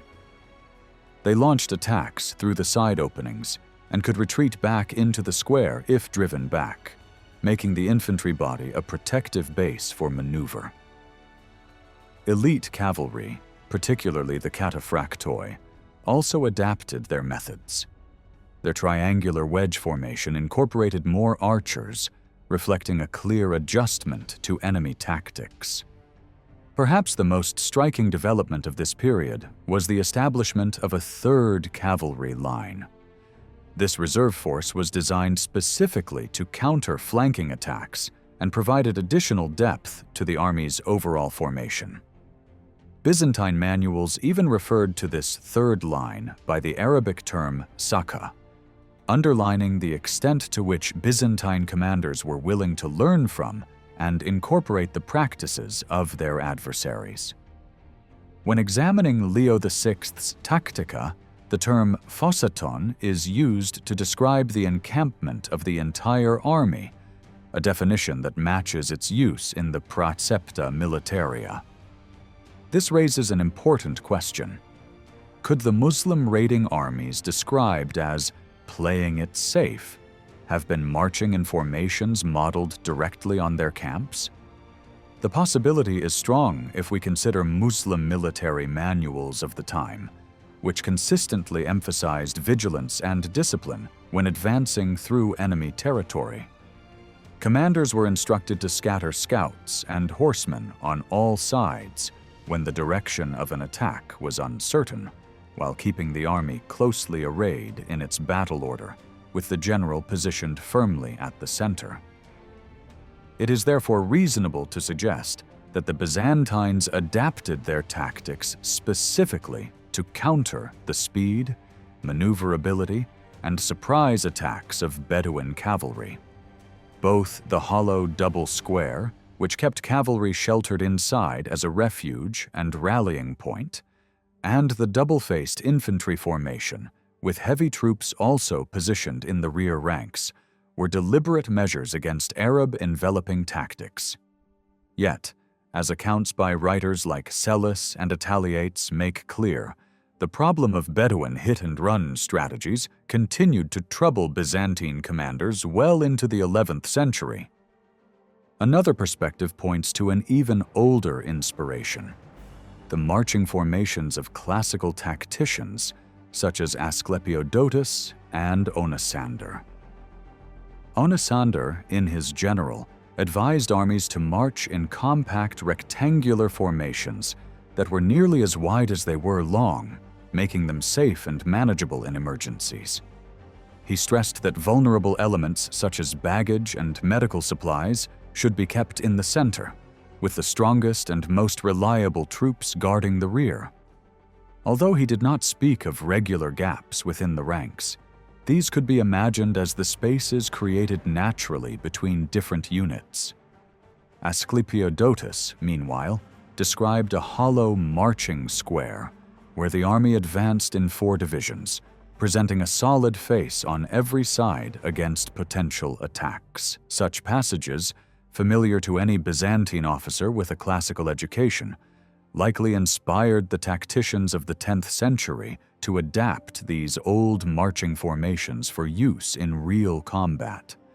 Modified into hollow squares, these formations could be deployed when advancing through hostile lands, always prepared for sudden attacks from the front, rear, or flanks. In considering the changes made to the infantry taxiarchy during this period, it is worth asking whether the double-faced arrangements described in the Siliga Tacticorum, with its 4-2-4 pattern, and the Precepta Militaria, 2-3-2, were connected to the new positioning of archers inside the formation. Earlier manuals, such as the Strategicon, advised that light troops could be placed either behind the main line or mixed among the heavy infantry, alternating one archer with one spearman. This arrangement was also noted by earlier tacticians like Asclepiodotus, and later repeated by Leo VI in his Tactica. Yet, while this placement of archers might have looked effective on paper, in practice it was problematic. Onosander himself warned that if archers were stationed behind or within the ranks of heavy infantry, they would do more harm to their own side than to the enemy. Shooting over their comrades meant their arrows lost force on the descent and caused little damage. The Silig Tacticorum reached the same conclusion, pointing out that deep phalanxes became useless because slingers and bowmen could not shoot effectively past the solid wall of infantry in front of them. This leads us to consider what role the archers actually played in the Byzantine army of the 10th century, and what the Precepta Militaria reveals about their use. By this time, the standard weapon of the Byzantine archer was the composite bow, introduced into the empire centuries earlier by the Huns. Composite bows had a long pedigree. They had been used in Egypt, Assyria, Mesopotamia, Anatolia, and the steppes of Central Asia since the 3rd millennium BC.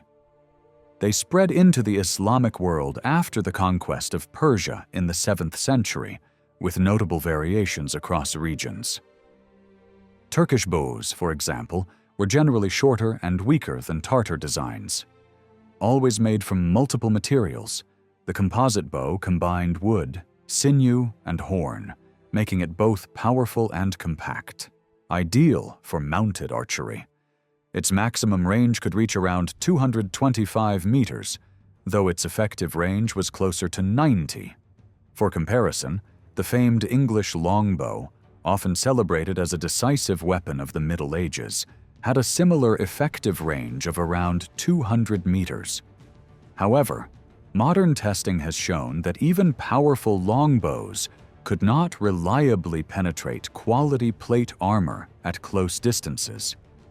This suggests that bows of all kinds, whether English or Byzantine, were less about delivering fatal blows to armored men and more about creating disruption, targeting lighter troops, and softening enemy formations before direct clashes. The primary duty of the Byzantine archers was to weaken enemy cavalry before they could strike. By sending volleys of arrows into the advancing horsemen, they aimed to find gaps in their armor, disrupt their ranks, and cause confusion that might break the charge altogether.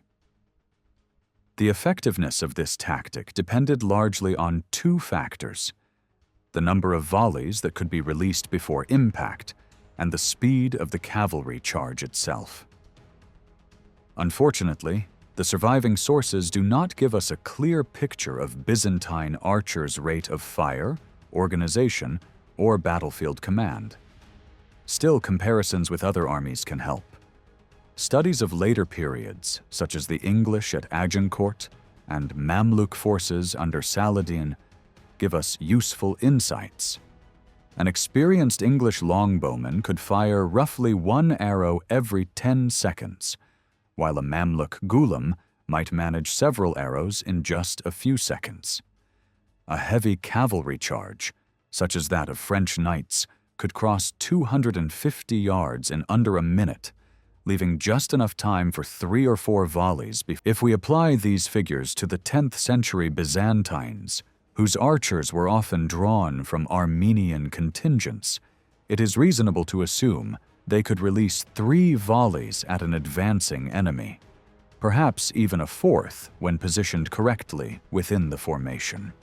Focused decision to move them forward within the taxiarchy reduced the number of infantry blocking their line of sight, extending their effective range and allowing them to strike at closer distance with greater penetrating power. Whether this adjustment was specifically intended to counter the strength of Arab heavy cavalry remains uncertain, but it certainly enhanced the role of archers in Byzantine battle formations. What emerges most clearly from the 10th century manuals is the growing importance of archers as an integral part of the infantry. Their presence within the taxiarchy was no longer peripheral but central, their numbers increasing to account for more than half of each unit's strength. They were no longer a scattered support arm, but fought as one with the heavy infantry, their position reinforced by the rear guard, made up of experienced soldiers who gave stability to the formation. This integration marked a turning point in the tactical role of Byzantine foot soldiers. A useful comparison comes from Western Europe a century and a half later, when Anglo-Norman armies began experimenting with dismounted knights fighting alongside archers. At battles such as Tinchebrai, Bremule, and Lincoln, men-at-arms left their horses behind to fight on foot, supported in some cases by archers placed at the front or flanks to resist enemy charges. At Northallerton, for example, English bowmen unleashed volleys behind a line of spearmen and knights, a tactical arrangement that strongly resembles the Byzantine model of mixing heavy infantry with missile troops. This shift in the West is usually attributed to the strength of royal authority, which could compel mounted warriors to fight as infantry, and the of centralized kingdoms to raise large numbers of foot soldiers. A parallel process was unfolding in Byzantium during the 10th century. The imperial army was transforming the role of its infantry from secondary support into a decisive element of the battlefield. Unlike the strategikon of late antiquity, which treated infantry largely as a defensive reserve, the Precepta placed infantry tactics at the heart of its opening chapters, reflecting their new importance. The balance between cavalry and infantry had also shifted. Whereas earlier armies maintained a ratio of 3 foot soldiers to every cavalryman, by the mid-10th century, the figure was closer to 2 to 1. Foot soldiers were once again the backbone of the army, and their rising significance was confirmed by the appointment of a dedicated commander for the heavy infantry, the opletarches. Scholars of Byzantine warfare often praise Constantine VII, Nicephorus Phocas, and their successors for the sweeping reforms they brought to the army in the 10th century. They restructured recruitment and training, standardized equipment, and imposed a strict culture of discipline and professionalism. The concept of taxis, order and discipline, dominated the military thinking of the time, just as it had in earlier writers like Polybius or Procopius, who always linked disorder in the ranks to failures of leadership. This same belief appears in the reflections of Michael Pacellus, who argued that Basil II considered victory to rest above all on keeping soldiers tightly massed in a coherent body, which in his view made the Byzantine army invincible. One of the most striking innovations of this period was the introduction of the menavlatoi, a corps of infantry armed with heavy spears designed to bring down the horses of charging cataphractoi. These men could be placed ahead of the main line either in a straight row or a wedge formation, fixing their spears into the ground at an angle to receive the attack. Phocas also strengthened the front ranks of the infantry square by deploying a line of seasoned tetrarchs, which effectively increased the depth of the heavy infantry to 4 men, not counting the menavlatoi. If necessary, the formation could be further deepened by doubling the phalanx in the traditional manner described since antiquity. The evolution of this unit clearly reflects a long process of trial and error. Initially, the menavlatoi numbered only about 300 and served mainly as a small protective screen in front of the army. Later, Their numbers were quadrupled to 1,200, with detachments placed directly in the first line of each infantry division. At first, they were projected more than 50 meters ahead of the main force, but this arrangement proved ineffective. The reasons are not hard to see. A body of slow-moving heavy infantry, however disciplined, was highly vulnerable once separated from the rest of the army.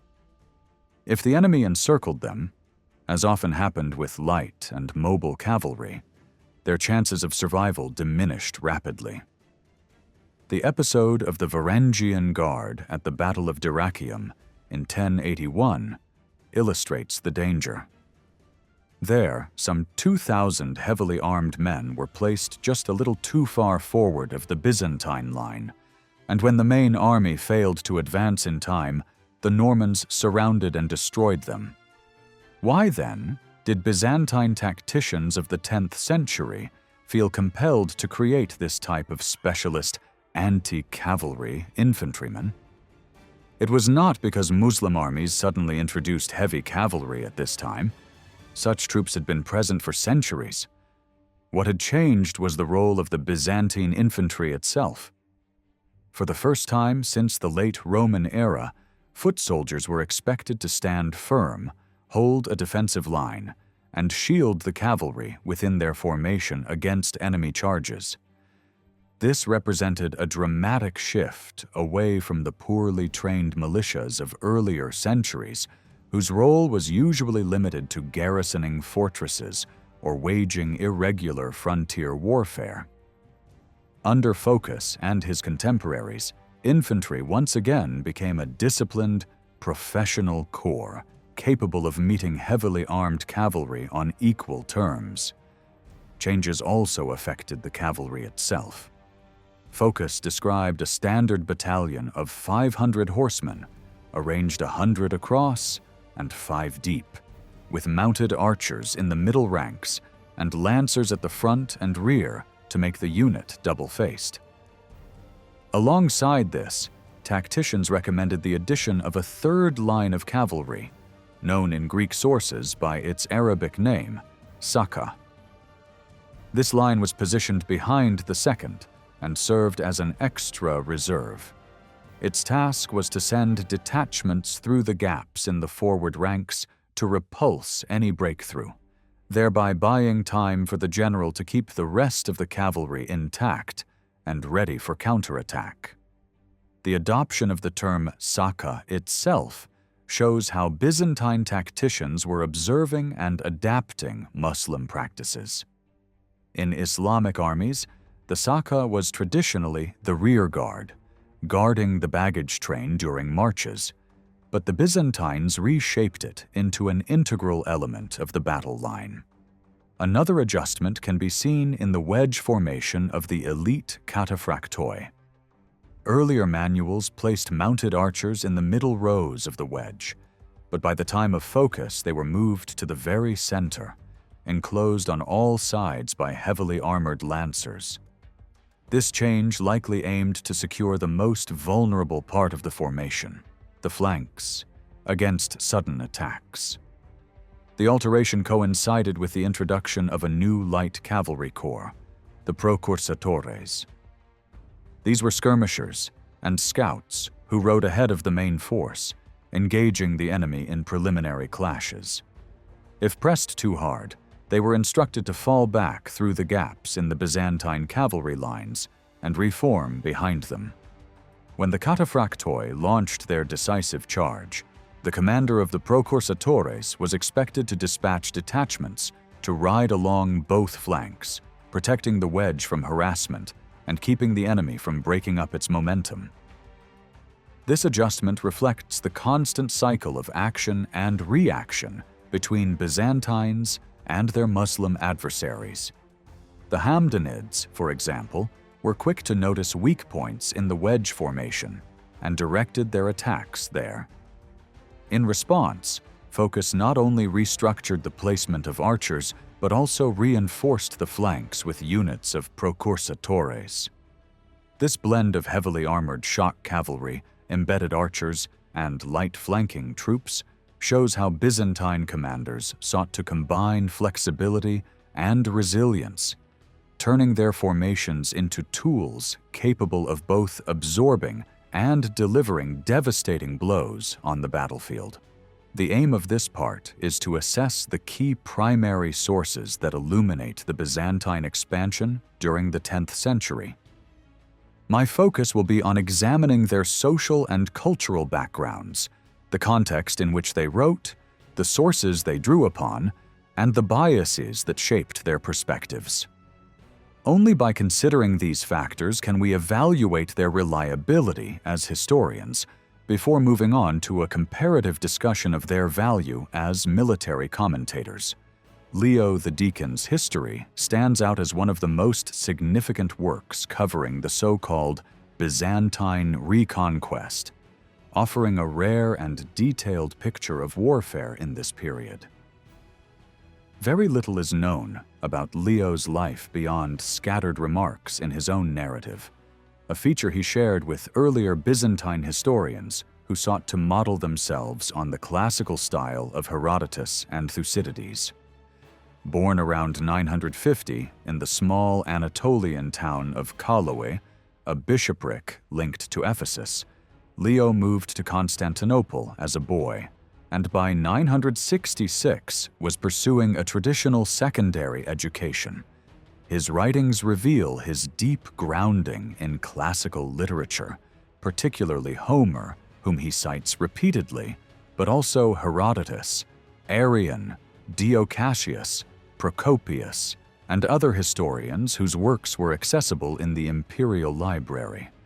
His language is consciously archaic, often employing classical terminology for military matters, though occasionally he inserts contemporary words for clarification. For example, explaining that the Roman dromones were equivalent to triremes. Like many educated men of his time, his studies centered on grammar, rhetoric, and philosophy, with Homer's Iliad holding particular importance given Leo's interest in the themes of war. By the mid-1970s, Leo had entered the clergy, most likely being ordained as a deacon in 975, and he soon became a member of the palace clergy under Basil II. He was certainly in Constantinople in 985, when he recorded both the downfall of Basil the Nothos and the earthquake that damaged Hagia Sophia, and his description of the naval battle of Abydos that same year suggests a direct familiarity with contemporary events. The earliest possible date for the composition of his history is usually set at 995, when he delivered an oration in praise of Basil II. Some later traditions suggest that he lived into the next century and may even have become Bishop of Caria, though no firm evidence of this survives in his text. Leo's work occupies a middle ground between a universal chronicle and a literary memorial to emperors. Divided into 10 books, it is organized around the reigns of Nicephorus Phocas and John Tzimiskes, while also including sections on Romanus II and the early years of Basil II. Although he originally planned to extend the account into Basil's reign, he seems to have abandoned this, perhaps after deciding to circulate the first 10 books as a complete unit.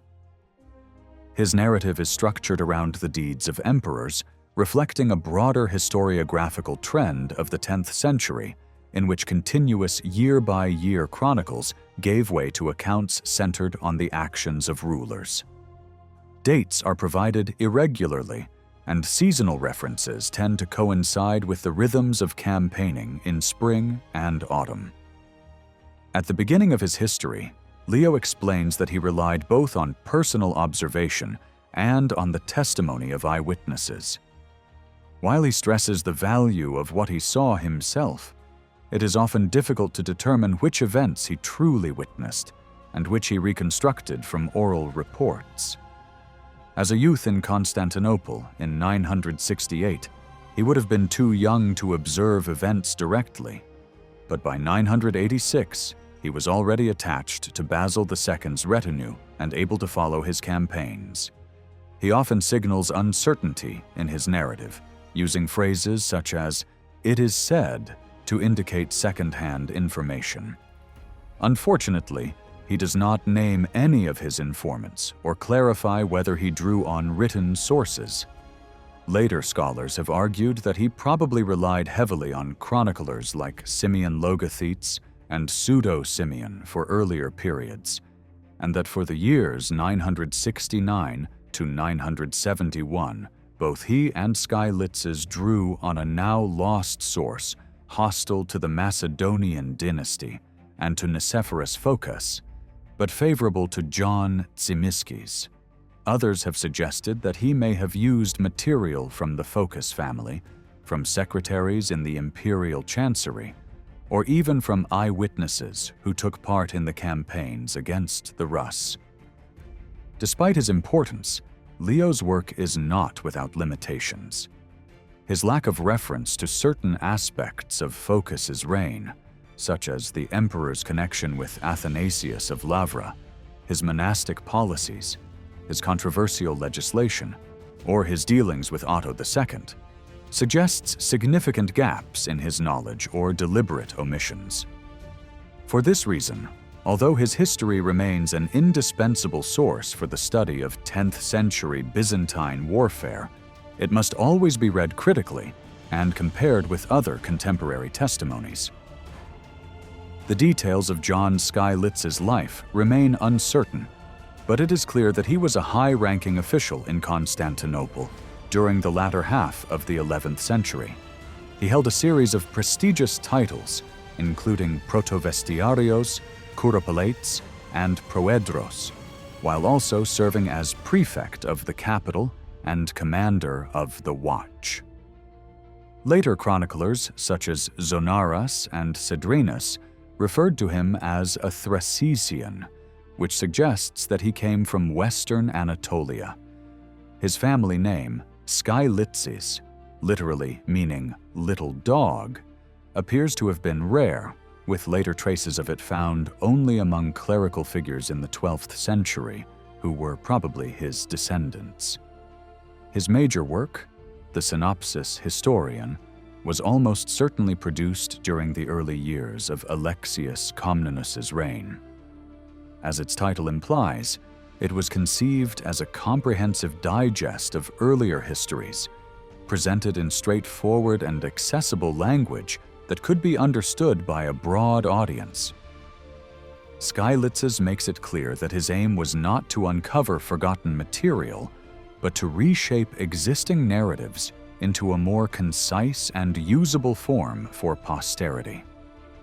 The first version of the Synopsis, completed around 1092 to 1094, covered the period from the death of Nicephorus IV in 811 to the abdication of Michael Sixik in 1057, and was later used by George Cedrenus. Skylitzes subsequently expanded the account to reach 1079, with this extended version becoming a key source for Zonaras. The work varies greatly in the amount of space given to different emperors, from only a few pages for rulers such as Michael I or Romanus II, to extensive accounts of the reigns of Basil II and Constantine IX. Like Leo the Deacon, Skylitzes organized his narrative around the lives and deeds of emperors, rather than by strict chronology.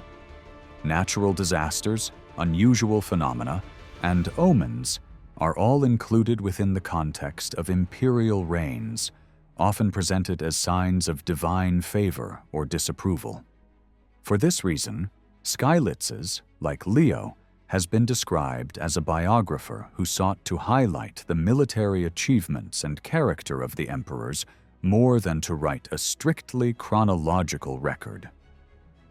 The subjects he discusses can be divided broadly into two categories: events in Constantinople, which include ecclesiastical appointments, building projects, and court intrigue, and foreign affairs, particularly wars fought on the empire's borders. His system of dating events, however, is inconsistent and lacks the rigor of earlier chroniclers such as Theophanes Continuatus or George Psychelos, both of whom Skylitzes admired. In his introduction, Skylitzes names 10 historians whose works post-dated Theophanes, though it is unlikely that he consulted all of them directly. We can be certain that he relied on figures such as Leo the Deacon, Nicetas the Paphlagonian, and Manuel the Protospatharios, since these are attested elsewhere. For the 9th and early 10th centuries, his dependence on Joseph Genesios and Theophanes Continuatus is clear, particularly on the Vita Basili in the latter. For the later 10th century, his sources are harder to identify, which has fueled considerable scholarly debate. Some historians argue that both Skylitzes and Leo the Deacon drew upon a now-lost work attributed to Nicephorus the Phrygian, a deacon at the imperial court with detailed knowledge of events leading up to the Russ's campaign of 971, possibly even as an eyewitness. This theory explains certain parallels between the two authors, as well as the ambivalent portrait of Nicephorus Phocas found in their works, which may reflect the blending of pro- and anti-Phocas traditions. Others suggest the use of a war diary for the reign of John Tzimiskes, particularly regarding his Bulgarian campaigns, though whether Skylitzes had direct access to such a record remains uncertain. For Basil II's reign, no original sources survive, but the evidence points to Skylitzes making use of a lost continuation by Theodore of Sebastia, nephew of Theodore of Side, whose own history had extended back to 811. Notably, Skylitzes devotes less attention to Phocas and more to Bardas Skleros, especially in his account of the revolt of 976 to 989, indicating that he may have relied on material that emphasized Skleros's role in military affairs. For the years after Basil's death in 1025, Skylitzes depended heavily on John the monk, who in turn reworked the earlier writings of Demetrius of Cyzicus. The latter had access to detailed Constantinopolitan annals that preserved valuable information about the empire's wars between 1025 and 1043.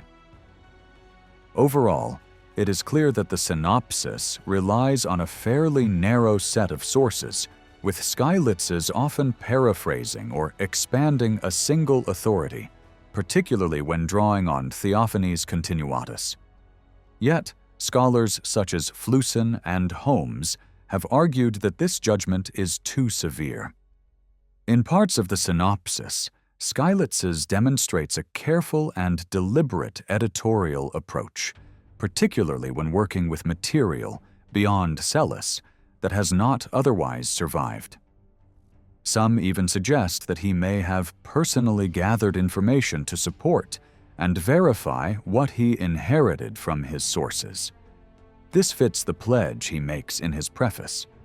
He read earlier histories closely, removed exaggerated or fanciful elements, set aside contradictions, and preserved only what seemed credible.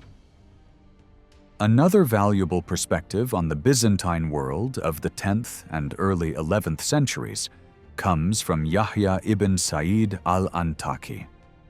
His chronicle provides one of the richest testimonies of the multifaceted connections between Byzantium and Islam, especially under the rule of the Fatimid Caliph al-Hakim. Yahya is unique as the only Greek Christian to compose a surviving Arabic chronicle, which makes his account an essential source for understanding Byzantine Arab encounters in Syria and Mesopotamia during this period. Other Arabic works preserve only fragments or abridged versions of such interactions, making Yahya's text all the more important. He also offers valuable insights into the local life of Eastern Anatolia and Syria, and he stands out for the accuracy and objectivity with which he comments on political and religious tensions across the Eastern Mediterranean. Unlike many Greek contemporaries, such as Leo the Deacon, he avoids indulging in anecdotal tales and remains focused on concrete events.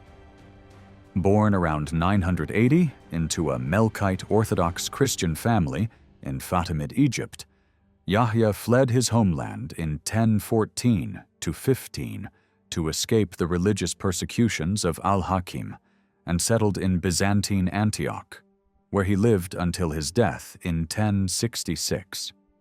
He was a well-educated man, possibly a physician, and his chronicle was intended as a continuation of the Nazm al-Jawhar written by his relative, Patriarch Eutychius of Alexandria. Dissatisfied with Eutychius's account, Yahya began drafting his own while still in Egypt, later revising it in Antioch. He produced at least 3 versions, with the final redaction completed after 1034, ensuring it covered events such as the Byzantine conquest of Edessa in 1031. Yahya's chronicle does not follow the conventional annalistic style of Islamic historiography, in which events are rigidly listed year by year. Nor does it adhere to the Egyptian tradition of biographical writing. Instead, he organizes his material partly by the reigns of caliphs, first the Abbasids, then the Fatimids, and partly by geography, concentrating on Egypt, Syria, and Byzantium's eastern territories. His perspective remains tightly focused on the Eastern Mediterranean. The sources available to Yahya can be divided into 3 broad groups: Byzantine, Syrian Christian, and Muslim. Up to the reign of Constantine VII, he seems to have drawn upon Byzantine historians such as Theophanes Continuatus and Simeon Logothetes, as suggested by similarities in style and content. It remains uncertain whether he used the original Greek texts or Arabic translations. For the later period, covering the reigns of Romanus II, Nicephorus Phocas, John Tzimiskes, and Basil II, particularly the revolt of Bardas Skleros, he again appears to have relied on Byzantine material, though his version sometimes diverges from theirs. Scholars such as Vasiliev believe he may also have drawn on ecclesiastical records from the patriarchates of Alexandria and Antioch, given his family ties.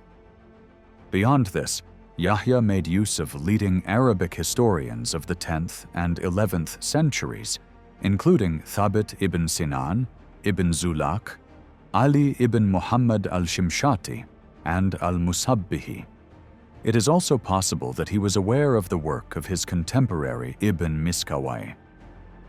Abu at-Tayyib Ahmad ibn al-Hussein al-Mutanabbi, 915–965, often regarded as one of the greatest poets of the Arabic language, was born in Kufa to a modest family and received part of his education in Damascus.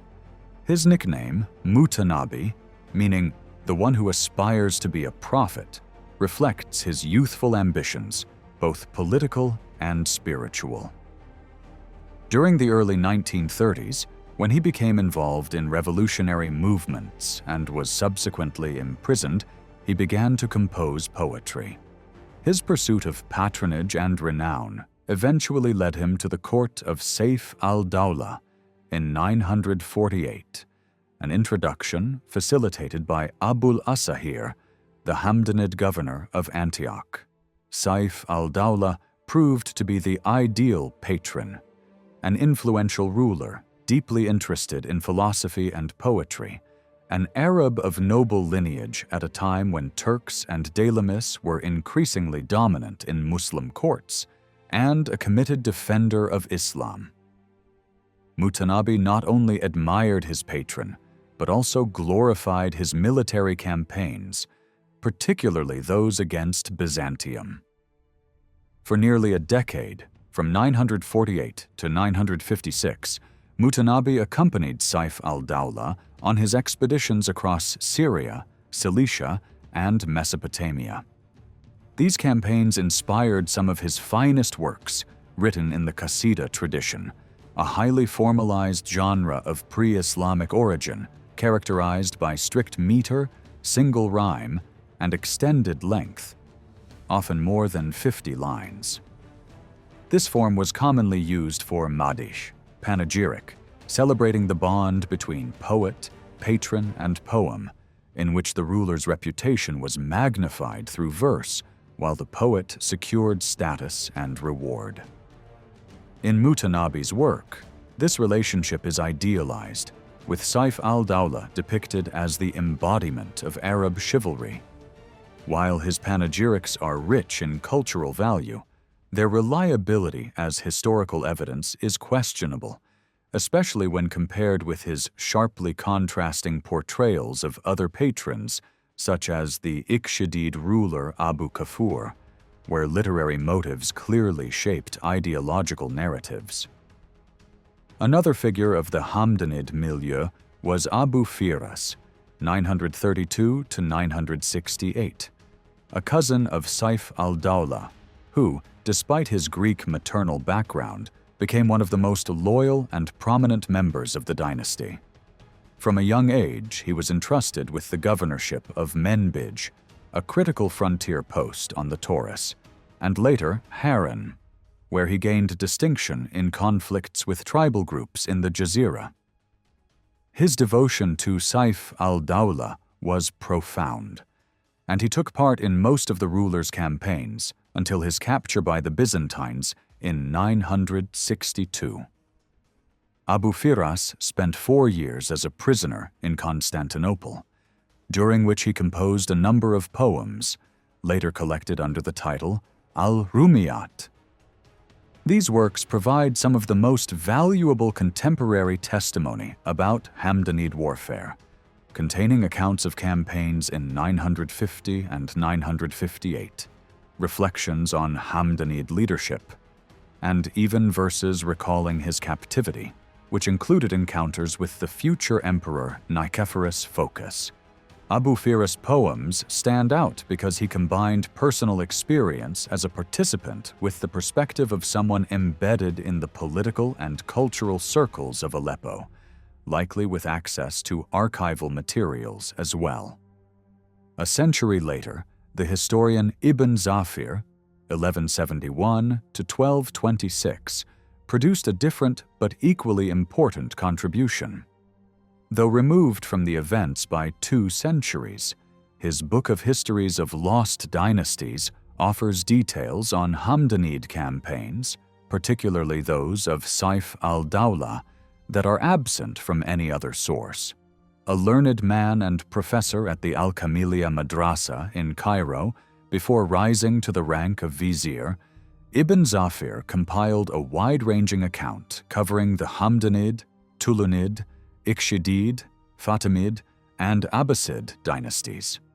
His work draws on sources now lost, making it uniquely valuable for reconstructing the dynamics of Byzantine Arab warfare in the 10th century.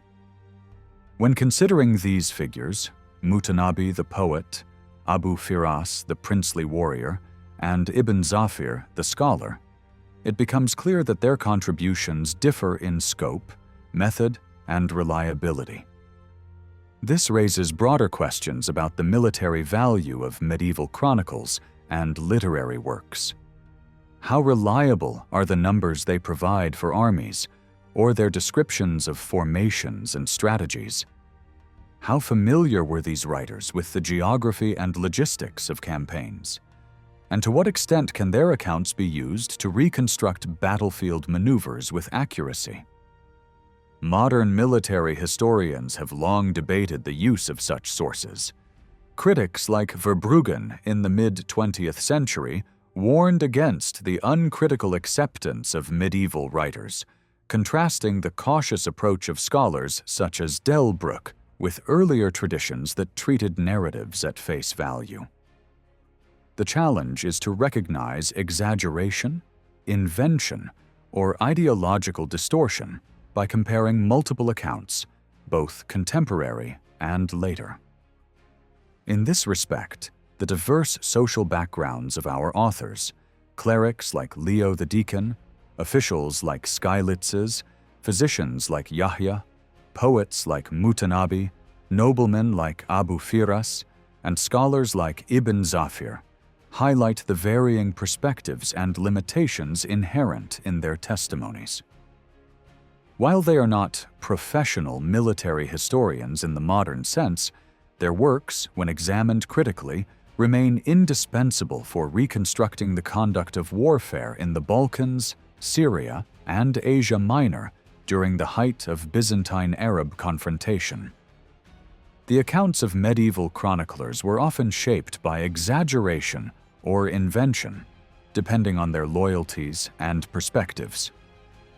One of the clearest examples is found in the Qasida poetry of Mutanabi, which elevates Saif al-Dawla and his exploits against Byzantium to almost legendary proportions.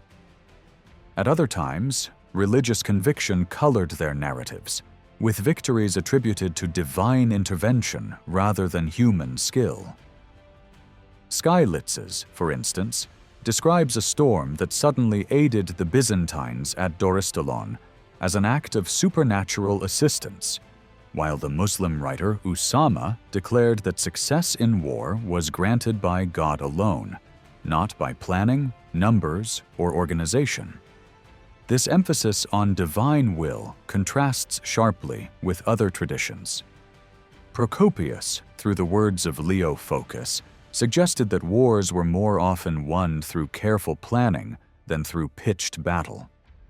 Emperor Leo VI stressed that discipline, leadership, and divine favor mattered more than sheer numbers or courage, while Vegetius had already argued in Roman times that training and skill were usually the decisive factors. For many warriors of the Middle Ages, however, God remained the supreme arbiter of combat, transforming war into something akin to a judicial duel on a grand scale. Religious worldviews deeply shaped the way historians of the period explained causation, weaving the divine into the fabric of their narratives. Another difficulty arises from the language used by chroniclers and the problems this creates for modern interpretation. Translating military terms without sensitivity to their original context can easily distort meaning.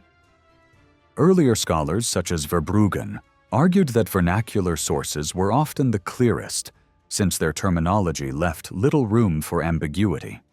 He pointed to examples where German military vocabulary entered Romance languages, and argued that these terms were usually distinct and precise, even when chroniclers did not always differentiate between units. Later critics like Abels and Murillo challenged this view, insisting that historians must be cautious not to project modern categories onto medieval terms. They argued that each word must be understood within its own social, administrative, and cultural framework, since terminology reflects the way contemporaries conceptualized warfare rather than how we might classify it today. A good case study of this issue is the Byzantine use of the term cataphractos, often associated with the heavily armed cavalry of the 10th century. For many years, scholars believed that this elite unit was revived by Emperor Nicephorus II after a long absence, with his legislation regulating their recruitment, arms, and training. Their apparent disappearance under Basil II was taken as evidence of disbandment. Others have pointed out, however, that the wedge-shaped formation of the cataphractoi may have originated earlier, during the campaigns of John Curtius in the mid-10th century, and that the unit itself had likely never truly vanished. The assumption of a gap in its existence rests largely on the absence of the term in sources between late antiquity and the 10th century. Yet the rediscovery that the treatise On Strategy, once thought to date from the 6th century, was actually compiled in the reign of Theophilus in the 9th century shows that the term never disappeared entirely. What this debate illustrates is that chroniclers often employed archaic or classicizing vocabulary, not necessarily to reflect reality, but to display erudition. As a result, one cannot simply equate their words with contemporary military practice. For example, Orderic Vitalis used the term pedits to mean both common infantry and dismounted knights, while Leo the Deacon regularly referred to iron-clad horsemen in ways that are inconsistent and highly stylized. It is clear that these choices were shaped as much by rhetorical tradition as by military accuracy.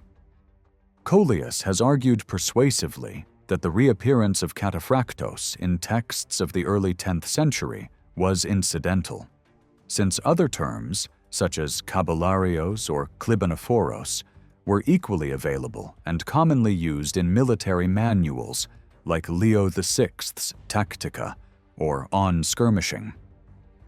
The fact that authors preferred one word over another may say more about their literary tastes than about actual developments on the battlefield. Thus, rather than assuming the disappearance or reintroduction of units, historians must carefully weigh the evidence, recognizing that medieval terminology often distorts rather than clarifies. The same caution applies to the reliability of chroniclers as observers of military events. Many had little direct experience of warfare, which made their accounts vulnerable to inaccuracies. An instructive comparison comes from the final battle against the Rus at Doristolon in 971. Skylitzes, who had military experience, recorded the details of Emperor Tzimiskes' feigned retreat with precision, while Leo the Deacon reduced the maneuver to a simple statement that the Byzantine troops fled. Such disparities remind us that clerical or literary authors should not be dismissed as uninterested in military matters, but neither should their accounts be treated uncritically. Their descriptions reflect the priorities and cultural assumptions of their time rather than the expectations of modern military analysis. This leads to a final issue: the use of numbers in medieval sources. Estimates of army sizes or troop compositions are often inflated or deflated, depending on the author's sympathies. Victories could be magnified by exaggerating enemy strength, while defeats might be excused by underreporting one's own forces. Even when chroniclers had potential access to records, whether through state archives, ecclesiastical contacts, or family connections, there is little guarantee that they used such information accurately or objectively. Some Byzantine and Abbasid governments maintained detailed registers of soldiers, but whether chroniclers could consult them remains doubtful. Those who did, like officials working close to the court, might present statistics selectively, shaped by the political or rhetorical needs of their narratives. The implication for modern historians is clear. Medieval chronicles are indispensable sources, but their testimony must always be examined critically. Their figures, terminology, and attributions of causation reveal as much about the mindset and cultural framework of their authors as they do about the events themselves. Recognizing these limitations is essential if we are to use them responsibly in reconstructing the military history of the 10th century. As I turn to the Byzantine material, my first concern is how often and how reliably the chroniclers give numbers. Both Leo the Deacon and Skylitzes supply far more figures after the 900s and 50s, and they do so mainly for campaigns in the Balkans rather than in Syria. In Leo's first 9 books, which cover the reigns of Nicephorus Phocas and John Tzimiskes, he offers 10 separate troop estimates. Only two appear in the opening books on Romanos II and the Cretan expedition of 960/61, and both look inflated. He claims that a night sortie early in the siege of Chandax surprised 40,000 defenders, purportedly only part of the garrison, and later assigns the impossible total of 400,000 to focus force against Tarsus in 965. Skylitz's is likewise thin on dependable figures before his chapter 14 on focus. He repeats that Tzimiskes slaughtered 5,000 Muslim horsemen near Adana in 964 and ascribes 100,000 men to the Fatimid relief army for Antioch in 970, a total that invites doubt. Once both authors reach the Balkan campaigns, their numbers become fuller and usually tighter. In books 6 through 8, Leo gives 8 further estimates for Byzantine and opposing forces, such as 30,000 Scythians and 10,000 Byzantines at Arcadiopolis in 970, and he even attempts casualty counts, recording 20,000 enemy dead against only 55 Byzantines. The latter disparity has rightly raised eyebrows. Even if Leo had access to official returns, the Rus losses read like heroic inflation to magnify Tzimiskes' triumph. More persuasive are his order of battle figures for the fighting outside Preslav in 971, where he speaks of roughly 15,000 heavy infantry and 13,000 cavalry, including the Immortals. Plausible numbers for the scale of that expedition. Skylitz's, by contrast, floods chapter 15 with a dozen estimates for Arcadiopolis and Doristolon. He assigns an extravagant 308,000 to the combined Rus, Patzinak, and Magyar host, an obvious boost to the glory of the Byzantine victory, while setting the imperial field force at a more credible 12,000, though his claim of only 25 casualties strains belief.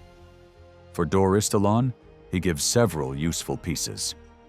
The emperor's vanguard of 5,000 infantry and 4,000 cavalry, 8,500 Bulgars drilling outside Preslav, 8,000 in the citadel garrison, 330,000 for Sviatoslav's army, and 20,000 Bulgars captured after Preslav fell.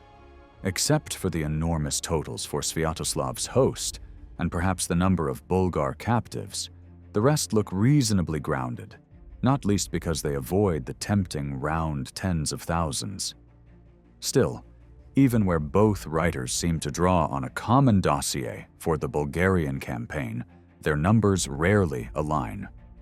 Arabic writers are understandably better informed about the 950s to 960s fighting in Cilicia and Syria.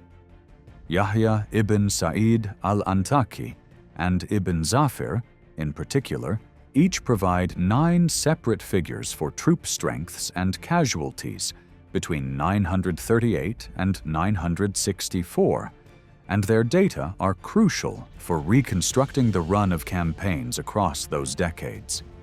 Ibn Zafir's narrative is especially valuable, preserving details not found elsewhere. For Saif al-Dawlah's 938 push toward Anzitin and Hisan Ziyad, Ibn Zafir claims that John Kerkuas marched out to meet him with 200,000 men, clearly an exaggeration, while also noting a 20,000-strong body of Byzantine patricians, almost certainly a tagmatic composite from the capital, 70 of whom were captured when Saif's Ghulams struck their formation. Given that individual tagmata hovered around 4,000 men, the 20,000 figure for a combined elite contingent is not inherently implausible. Abu Firas also quotes Kerkuas's army at 80,000, which is still high for a pre-955 field force and likely reflects a tradition of amplifying Byzantine numbers to enhance Arab success. A later estimate of 40,000 Byzantines sent against Sayef in the summer of 951, no battle ensued, but the Arab raids on Samandos and Charcianon were judged successful, sits more comfortably. For the two decisive defeats at Marish, 953, and Hadath, 954, Ibn Zafir again provides the key numbers. At Marish, he speaks of an elite strike group of 600 cavalry routing Phocas's much larger force, a clear flourish to dramatize Saif's victory and explain the high-profile captures of Constantine Phocas and, as Abu Firas adds, Leo Malinos. For Hadath, he has Bardas Phocas mustering 50,000 infantry and cavalry, reinforced by foreign contingents like Russes, Bulgars, and Armenians, and losing about 3,000 men, while Saif personally led 500 ghulams in a thrust at the enemy center. These totals are sensible for a clash over such a strategic frontier fortress. Yahya supplies 4 figures for Tzimiskes operations around Amida, Arzen, and Mayafarikin in June 958, and the defeat of Saif's lieutenant Nadja al-Kasaki, who is said to have brought 10,000 men and to have lost half of them, with 3,000 taken prisoner. A second victory later that autumn at Raban produced 1,700 captives, though the overall numbers engaged are not given. Abu Firas adds that the eunuch Basil the Parakoimomenos brought 12,000 reinforcements from Constantinople to bolster Tzimiskes after his initial success.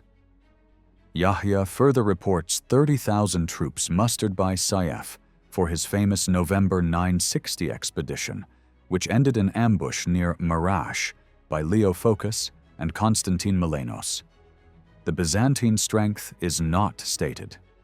2 years later, during the imperial drive that seized Anazarbus and brought on a battle with forces out of Tarsus, Yahya tallies 5,000 Muslim dead and 4,000 prisoners, and he also records the massacre of the Tarsian cavalry by Tzimiskes near Adana in 964, estimating 4,000 killed. Skylitzes knows the same episode and puts the fallen at roughly 5,000. Taken together, these patterns are clear.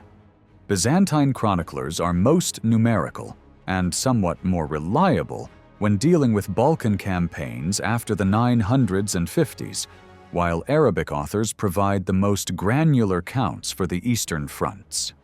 Inflated totals appear on both sides, typically to magnify victories or dramatize defeats. But where figures avoid conspicuously round magnitudes and are tied to specific units or battlefield functions, they tend to be the most persuasive. A further issue concerns the geographical knowledge of the chroniclers and how well they understood the regions where the campaigns took place. One must ask whether they provide enough detail to follow the route of armies, or whether they describe in any meaningful way the fortifications of key cities, the surrounding countryside, or the battlefields themselves. When examining the Byzantine writers, it is clear that both Leo the Deacon and Skylitzes depended heavily on second-hand reports rather than first-hand familiarity with these areas. Their place names, descriptions of rivers and plains, and even their comments on major cities such as Chandax, Tarsus, and Preslav are generally drawn from eyewitness testimony provided to them rather than their own observation. Leo the Deacon offers one of his best geographical passages in his account of the siege of Chandax, where he not only notes the imposing defenses of the city, but also emphasizes the importance of reconnaissance before launching a siege. His narrative highlights both the position of the walls and their strength, describing how one side of the city was protected by the sea, and the other by a flat, rocky plateau on which the fortifications stood. The walls themselves were broad enough for wagons to pass each other along the ramparts, and outside them ran 2 deep and wide moats. He also provides some valuable details about Tarsus, which he describes as having towering double walls and a broad moat, with the river Kidnos cutting through the city and crossed by 3 bridges, while the surrounding plain was especially favorable for cavalry operations. Beyond these examples, however, Leo's geographical detail is inconsistent. His description of campaigns in Syria during the 960s is sketchy, often little more than a statement of departure and arrival points, such as the vague note that Phocas marched from Cappadocia toward Tarsus, or that the emperor moved swiftly to Antioch to begin a siege. The same weakness appears in his coverage of Archidiopolis in 970, where he omits even the name of the battlefield and reduces his description to ambiguous remarks about the enemy camp being not far from the Byzantines and the ambushers lying in nearby thickets. He is somewhat better informed when narrating Tzimiskes' campaign in Bulgaria in 971, where he at least refers to the crossing of the Danube, the army's stop at Adrianople, the narrow mountain passes leading into Bulgaria, and the plain around Preslav that was suited for cavalry. Yet even here, his detail fades once the focus shifts to Dorostolon, where he names the site but offers no real sense of the terrain on which the decisive battle unfolded. Skylitz's is even weaker in geographical awareness. His coverage of Kirkuas's operations in Mesopotamia and Cilicia in the early 10th century compresses events into a generalized narrative of conquests, with virtually no information about terrain or specific routes. His account of the Magyar invasion of the Balkans in 934 is equally vague, describing only that the invaders overran the west up to the city. He does slightly better when recounting Phocas's Cilician campaign of 964, where he names several cities taken or destroyed, Anazarbos, Rossos, and Adana, and notes that the emperor paused at the fortress of Drizzion in Cappadocia before advancing. Even so, the details remain minimal, and his version of the fall of Mopsuestia contradicts Leo's. Where Skylitz's attributes the surrender to famine, Leo insists the walls were breached by fire. On the Balkan front, Skylitz's deficiencies are even more pronounced. His narrative of Arcadiopolis contains no topographical detail beyond noting that Bardas Skleros set ambushes in suitable places. For Dorostolon, he lists a few important locations, such as Raidastos, where Tzimiskes encountered a Bulgar embassy, and Preslav, which he calls the seat of the Bulgar kings. But he says little about the actual terrain or fortifications, other than remarking that the citadel was very well fortified and impregnable. Thus, while both chroniclers provide occasional nuggets of useful geographical description, their accounts as a whole lack the detail that would allow a modern reader to reconstruct routes, understand fortifications, or visualize the battlefields with any precision. The synopsis again proves disappointing in its treatment of the siege of Dorostolon and the subsequent clashes outside the city between Byzantine forces and the army of Sviatoslav. From Skylitz's account, we can at least infer that there was a plain in front of the city's main gate, where the emperor assembled his troops. He also notes that Dorostolon lacked a moat, since Sviatoslav is said to have dug a defensive trench during the night to prevent the Byzantines from moving siege engines into place. The fact that Skylitz's knew the name of the estate, where admirals Leo and Nicephorus stayed during the siege, despite mentioning very few local place names elsewhere in this section, shows how dependent he was on oral testimony. Overall, while his account of Tzimiskes' Balkan campaign is one of the most detailed we possess, it still provides little consistent information on the topography of the battlefields, even though the lay of the land was crucial to the outcome of the fighting. By contrast, the Arab sources offer much richer detail about geography and routes, enabling us to trace with far greater confidence the paths of armies during the annual campaigns across the Taurus in the mid-10th century.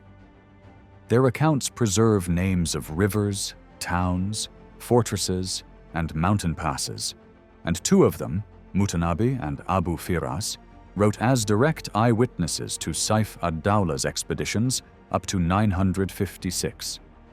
Their testimony is reinforced by Yahya, who drew on a range of Greek, Syrian, and Muslim traditions, and by Ibn Zafir, who preserved valuable additional material. Mutanabi, in particular, accompanied Saif on every campaign between 948 and 956, composing a celebratory poem for each and glorifying the emir's exploits. 3 expeditions stand out for the geographical information they yield. The first is the campaign of 950, when Mutanabi describes the invasion of Cappadocia and Charcianon. Saif's forces entered Byzantine territory through Al-Safsaf and Hizn al-Uyun, then advanced to Samandu, Zamandos, south of Caesarea in Cappadocia.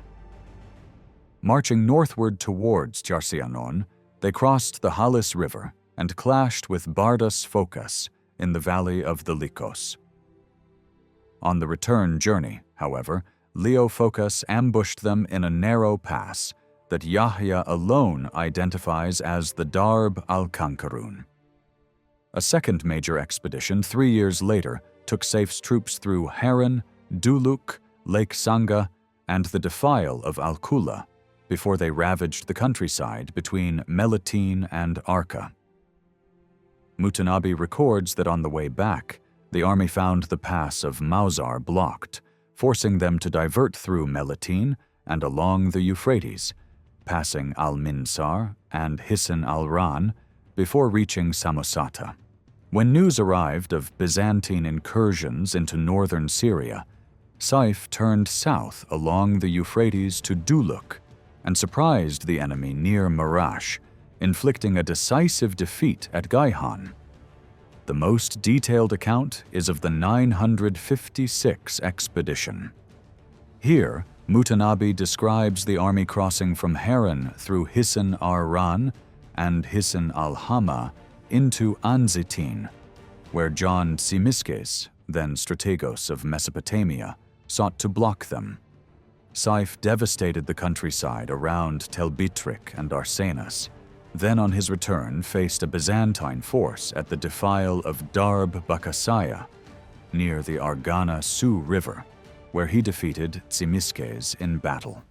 These poems are invaluable for modern historians seeking to plot the routes of Hamdanid expeditions, since they preserve names of places otherwise lost.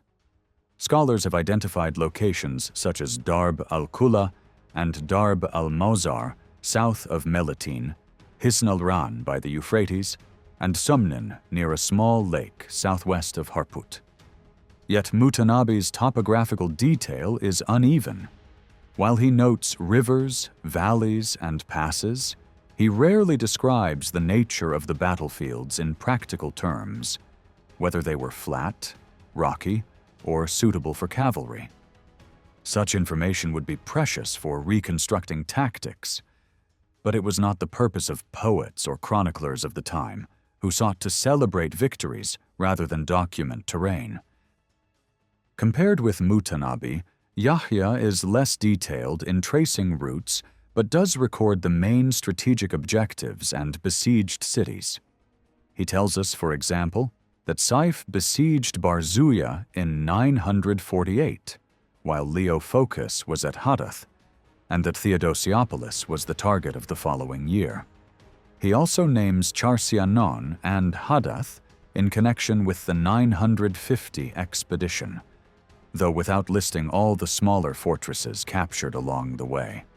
For the key campaigns of 953 and 954, Yahya confines himself to noting the passes of the Merwan and Samosata and the fortress of Hadath. Thus, while his account lacks the vivid detail of Mutanabi's poetry, it still highlights the chief centers of strategic importance in the struggle between Byzantines and Arabs.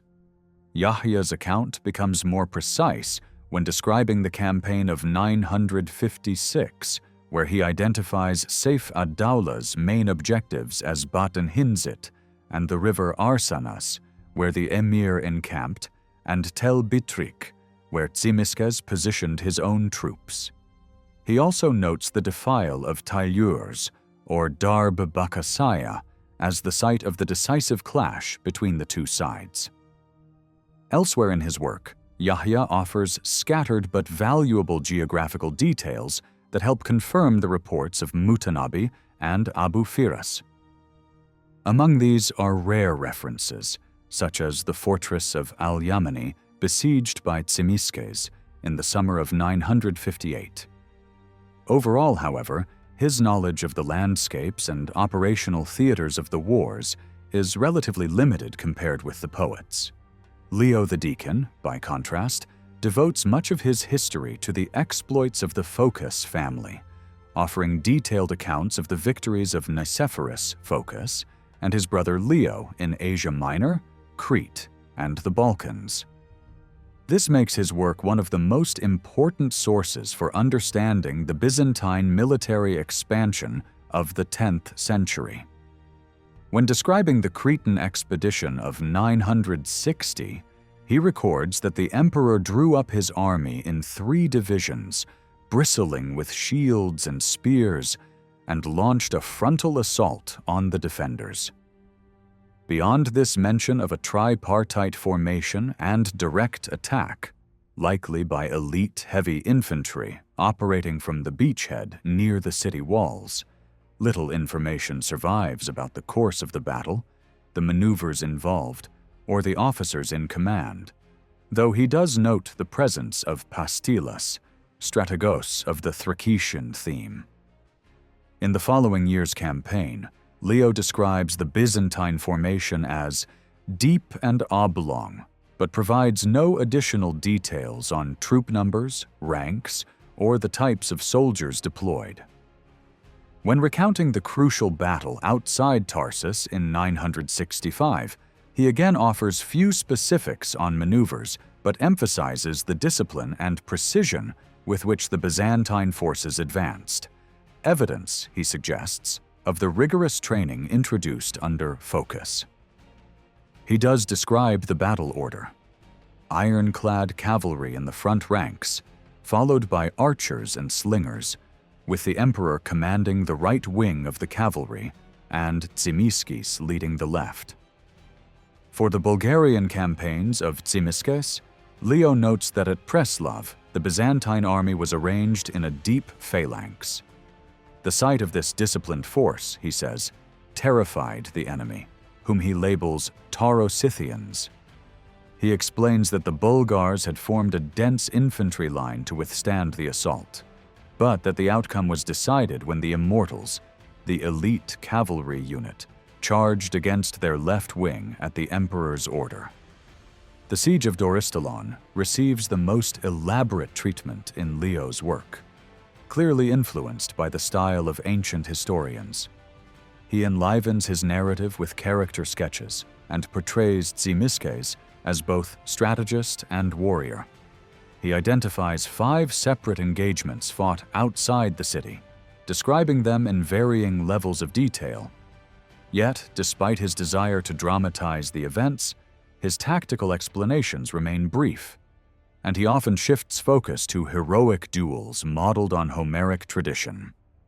Thus, after noting that both sides fought fiercely in one clash, he quickly turns to individual feats of Svendoslavos and Theodore Lalakon, later highlighting the combat between Animus and Ikmor.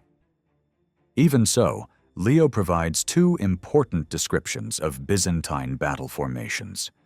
Before the first clash outside Dorystalon, he explains that the emperor placed heavily armored cavalry on the wings, infantry in front, and archers and slingers behind, with orders to maintain steady fire. Before the final battle, he records that Bardas Skleros led a flanking maneuver that encircled the enemy, a tactic echoing contemporary military manuals. Skylitzes, on the other hand, omits many of the details that Leo preserves. His synopsis gives only the bare essentials of major battles, often without mentioning commanders, unit names, or tactical arrangements.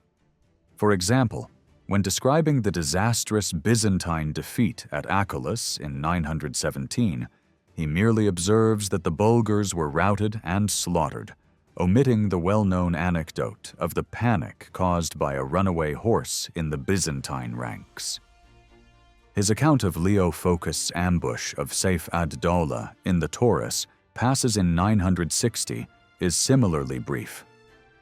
Chamdan advanced into the narrow defile of Adrasos and was suddenly attacked by troops rolling down boulders and hurling missiles from hidden positions.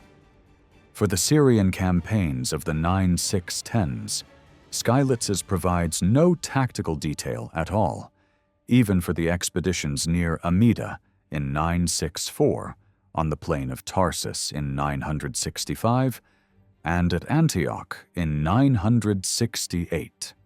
His narrative becomes far more useful, however, in the description of Tzimiskes' Balkan operations of 970 to 971. Here, his account rivals Leo's in depth and may have drawn from the same eyewitness reports or official records.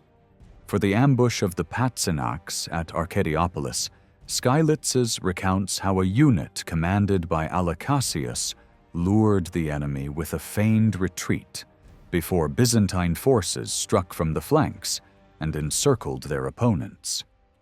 Yet even in this well-informed passage, his focus remains on the sequence of the engagement rather than its strategic background.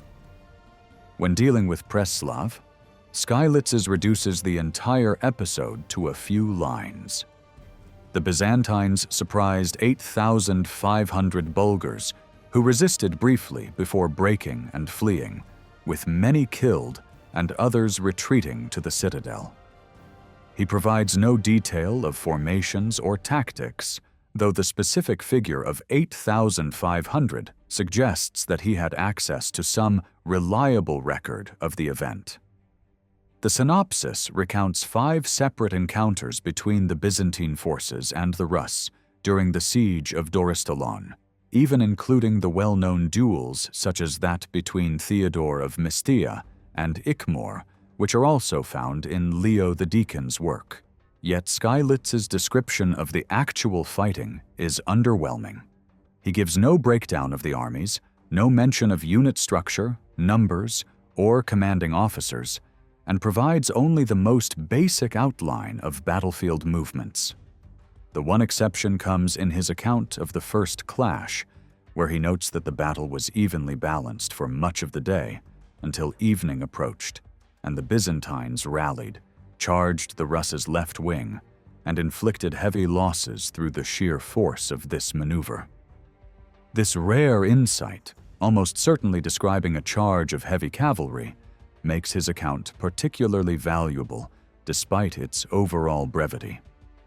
Although Skylitzes and Leo agree on the main points of the battle, the synopsis lacks the depth of personality and psychological detail found in Leo's history. Leo often sought to portray the emotions of ordinary soldiers, the fear that gripped them, and the mindset of commanders, adding vividness to his descriptions through his own patriotic perspective. Skylitzes, in contrast, tended to highlight the individual feats of leading figures while offering little detail on strategy, geography, or logistics. The difference in their approaches, combined with the different times in which they were written, ensures that both accounts remain indispensable to modern historians seeking to understand warfare in the 10th century. Muslim chroniclers, for their part, provide far more precise geographical information, naming rivers, fortresses, towns, and routes, but they are rarely interested in narrating the flow of battles.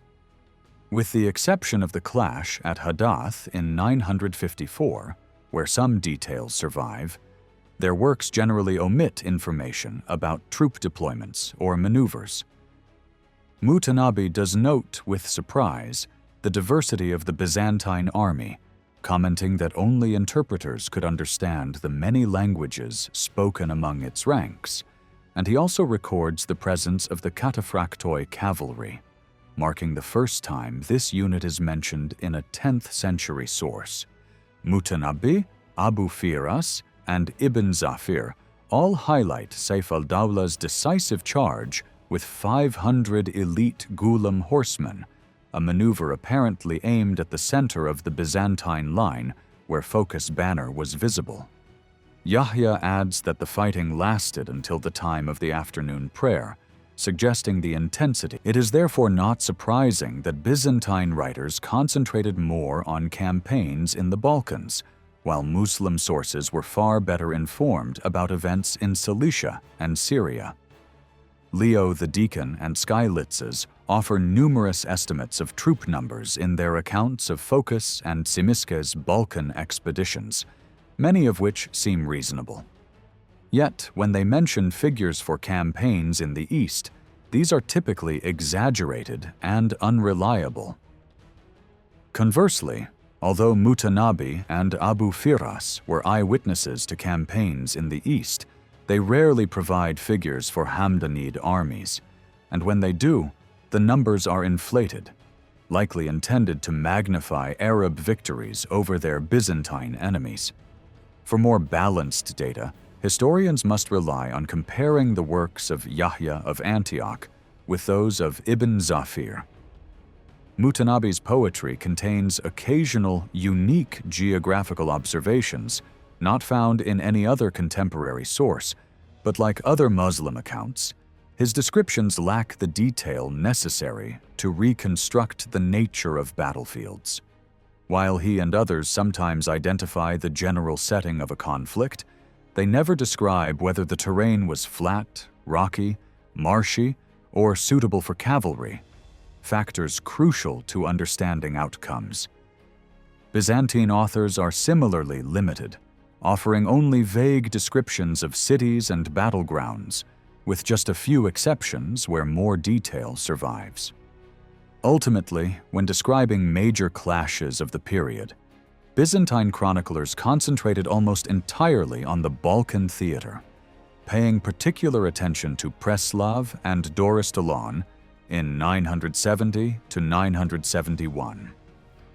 Except for the sieges of Chandax and Tarsus, they rarely provide clear accounts of fighting in the East. And even in their most detailed narratives, they tend to omit unit names, tactical details, and the exact flow of the battle, preferring instead to highlight the deeds of individual leaders. Muslim accounts, though geographically richer, are even more limited in terms of military detail, showing little interest in the tactics or outcomes of the battles themselves. This section turns to the question of tactical developments within the Byzantine imperial army during the 10th century, using the great battles of the era as case studies. To uncover these changes, the most useful material comes from the surviving military manuals of the time, which outline in detail how armies were supposed to be organized, deployed, and maneuvered in the field. Earlier discussions have examined their recommendations on marching formations, battle order, weapons, and unit tactics, as well as whether these instructions reflected genuine innovation or simple adaptation to the strategic needs of the eastern frontier.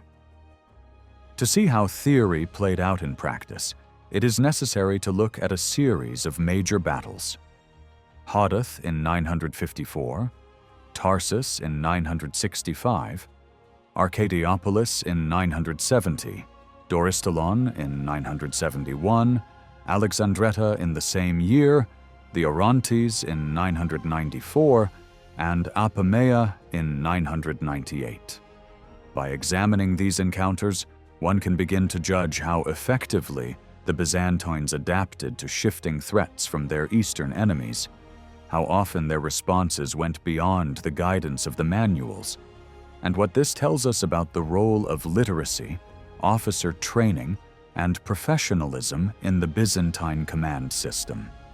The evidence also sheds light on discipline, morale, and the esprit de corps of the predominantly Eastern armies that took part in these campaigns. The Battle of Hadath on the 30th of October 954 stands out as one of the most dramatic defeats of the century. Bardas Phocas, commander of the imperial forces, faced Saif al-Dawla near the town of al-Hadath with an army said to number 50,000. Muslim sources describe this army as strikingly multi-ethnic. Mutanabi expressed astonishment at the array of different peoples, claiming that only interpreters could bridge the language barrier. He noted the presence of Byzantines and Rus, while Abu Firas added Armenians and Slavs, and Ibn Zafir spoke of Rus, Bulgars, and Armenian infantry and cavalry. The consistent emphasis on Armenian and Rus contingents across several accounts suggests that these forces were present in significant numbers, enough to be observed independently by multiple witnesses.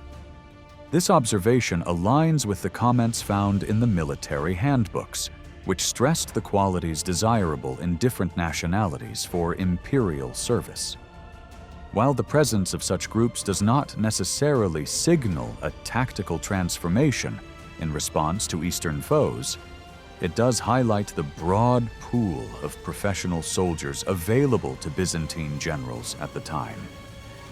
Saif al-Dawla, already in the vicinity of Hadath before the Byzantines arrived, likely secured the higher ground. We know little about the ratio of infantry to cavalry in either force, except that Mutanabi explicitly mentions the Byzantine cataphractoi. What all the Muslim sources emphasize, however, is the decisive charge led by Saif with a personal retinue of 500 Gulam horsemen, apparently aimed at the center of the Byzantine line, where Phocas's banner was visible. In accordance with the military treatises, the commander would normally take position in the second line, behind the cataphractoi. It is therefore plausible that Saif directed his assault at precisely this critical point. The reported Byzantine casualties, around 3,000, both infantry and cavalry, suggest that after the cavalry line was broken, the surviving units may have tried to regroup into infantry squares, only to be overwhelmed by Saif's attack. The next great clash came outside Tarsus in 965, during the campaign led by Nicephorus Phocas. Leo the Deacon, our chief source, does not offer a detailed narrative of battlefield maneuvers, but does describe the emperor's preparation. Determined to maximize the advantage of his heavy cavalry, Phocas ordered the surrounding fields cleared of vegetation that might hinder movement or conceal ambushes. The imperial army was deployed with the ironclad horsemen in the front line, archers and slingers behind them, Phocas himself commanding the right wing with a large squadron of regular cavalry, and John Tzimiskes leading the left. This formation reflects the principles laid down in the manuals: cataphractoi in the center, regular cavalry on the flanks, and missile troops behind to cover the advance. Although the infantry are not mentioned, they likely followed in support.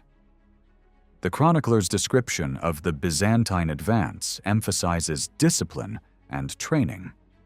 He depicts the cavalry divisions moving forward with flawless precision, the plain glittering with the gleam of armor.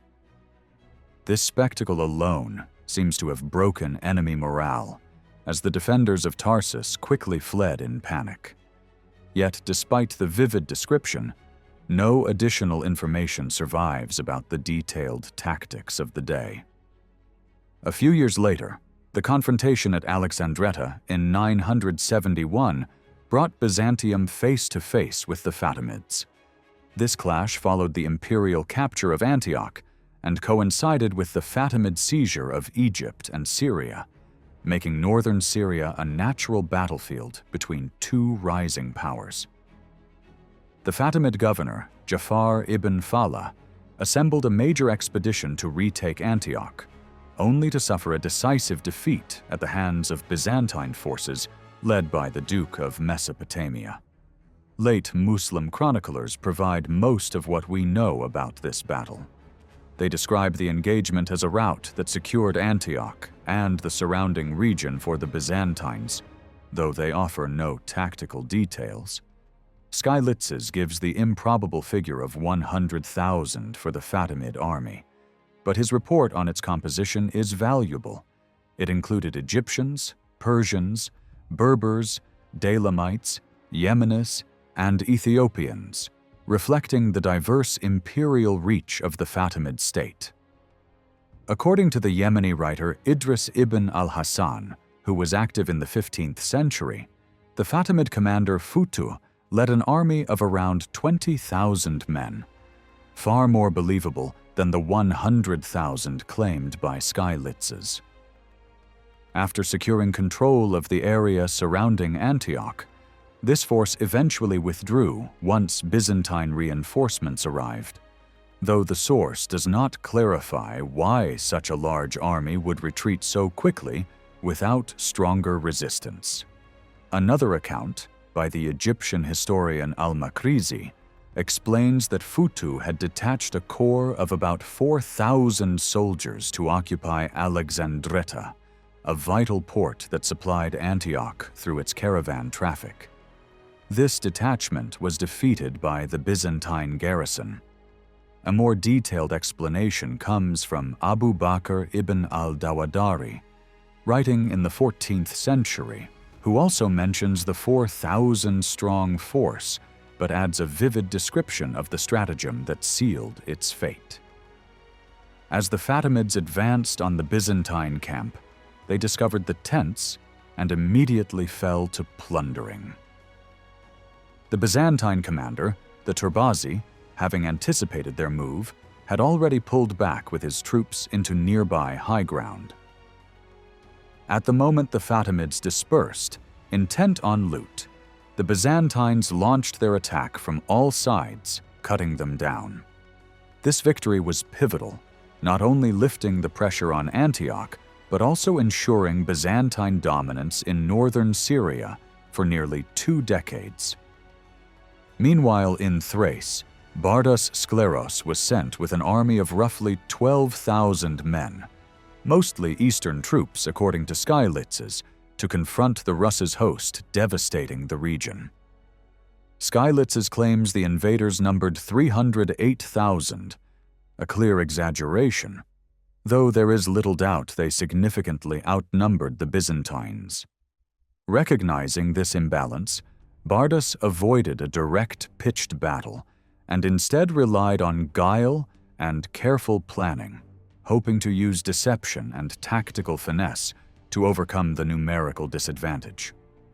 His first step was to gather intelligence on the enemy's strength, composition, and morale. For this task, he dispatched the patrician John Allocassius with a small detachment to reconnoiter the Rus, an operation in line with standard practice whereby scouts, known as procursatores, were used to collect such crucial information. The decisive move came when Skleros arranged an ambush near Arcadiopolis. Allocassius was instructed to engage the enemy briefly and then stage a retreat, but to do so in an orderly fashion without breaking formation, retreating slowly enough to entice pursuit. Once the Patzinaks, fighting alongside the Rus, had been lured deep into the chosen ground, hidden Byzantine troops struck from both flanks. This maneuver mirrors the instructions in the 10th century treatise on skirmishing, which recommended feigned flight and ambush as a means of destroying numerically superior foes. The first detachment of Patzinaks was annihilated, and though the larger Russ's army soon attacked, it too was eventually broken after close combat in the confined terrain. The victory was completed when regular cavalry, not the cataphractoi, pursued the fleeing enemy, as advised by military manuals. The triumph at Arcadiopolis provided Emperor John Tzimiskes with invaluable insights into the Rus, their fighting style, and their weaknesses. He put this knowledge to use the following year, when he launched his Bulgarian campaign that culminated in the siege of Doristolon. Leading around 30,000 men, the emperor marched through undefended mountain passes, exploiting the fact that the Russes were preoccupied with suppressing a Bulgar revolt. The army avoided the kind of disasters that had befallen Byzantine forces in earlier centuries when attempting to cross similar terrain. Leo the Deacon explicitly compared Tzimiskes' cautious movements with the fatal mistakes of Emperor Nicephorus V at Pliska in 811, when wooden palisades erected in the passes had trapped and destroyed the imperial army. The Byzantines had learned well from such past disasters. At Doristolon, the Byzantine army deployed directly in front of the city gates. Leo the Deacon describes the formation in detail. The infantry held the center, flanked by cataphractoi positioned on both wings. Archers and slingers were placed immediately behind the infantry, tasked with providing covering fire as long as the enemy remained within range. To strengthen his flanks further, Tzimiskes held back 2 additional units of cataphractoi in reserve. Since the Russes lacked cavalry and had little experience with mounted warfare, it is likely that the emperor intended to break their formation by concentrating his attacks on the wings, where they were most exposed. This tactical arrangement demonstrates both the adherence to established military doctrine and Tzimiskes' ability to adapt to the particular vulnerabilities of his foe. What we can reconstruct about the first clash at Doristolon is that the Rus opened the fight with their characteristic ferocity, but the Byzantines held firm. After managing to break through the enemy line in a few places, the Russes were forced to retreat and reform their shield wall. The sources are not clear about which Byzantine units took part in this opening struggle, which dragged on until evening, when the infantry and cavalry of the empire failed to break the dense Rus' formation. Emperor Tzimiskes committed his reserve heavy cavalry on the wings in a last counterattack meant to shatter the enemy's morale. At that moment, the trumpeters gave the signal, and the imperial troops surged forward in unison. Pressed hard, the Russes retreated behind the safety of Doristolon's walls, making it obvious that the Byzantines would have to prepare for a prolonged siege. The next 2 encounters outside the city are poorly recorded, but the 4th engagement is somewhat clearer. After the Rus had succeeded in damaging a Byzantine siege engine with a sortie, Sviatoslav sought to build on his men's rising confidence by leading them out into battle. The Byzantines formed a deep phalanx, almost certainly using the same deployment as in the first clash: infantry in the center, cataphractoi guarding the flanks, and reserve cavalry with archers and slingers positioned behind them. On 24th July, Sviatoslav again marched out, this time deliberately choosing ground closer to the city walls, where the battlefield narrowed.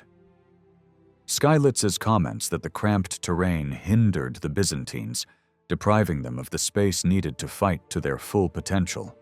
He observed that woodland on one side and marshland on the other gave the Rus a tactical advantage, since the imperial cavalry could not easily maneuver. Leo the Deacon reports that the emperor himself led the Byzantines out of camp, likely maintaining the threefold division with cataphractoi once more anchoring both wings. The Russes opened the battle by striking the center, while their javelin throwers inflicted heavy losses and disorder among the imperial horsemen, making it difficult for them to attempt an encirclement. The heat of midsummer compounded the soldiers' suffering, and so Tzimiskes ordered waterskins to be distributed to the troops and their mounts, allowing them to continue the fight. This detail matches the advice of contemporary manuals, which assigned archers and slingers within the infantry formations the task of protecting such logistical operations. The turning point came when Bardas Phocas, realizing that his cavalry could not operate effectively in such a narrow space, ordered a staged withdrawal toward the plain. His commanders were told to give the impression of retreating without breaking rank, drawing the enemy further away from the city before suddenly turning back to charge. This deception worked flawlessly. The Russes pursued in the belief that the Byzantines were in flight, only to be caught in the open.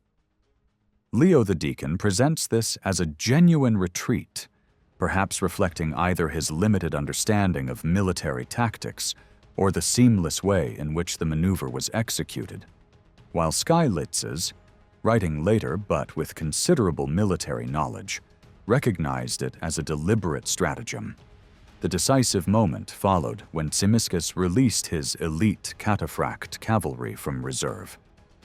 According to Skylitzes, several senior officers spearheaded the attack, while Leo emphasizes that the emperor himself led the charge alongside his guard to inspire his men.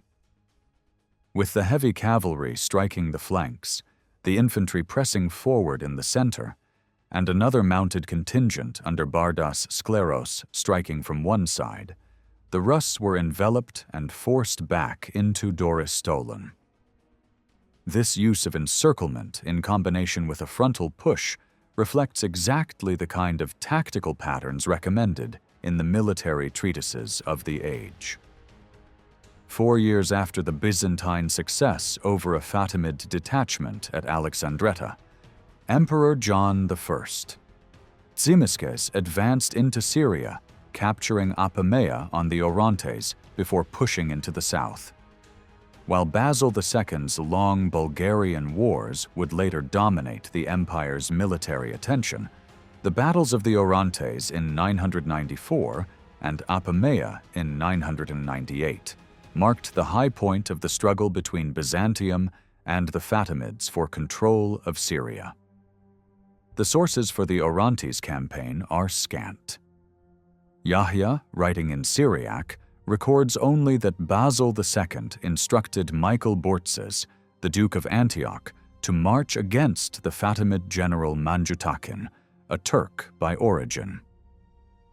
Another Syriac chronicler, Bar Hebraeus, writing in the 13th century, estimates the Byzantine army at roughly 50,000 men, composed of both cavalry and infantry. It is certain that Armenian contingents played a major role, given their resettlement across the region in previous decades. The Fatimid army may have numbered around 30,000, and although the exact composition is uncertain, it likely included Turkish cavalry, elite Iranian infantry from Daylem, former Ikshidid and Kafurid units, and Bedouin tribes from Syria and North Africa. According to al-Makrizi, Manjutakin set out from Damascus in the spring of 994, devastating the countryside around Antioch before marching east toward Aleppo. In response, Bortzes joined forces with Hamdanid troops under Lulu al-Kabir, guardian of the young Emir Sa'id al-Dawla. As news of their approach reached him, Manjutakin lifted his siege of Aleppo and moved west to meet them, the two armies encamping along the Orontes. The details of the ensuing battle remain obscure. The Byzantine and Hamdanid troops held the western ford of the river, but Bortzes hesitated to force a crossing. Manjutakin took the initiative, sending Bedouins and part of his Turkish or Daylami units to probe the Hamdanid positions. Panic soon spread through the Hamdanid camp, which was overrun and plundered.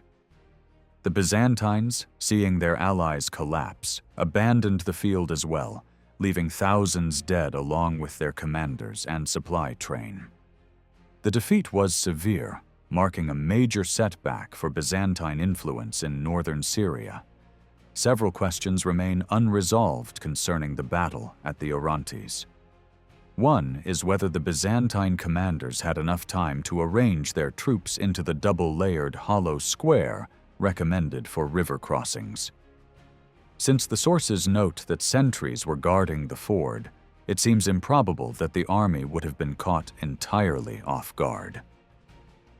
Yahya even portrays Bortzes as a highly cautious commander, consistent with the long-standing military advice that river crossings should always be approached with strict discipline, particularly when the enemy holds the opposite bank.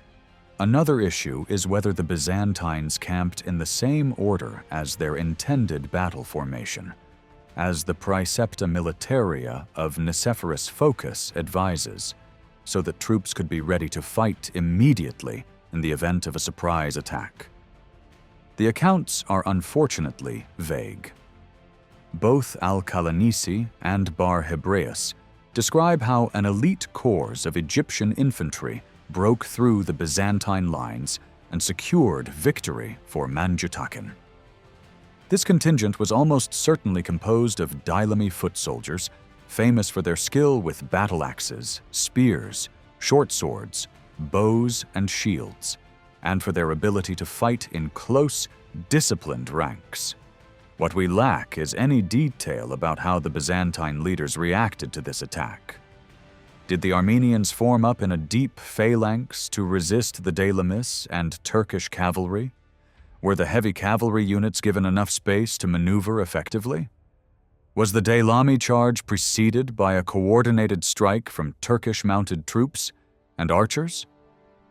These are all possibilities, but the narratives leave them unanswered. A few years later, at almost the same location, another disaster struck the imperial forces.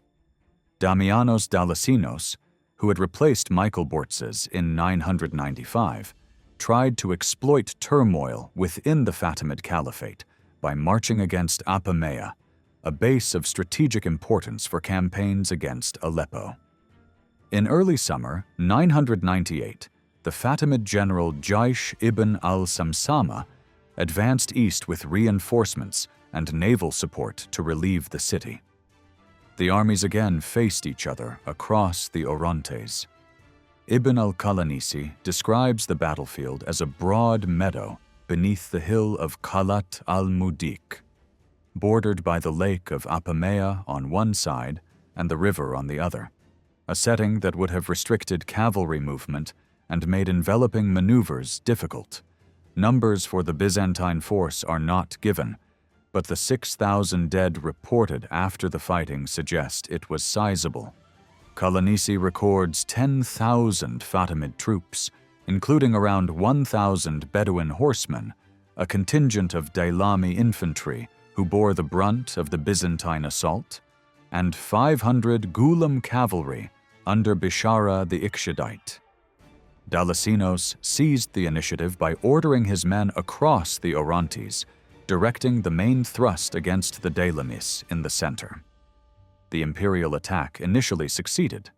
The Fatimid wings collapsed, thousands were cut down, and only the Gulam cavalry held their ground. The turning point came when Dalasinos, accompanied only by a small guard of 10 Gulams and his sons, exposed himself too boldly. A Kurdish Gulam, spotting his banner, charged and struck the Duke fatally. The loss of the commander shattered Byzantine morale, and the battle ended in disaster. The sources again leave important gaps. We do not know how the Byzantine and Fatimid forces deployed, whether al-Samsama's position on the right flank indicated higher ground or whether he placed his delami infantry in the center to absorb the main assault. Nor do we know how the Byzantines crossed the river. Manuals of the time prescribed that the elite tagmata units should cross first, in strict order, but tacticians always warned against such a maneuver under enemy pressure.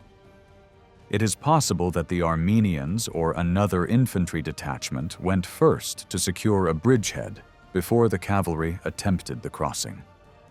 Historical parallels, such as the difficulties faced by the English at Stirling Bridge and Bannockburn, remind us how dangerous such river crossings could be when the opposite bank was contested. Even if the Byzantines managed to cross in good order, other questions arise. Was the ground suitable for them to form their typical hollow square formation?